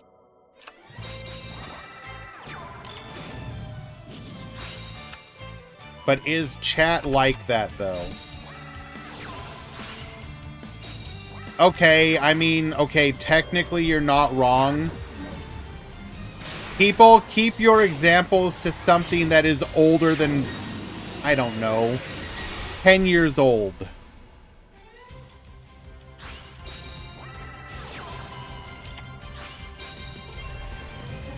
We're gonna go for Tribute to the Doomed, Pierce for 32, 23, 1000, lethal. We will just get blown out OTK'd. Game 3. I didn't say not a positive ending. I'm talking a bad end. Horrifying. I'm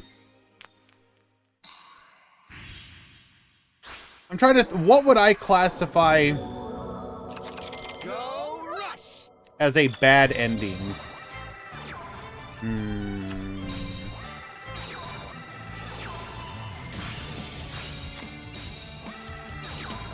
I'm trying to think of an example. What's an example of one to me that I'm like totally on board for?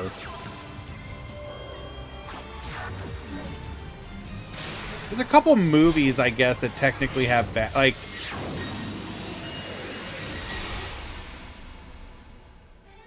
I guess something like, okay, hold on. I need to make sure that if I'm following my own 10-year rule. When did this movie come out? 2009. Okay, I think we're good. Like the ending to the movie The Road. It's a fairly bleak movie about like post-apocalyptic stuff. And at the end, you're thinking, okay, maybe there's gonna be like a glimmer of hope. That maybe things will get better. And it's like, no, things are just gonna continue to be awful. And this is like just an absolutely horrible world that they're existing in, and all that they're doing is basically delaying the inevitable. Okay, Hans will take it. And so like the entire struggles they go through the entire movie are essentially meaningless, because it's like the ending to The Mist is a good one. Yes. That's a very good one. That's actually an incredibly good one.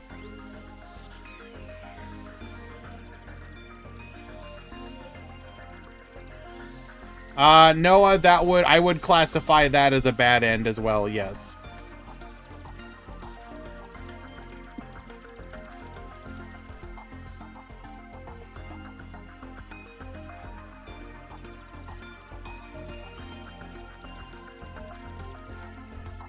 Rogue One? Rogue One isn't really... First of all, checking the rules. When did that come out? That doesn't count. You spoiled an only 8-year-old movie, Kisara. How dare you? But I would argue that That's not really a bad end because, like,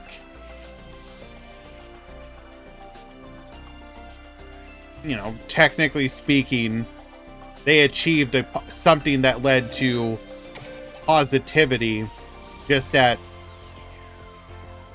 a great personal cost. But the overall, you're supposed to be left with, like, optimism that the good guys will win in the end. Rogue One was spoiled at the beginning of the original trilogy. Okay, technically true. Technically true.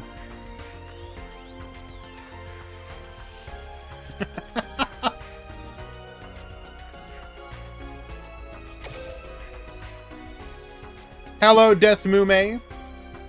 We're talking about TV shows, books, movies, whatever, with bad endings.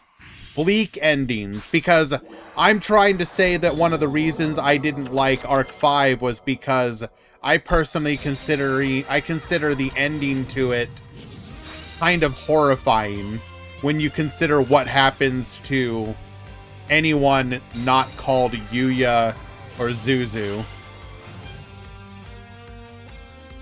And so I guess I was like trolling for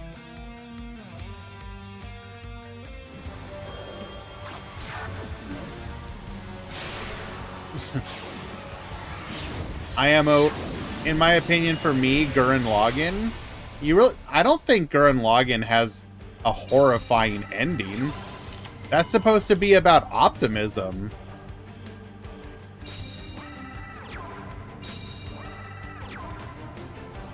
Oh, well, I mean, I still don't think that really counts, though.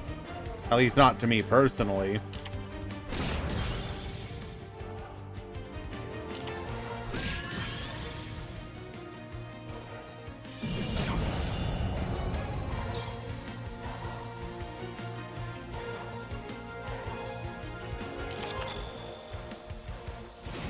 Like, I know this is going to be a really awful example, but like the first Saw movie, you get to the ending and you think, oh, this character who's been through some really horrifying stuff is going to get to escape, and it's like, nope, enjoy being entombed for all of eternity.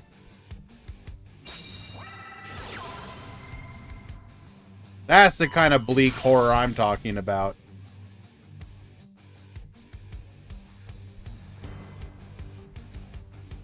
Gurren Lagann starts out pretty slow, but it picks up, in my opinion.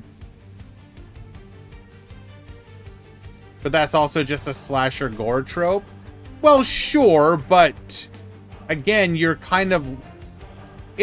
I'm not saying that it needs to be, like, completely unexpected. I'm just saying that, like, it needs to be, I don't know, just like, you have to be kind of left with, like, imagining the horror of the situation. I don't know.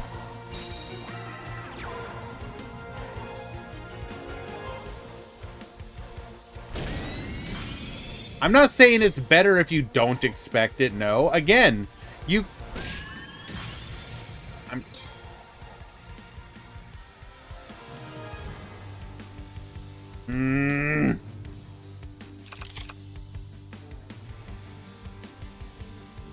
Can anything Kingdom Hearts even really count, though?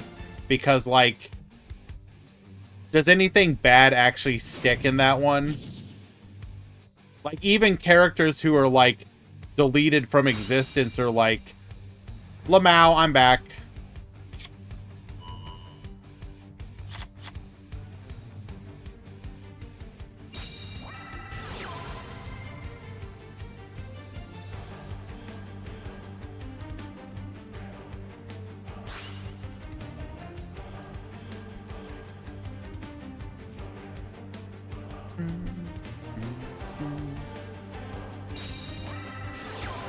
We're going for a double Secret Order turn here. So we are going to be able to clear the board no matter what. Negate attack is used up.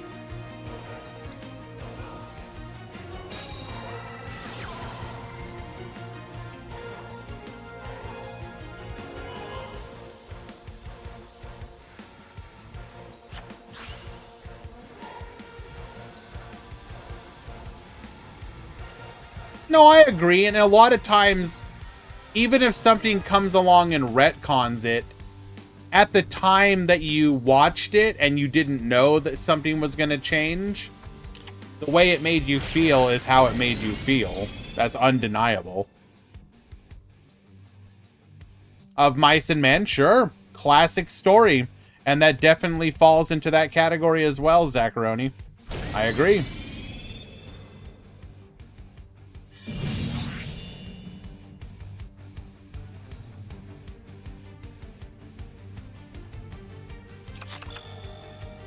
There's a lot of books that would have fell into the bracket. When I went to school, for example, that was a book that we read and studied as a exploration of content.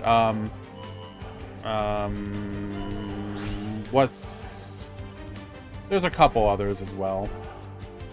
Uh-oh. Uh-oh. Uh-oh!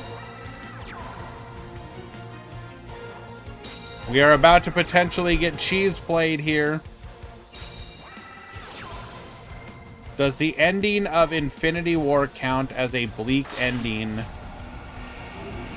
you know, before Endgame was pitched? Well, I guess technically the problem with that is you're adapting something where you already know the resolution because the comic existed.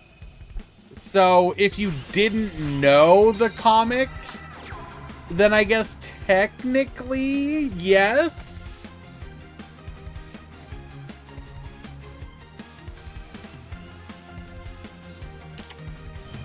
Negate the attack.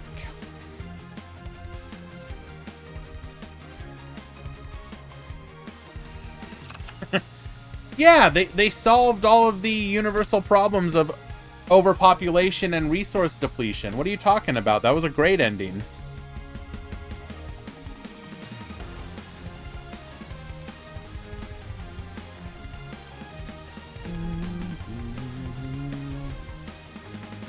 I literally was so sad when my friend leaned in and said,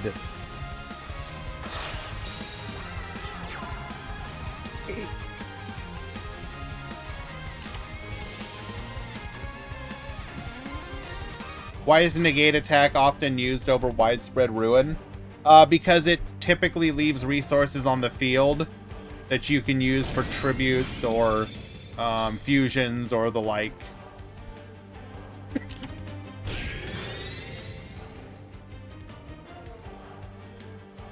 Remember, we talked about this yesterday, not yesterday, last time I streamed. Or maybe it was at the beginning of this stream. Time is an endless circle. It's all about maximizing your resources. The decks that are doing well in Rush Duel right now are the ones, excuse me, that make most use out of available resources to maximize the amount of offensive pressure in return. Decks that are too fair with their resource generation are the ones not doing well right now. So Han's currently up a game.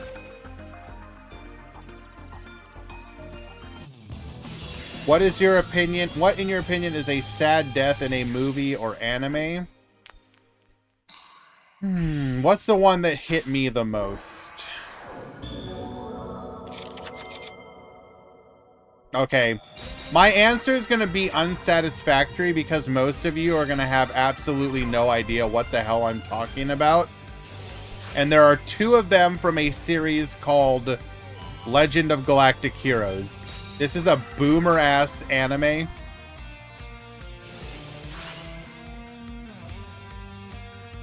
from the late 80s, early 90s. And there are two Littlefoot's mom. Okay, Shepard, unironically, as a child, that got to me.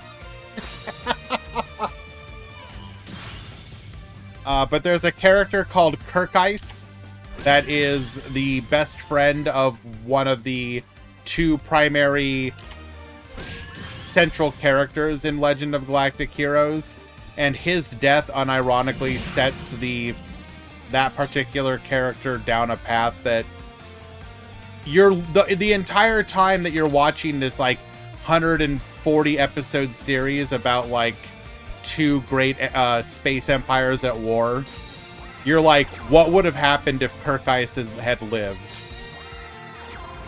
You know, they made this vow to one another that they would make the universe a better place together, and without Kirkeice to be his conscience, the character in this, the character's name is Reinhardt. Without Kirkeice to be his conscience, Reinhardt goes down a pretty dark path. And had Kirkeice lived, he probably would have been his path would have been a much better one. But when he dies, it's completely unexpected, out of nowhere, and you thought he was like, it was the first time in this series that you truly were like, oh my god, any character can die. Like, any character can die. And then the one that hit even harder is, so there's two main characters. There's Reinhardt, and then on the other side, the character represents, so Reinhardt represents like the brutal empire, and then Yang Wenli represents like the democracy, because it's supposed to be like space Japan / Rome versus like space America. And the idea is, can you have a good empire, and how do you deal with an evil, like a bad democracy, that sort of thing.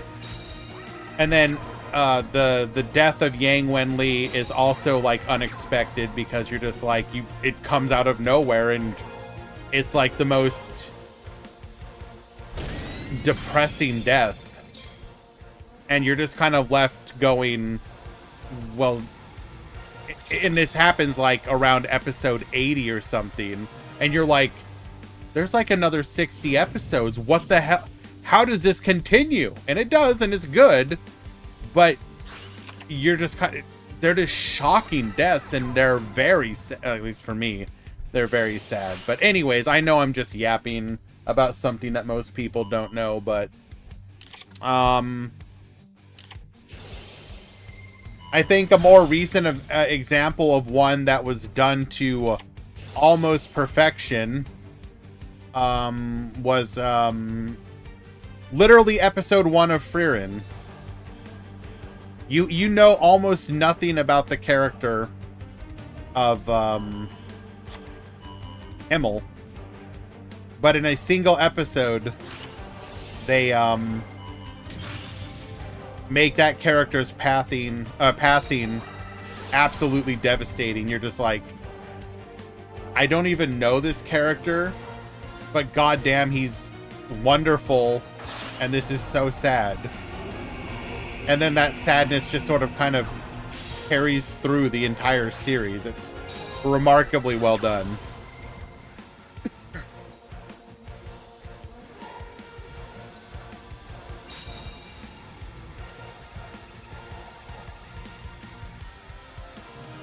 Kisara, if you haven't watched Frieren, do it.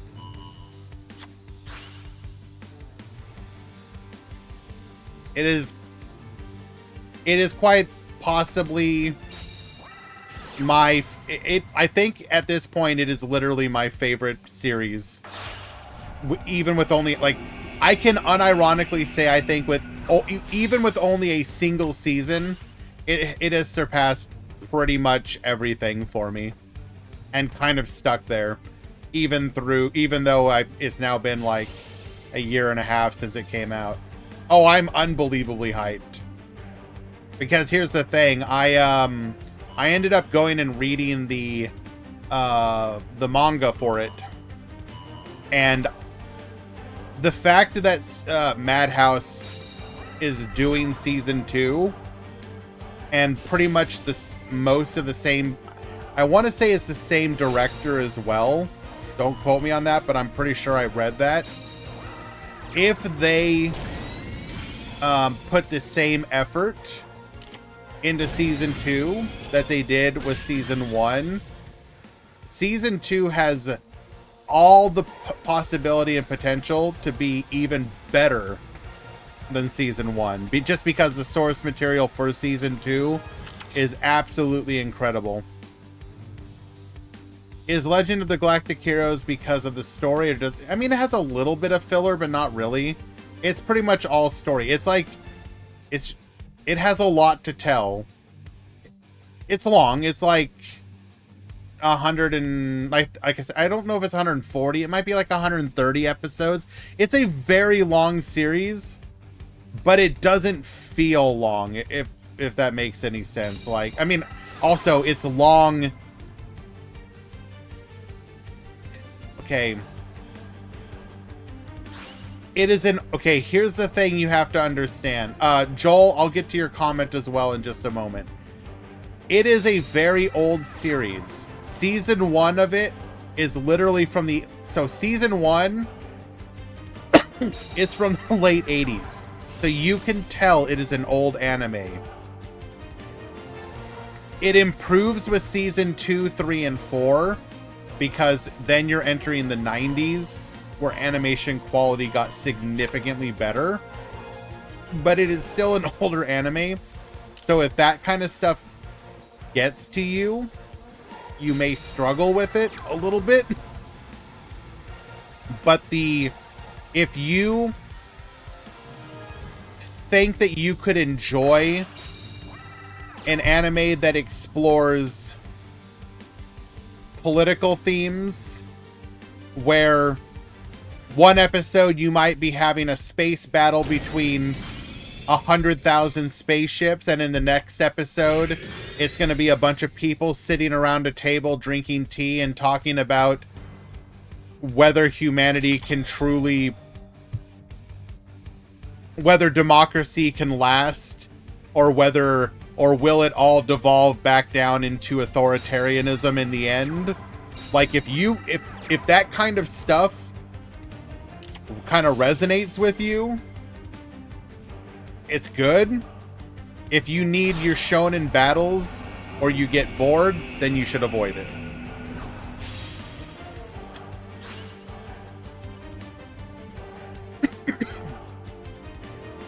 To me, when they killed off Optimus Prime, excuse me, was by far something that was a total surprise for me, because the brave and stoic leader of the Autobots that we had followed for the entire series was gone, sure, but they brought him back, and that was still a shock. And during the Michael Bay Transformers, when they killed Optimus, me and my girlfriend at the time, we cried. Because we remembered the OG movie, and we were like, not again. Sure. I mean, stuff like that's always interesting, because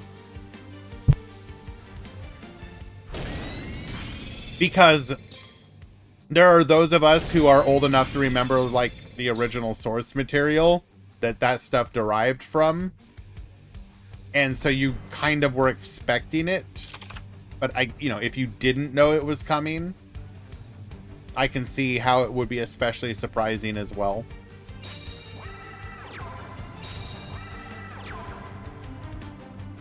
But I mean, before Frieren, I would have put Legend of Galactic Heroes in, like, my top 3, like, ever.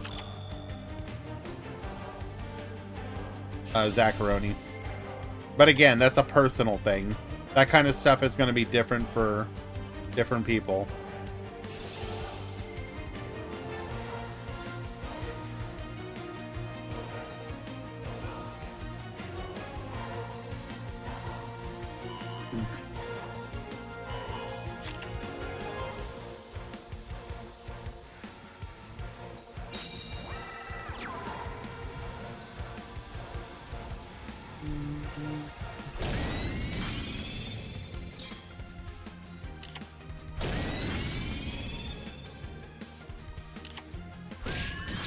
Goes for a full clear here. Again, the thing is, it's a series that's exploring the cycles of human history, empires that rise and fall, and then fall to then the how they become not complacent, how the rich take advantage of the poor, how democracies start full of bright-eyed enthusiasm, but then over time they become inefficient and corrupt, and then themes like what is better, an empire ruled by a single benevolent leader, or a democracy run by inept, not evil, but self-centered bureaucrats. Does the fact that it's a democracy outweigh the fact that the people in charge are probably not the ones who should be in charge? Can an empire that is run by a benevolent leader last? Because what happens once that benevolent leader is no longer there? It's that kind of stuff.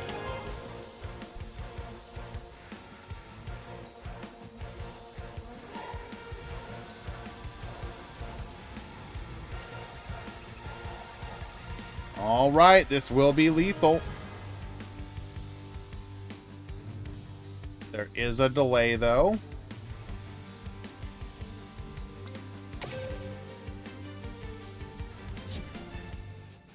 Can't be slime, so it has to be negate attack.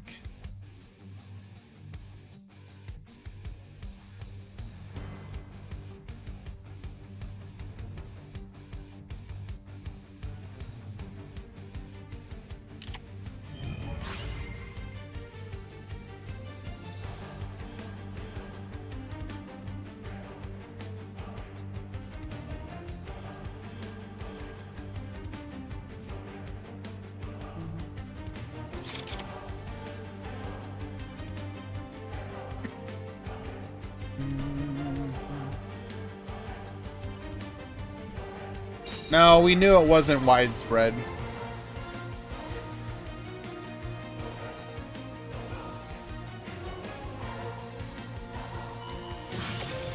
Ooh, hitting the opponent's widespread. Okay, problem is, 1, 2, we have used up all of our secret orders. I don't think we have a way to beat over the fusions anymore.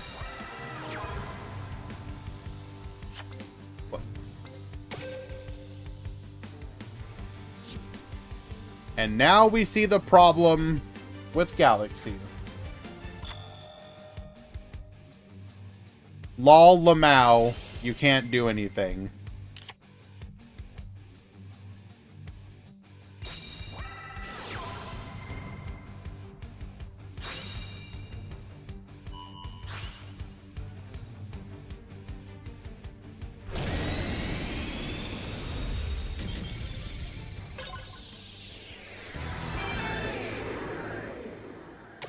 Sounds about right. Tie things up 1-1.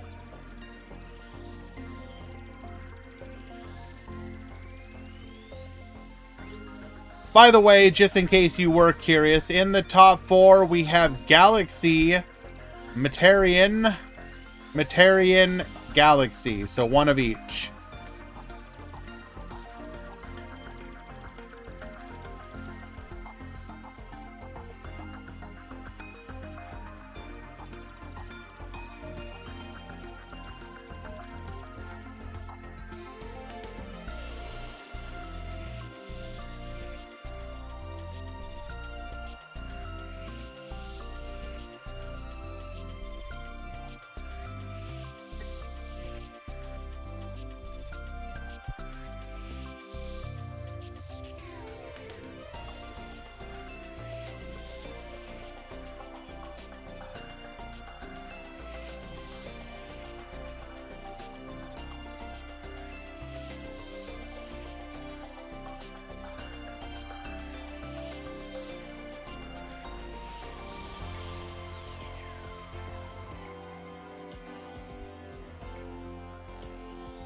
Hans, did you not realize that was game 2? Were you confused or something?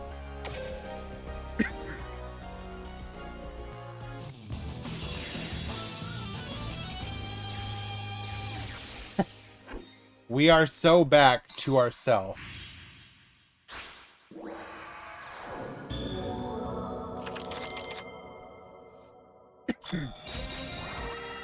All right, Tauros going defensive here.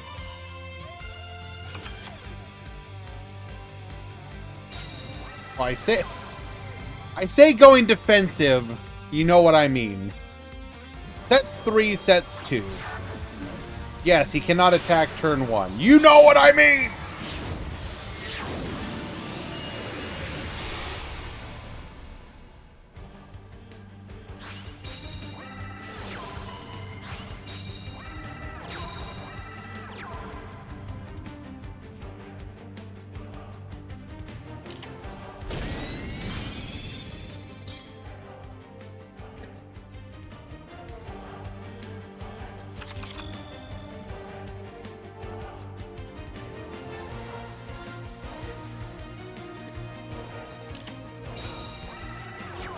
Getting in for big, piercing damage. Game 2 felt like 3 games. Real! Okay, we are gonna get into our Ashura Star. We can start picking apart that back row. Hitting our opponent's Tribute to the Doomed. Star Restart, gonna give us a second fusion. Absolutely disgusting.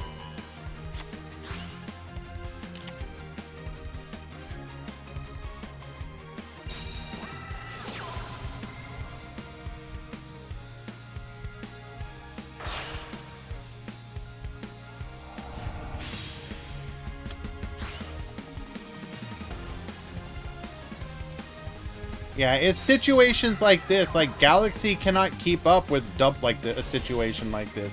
What are you supposed to do? They can rip apart your back row. They naturally beat your boss monsters. And they don't have to use a limited one-time spell to get you out. Or to get out their boss monster. We do have negate attack here. Doesn't really help us, though. Because, again, we can't beat over the boss monster.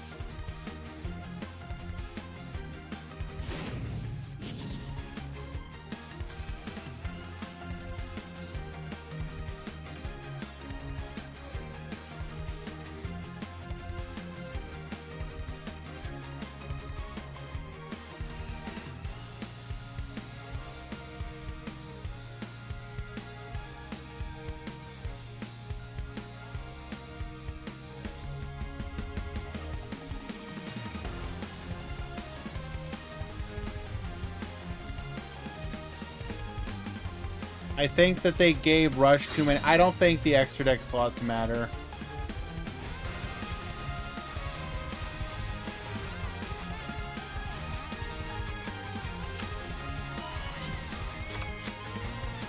I think it's irrelevant.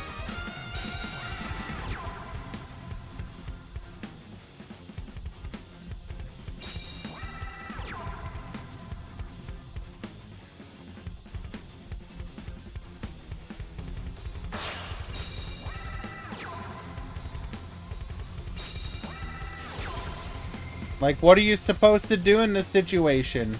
You literally don't even have the tools to out the opponent's boss monsters. This is what I'm talking about when I personally look at Galaxy and question whether it's a deck.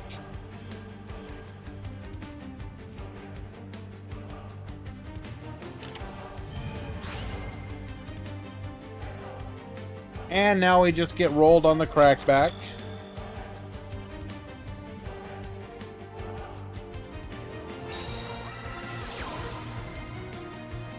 And we get cheese played.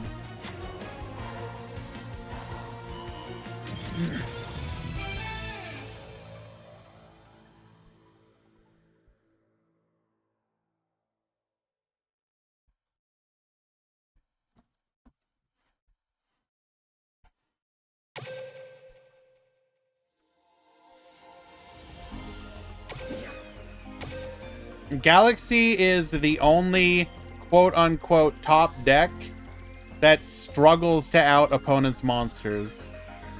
And I don't think that's a good place to be.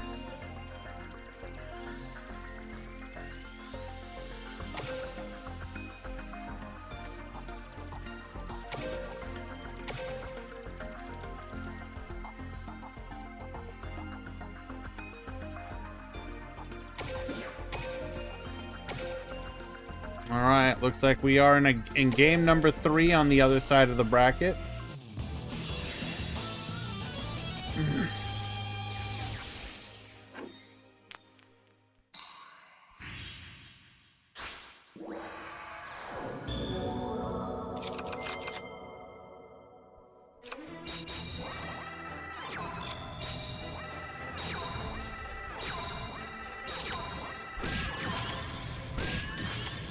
Okay, goes for the clear of the opponent's monster resources. We're gonna get to start with a 7-card hand. Goes for the type change beam. Changing them into spellcasters. Goes for the fusion. And then because Rush does not have any way to respond to stuff like that, there's absolutely nothing that you can do there.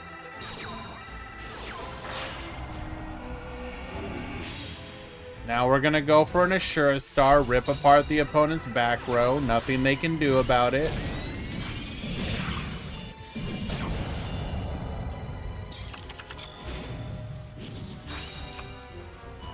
Dealing 5,800. Okay, I just want you guys to realize we cleared the opponent's entire board, cleared their back row, and did 5,800 damage in a single turn.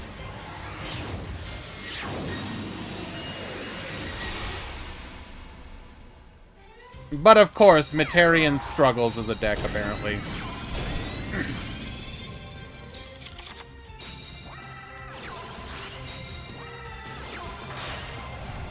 Goes for the Vitra. Negate attack will keep us alive for another turn. Oh, would you look at that? We're forced to pass because we can't out the opponent's boss monster. And then we lose on the crackback.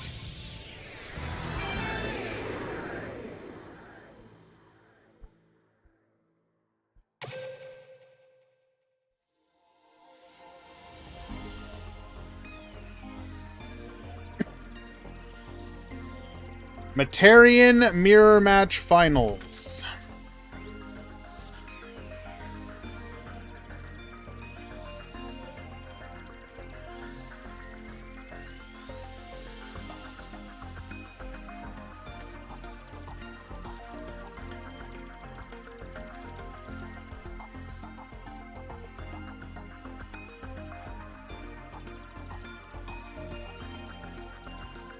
Who wins with the bad struggling deck? Lamau. Poros Gaming.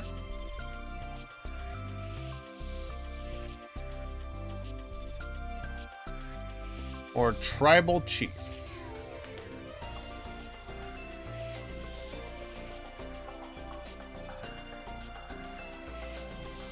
You will have 5 minutes to vote.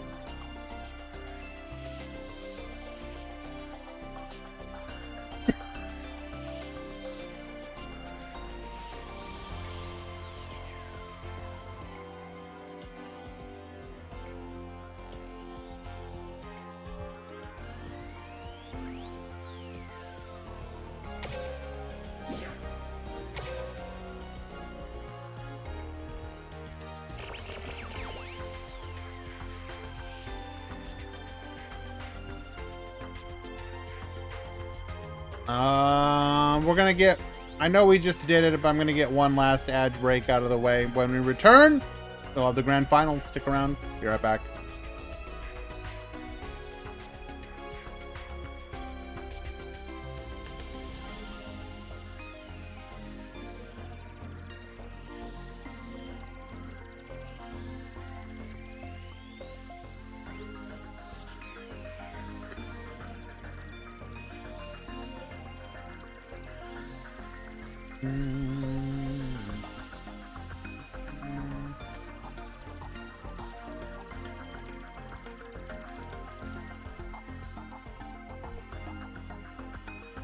Every little bit helps, Zacharoni.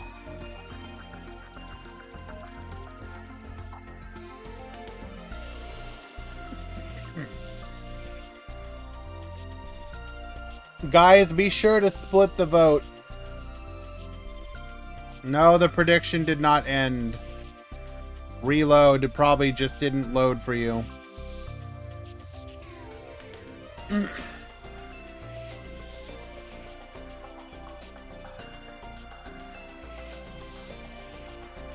They're both on Materian.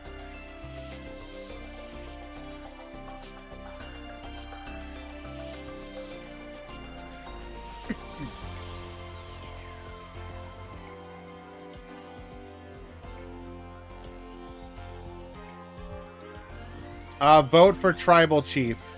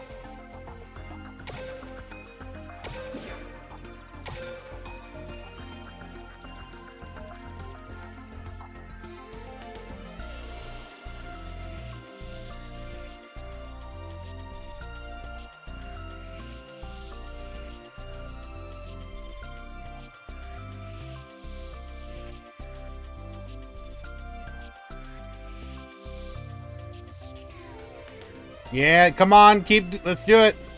Let's get some more. I want some more on Tribal. Even it out. Take points. Do your part. Take points away from Muscovy. Let's go.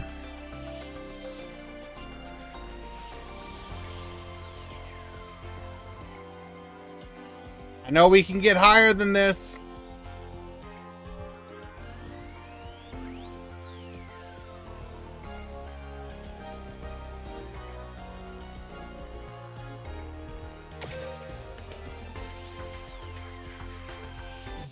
There we go. Yeah.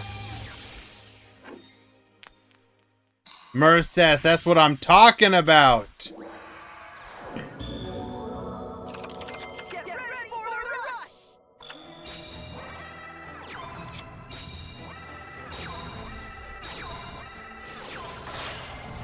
Alrighty, here we go.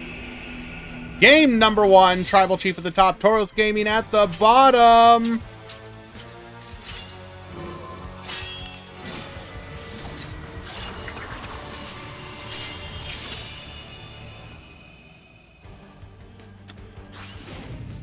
Activating our skill here, we're gonna get poppin', hitting one of those back row 2 monsters in the front, alongside our boss getting in for big damage. We ran out of time, so that's it for the voting.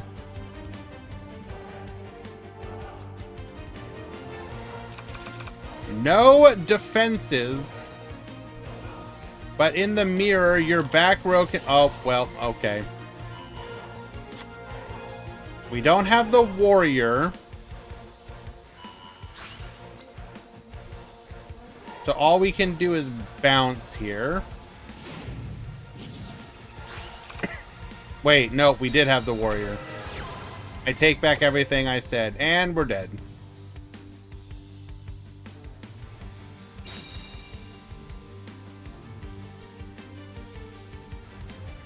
Wait, no. God damn it! This is so confusing.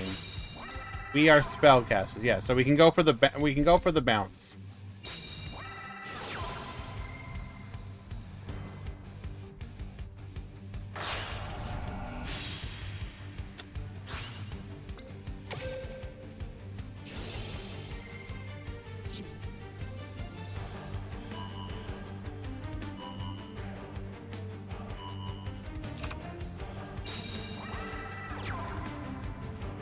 Fortunately, not going to be able to capitalize on more damage, as the rest of our cars were back row.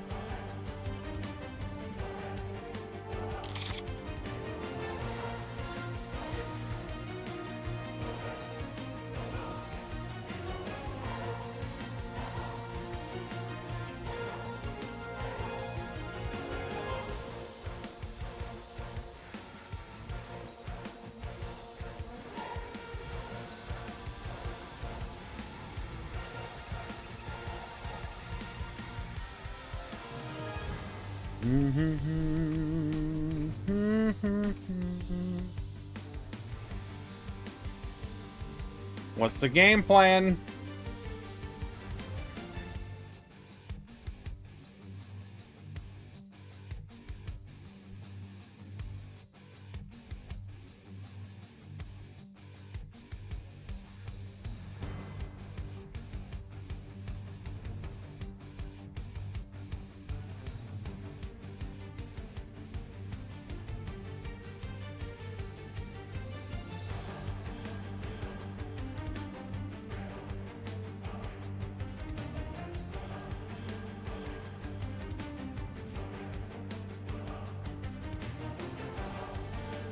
No shot what?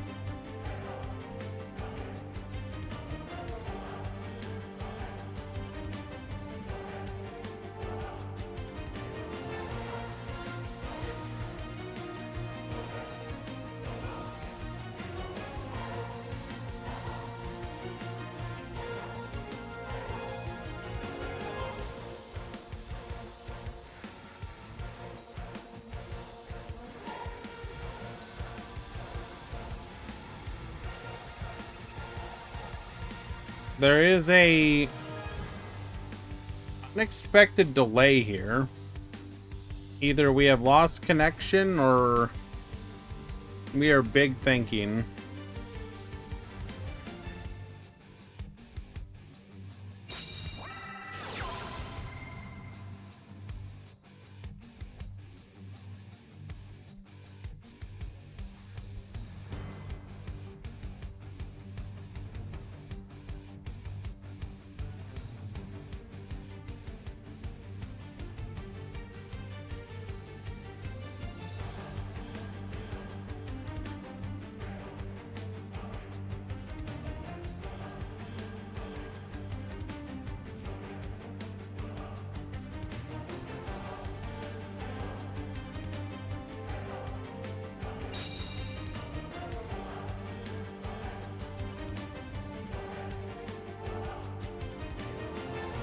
You know, whenever things like this happen, I'm gonna be real with you. When you get these long delays, I think about the time when I'll try and sneak in like a quick duel at work, and then I'll get busy, like, you know, a customer shows up, and I'm like, oh my god, can I finish with this customer in like the next 45 seconds and get back to my match?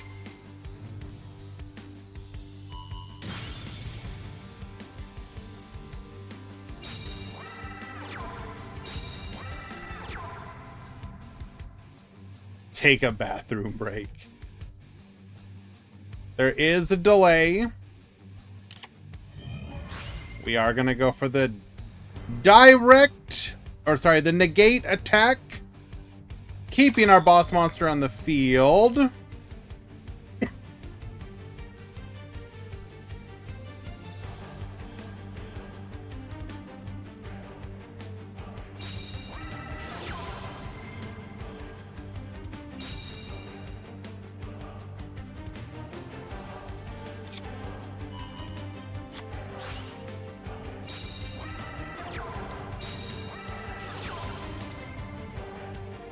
Going for another fusion play.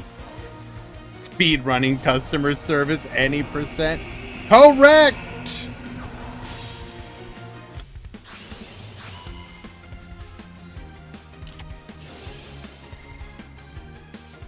Oh, but we've got warriors on the field. We're able to boost.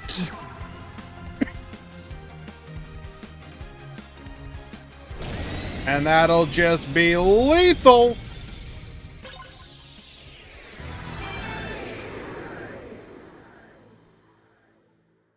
Star Grand Order.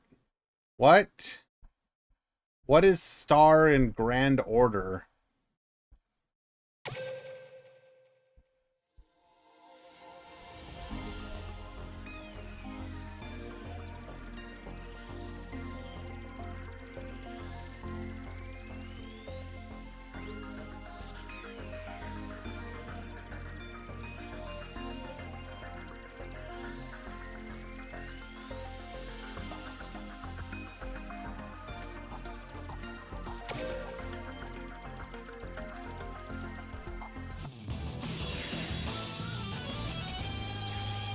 We see Star Restart Secret Order and Change Beam as the problems. Is the problem not what you go into?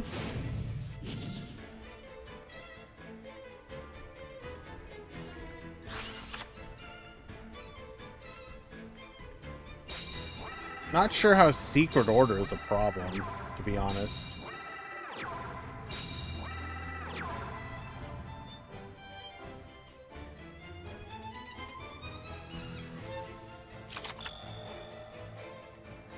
Like, I'll be straight up.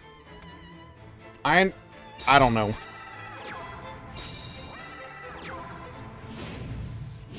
I don't know, man.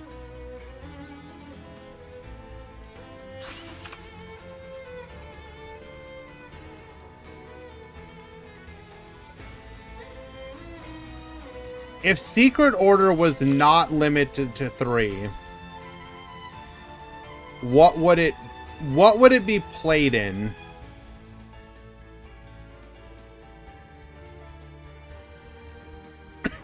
Other than Galaxy.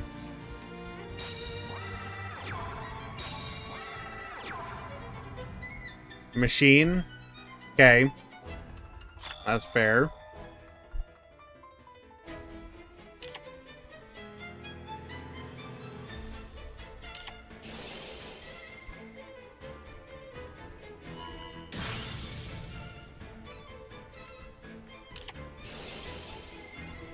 We're going to double barrage here.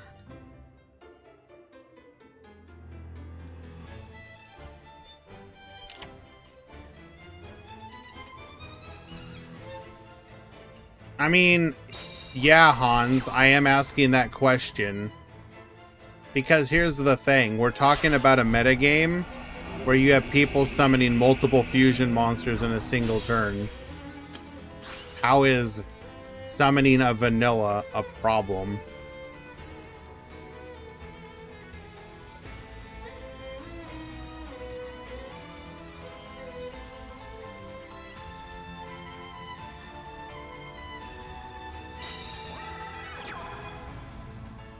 I said outside of Galaxy. What other deck besides Galaxy would use it?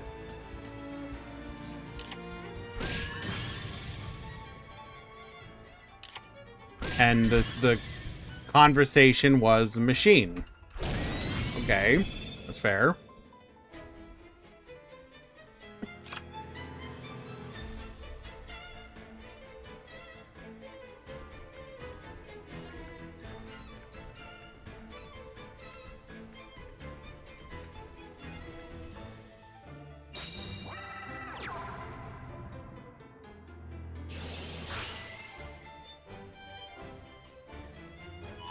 All right. Imaginary reactor into our 7-card hand. 1 back row. Can we survive getting OTK'd?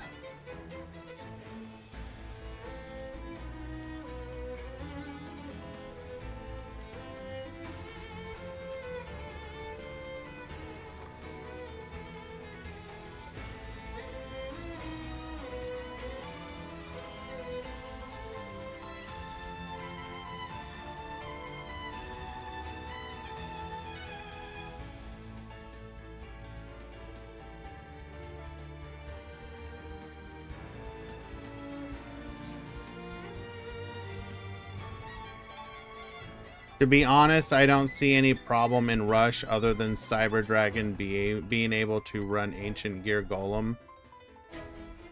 I mean, everyone's gonna have their own personal limits.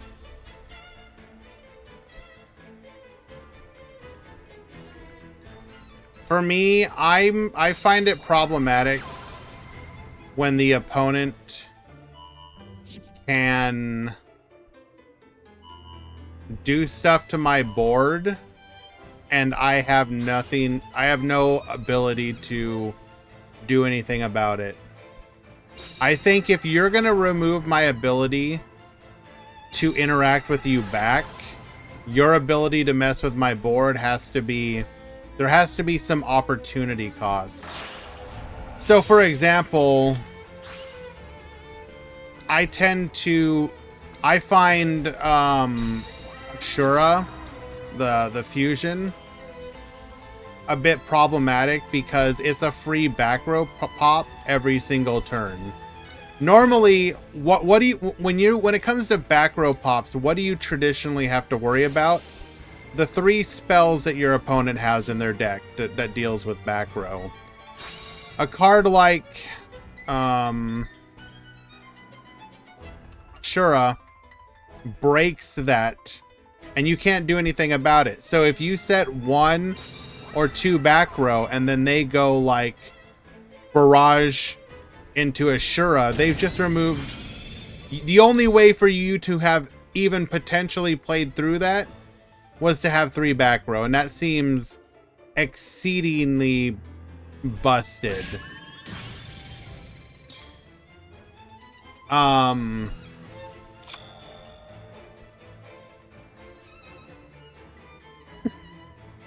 This also technically applies to something like Cyber Assault Dragon, which again, I can't do anything about. You get to pop one of my monsters for free, and then you get to boost it up to take out another one. I think monsters like that should not get... A monster that costs you a single tribute should not be getting you a 2-for-1 like that. That seems exceedingly imbalanced compared to what other decks can do. Like, there should be more of a cost there, but there's not. To be honest, Assault has a very specific target. Your deck revolves around that very specific target. That's not exactly, like, difficult to get to.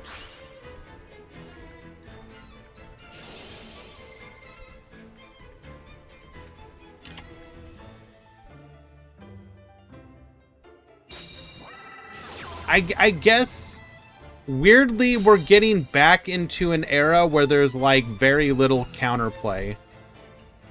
I don't know how I feel about that, because with a lot of stuff, especially with Metarian in the meta, so like buffered slime is basically useless again in a good chunk of your matchups. So you're down to having exactly one trap. Oh, the one trap on our board is gone. Nothing we can do about it because we summoned the Ashura.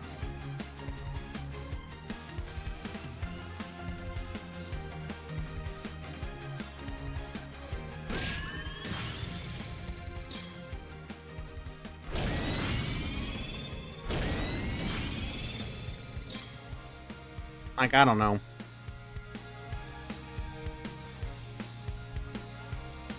I don't know if I agree with that assessment of the state of Rush, Noah. I'm actually personally pretty pessimistic again.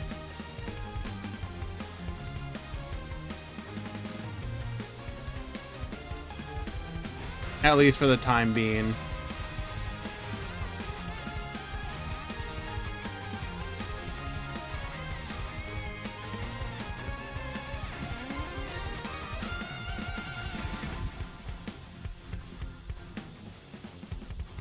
At least there's more action you can do, sure.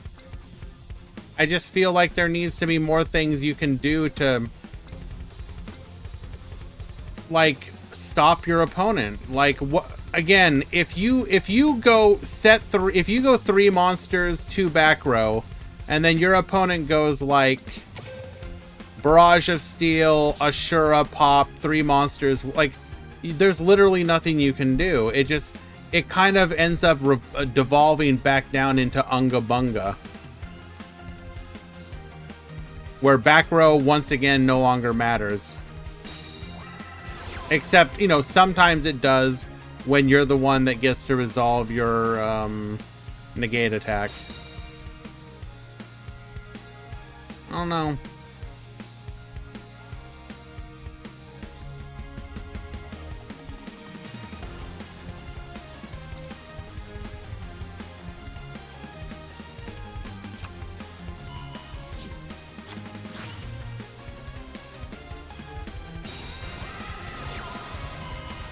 Pop the back row, takes out the type change beam.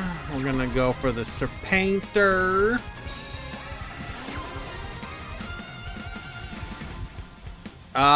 Null at this point, yeah, pretty much negate attack is the only one that matters. As I mentioned previously, Buffered Slime is dead in like half your matchups. Now look at this situation. Again, because well, okay, we can technically answer the Ashura. But it's like if you could not answer the Ashura, they just get to free pop your back row again. Yeah, giving us Trap Hole and a meta of a bunch of special summons was definitely a sign of them trying to be proactive.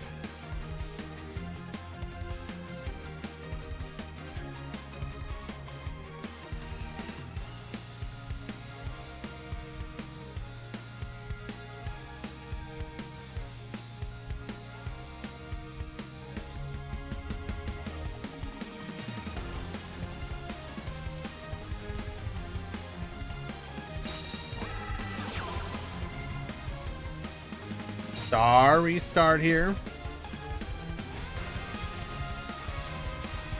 The problem with Trap Hole is that it's a legend. I mean, I guess. I mean, the other problem is that it doesn't do anything to special summons. So, like, what are you gonna do? Trap Hole the 1400 and pray that they don't have a duplicate?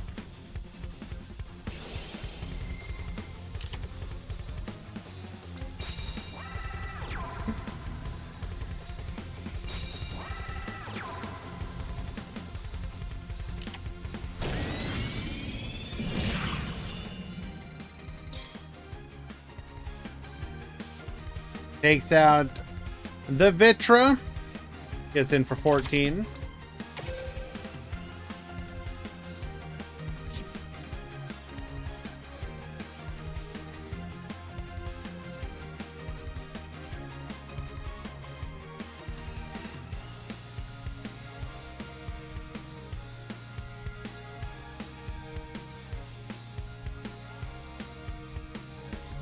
The Metarian Mirror is kind of cool, though. I don't know about that.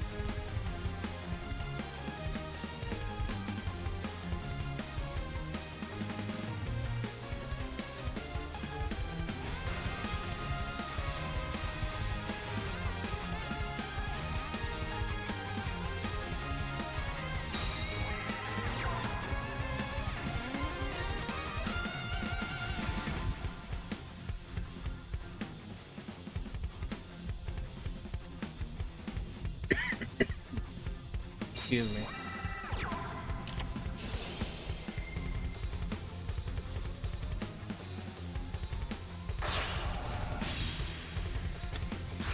We're gonna go for the Hercule Star here.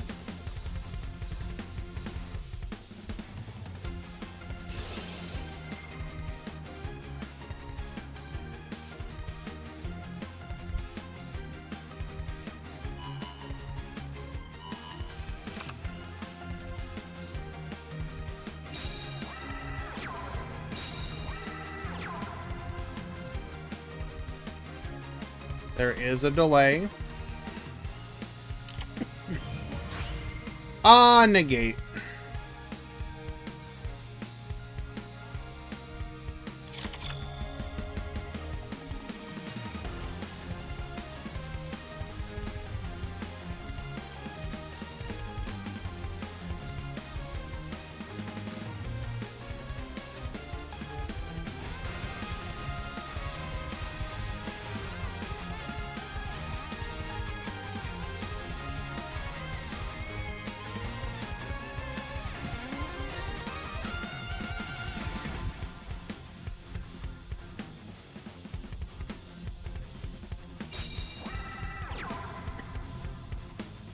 And we figure our way to a lethal line.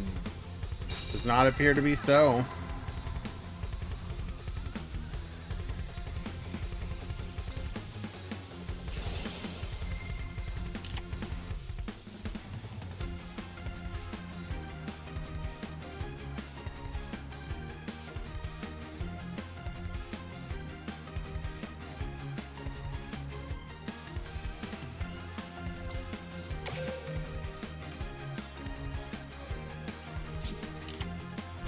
The battle.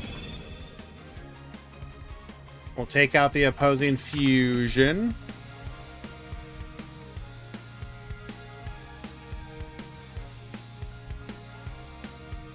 All right, Tribal Chief, can you find the way?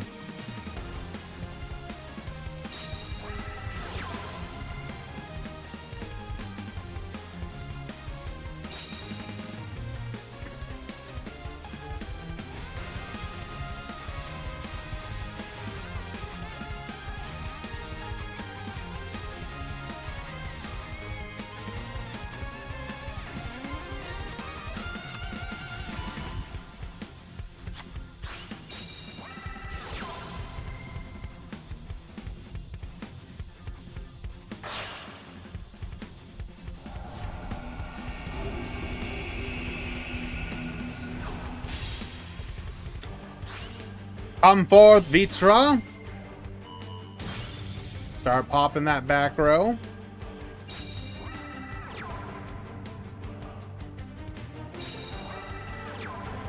I think Tribal Chief did. Okay, we did not realize how many cards we have left in deck and in hand. We needed to not set that back row.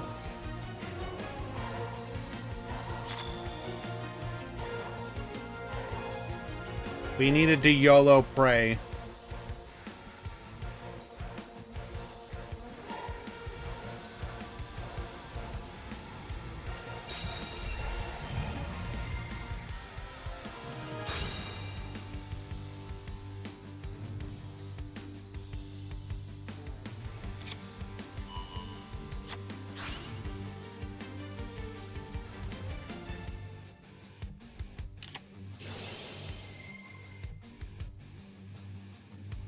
You are not gonna...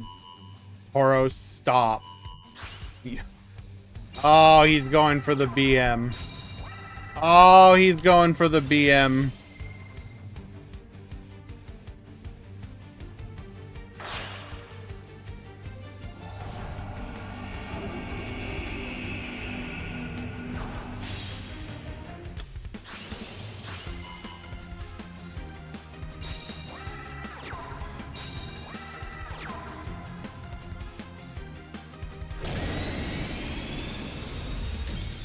Imagine that's the trap that returns 4 cards to negate. I mean... Well done, Tauros Gaming!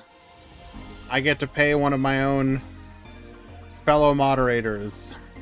Let's go! Collusion!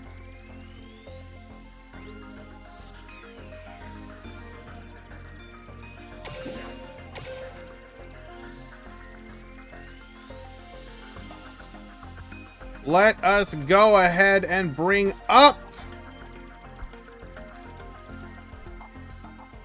the Purdy breakdowns. Once again, big shout out to my boy Ezekiel Mick for all the great work he does with these.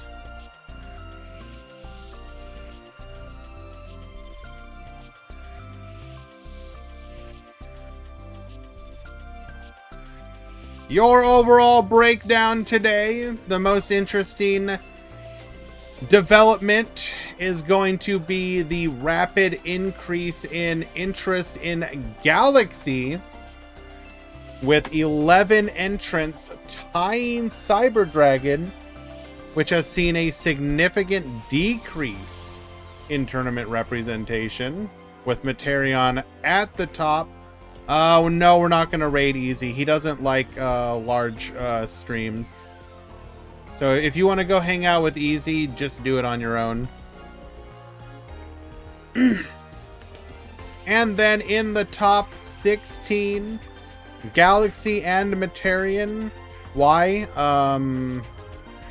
He gets like nervous or something. I don't know.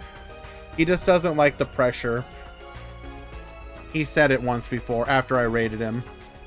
Cyber Dragon at 3, Dragons, Joint Tech, and Psychic at 1. I do encourage you to go hang out with Easy while he does art.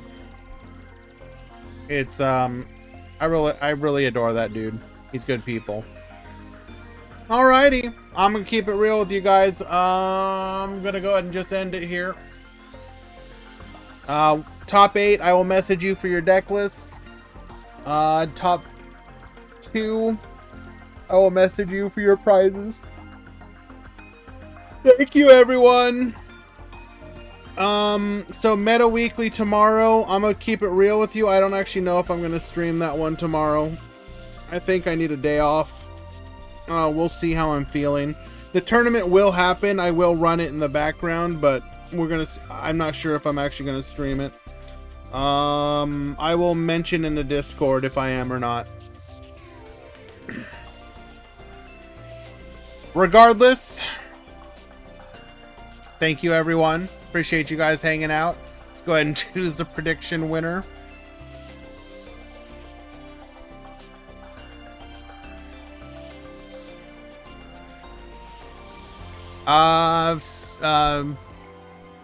Philippinua. Thank you for the follow. Appreciate you. Raid channel. I guess we can raid Quantum. He got a tournament going. More Yu-Gi-Oh! Alright, see you guys.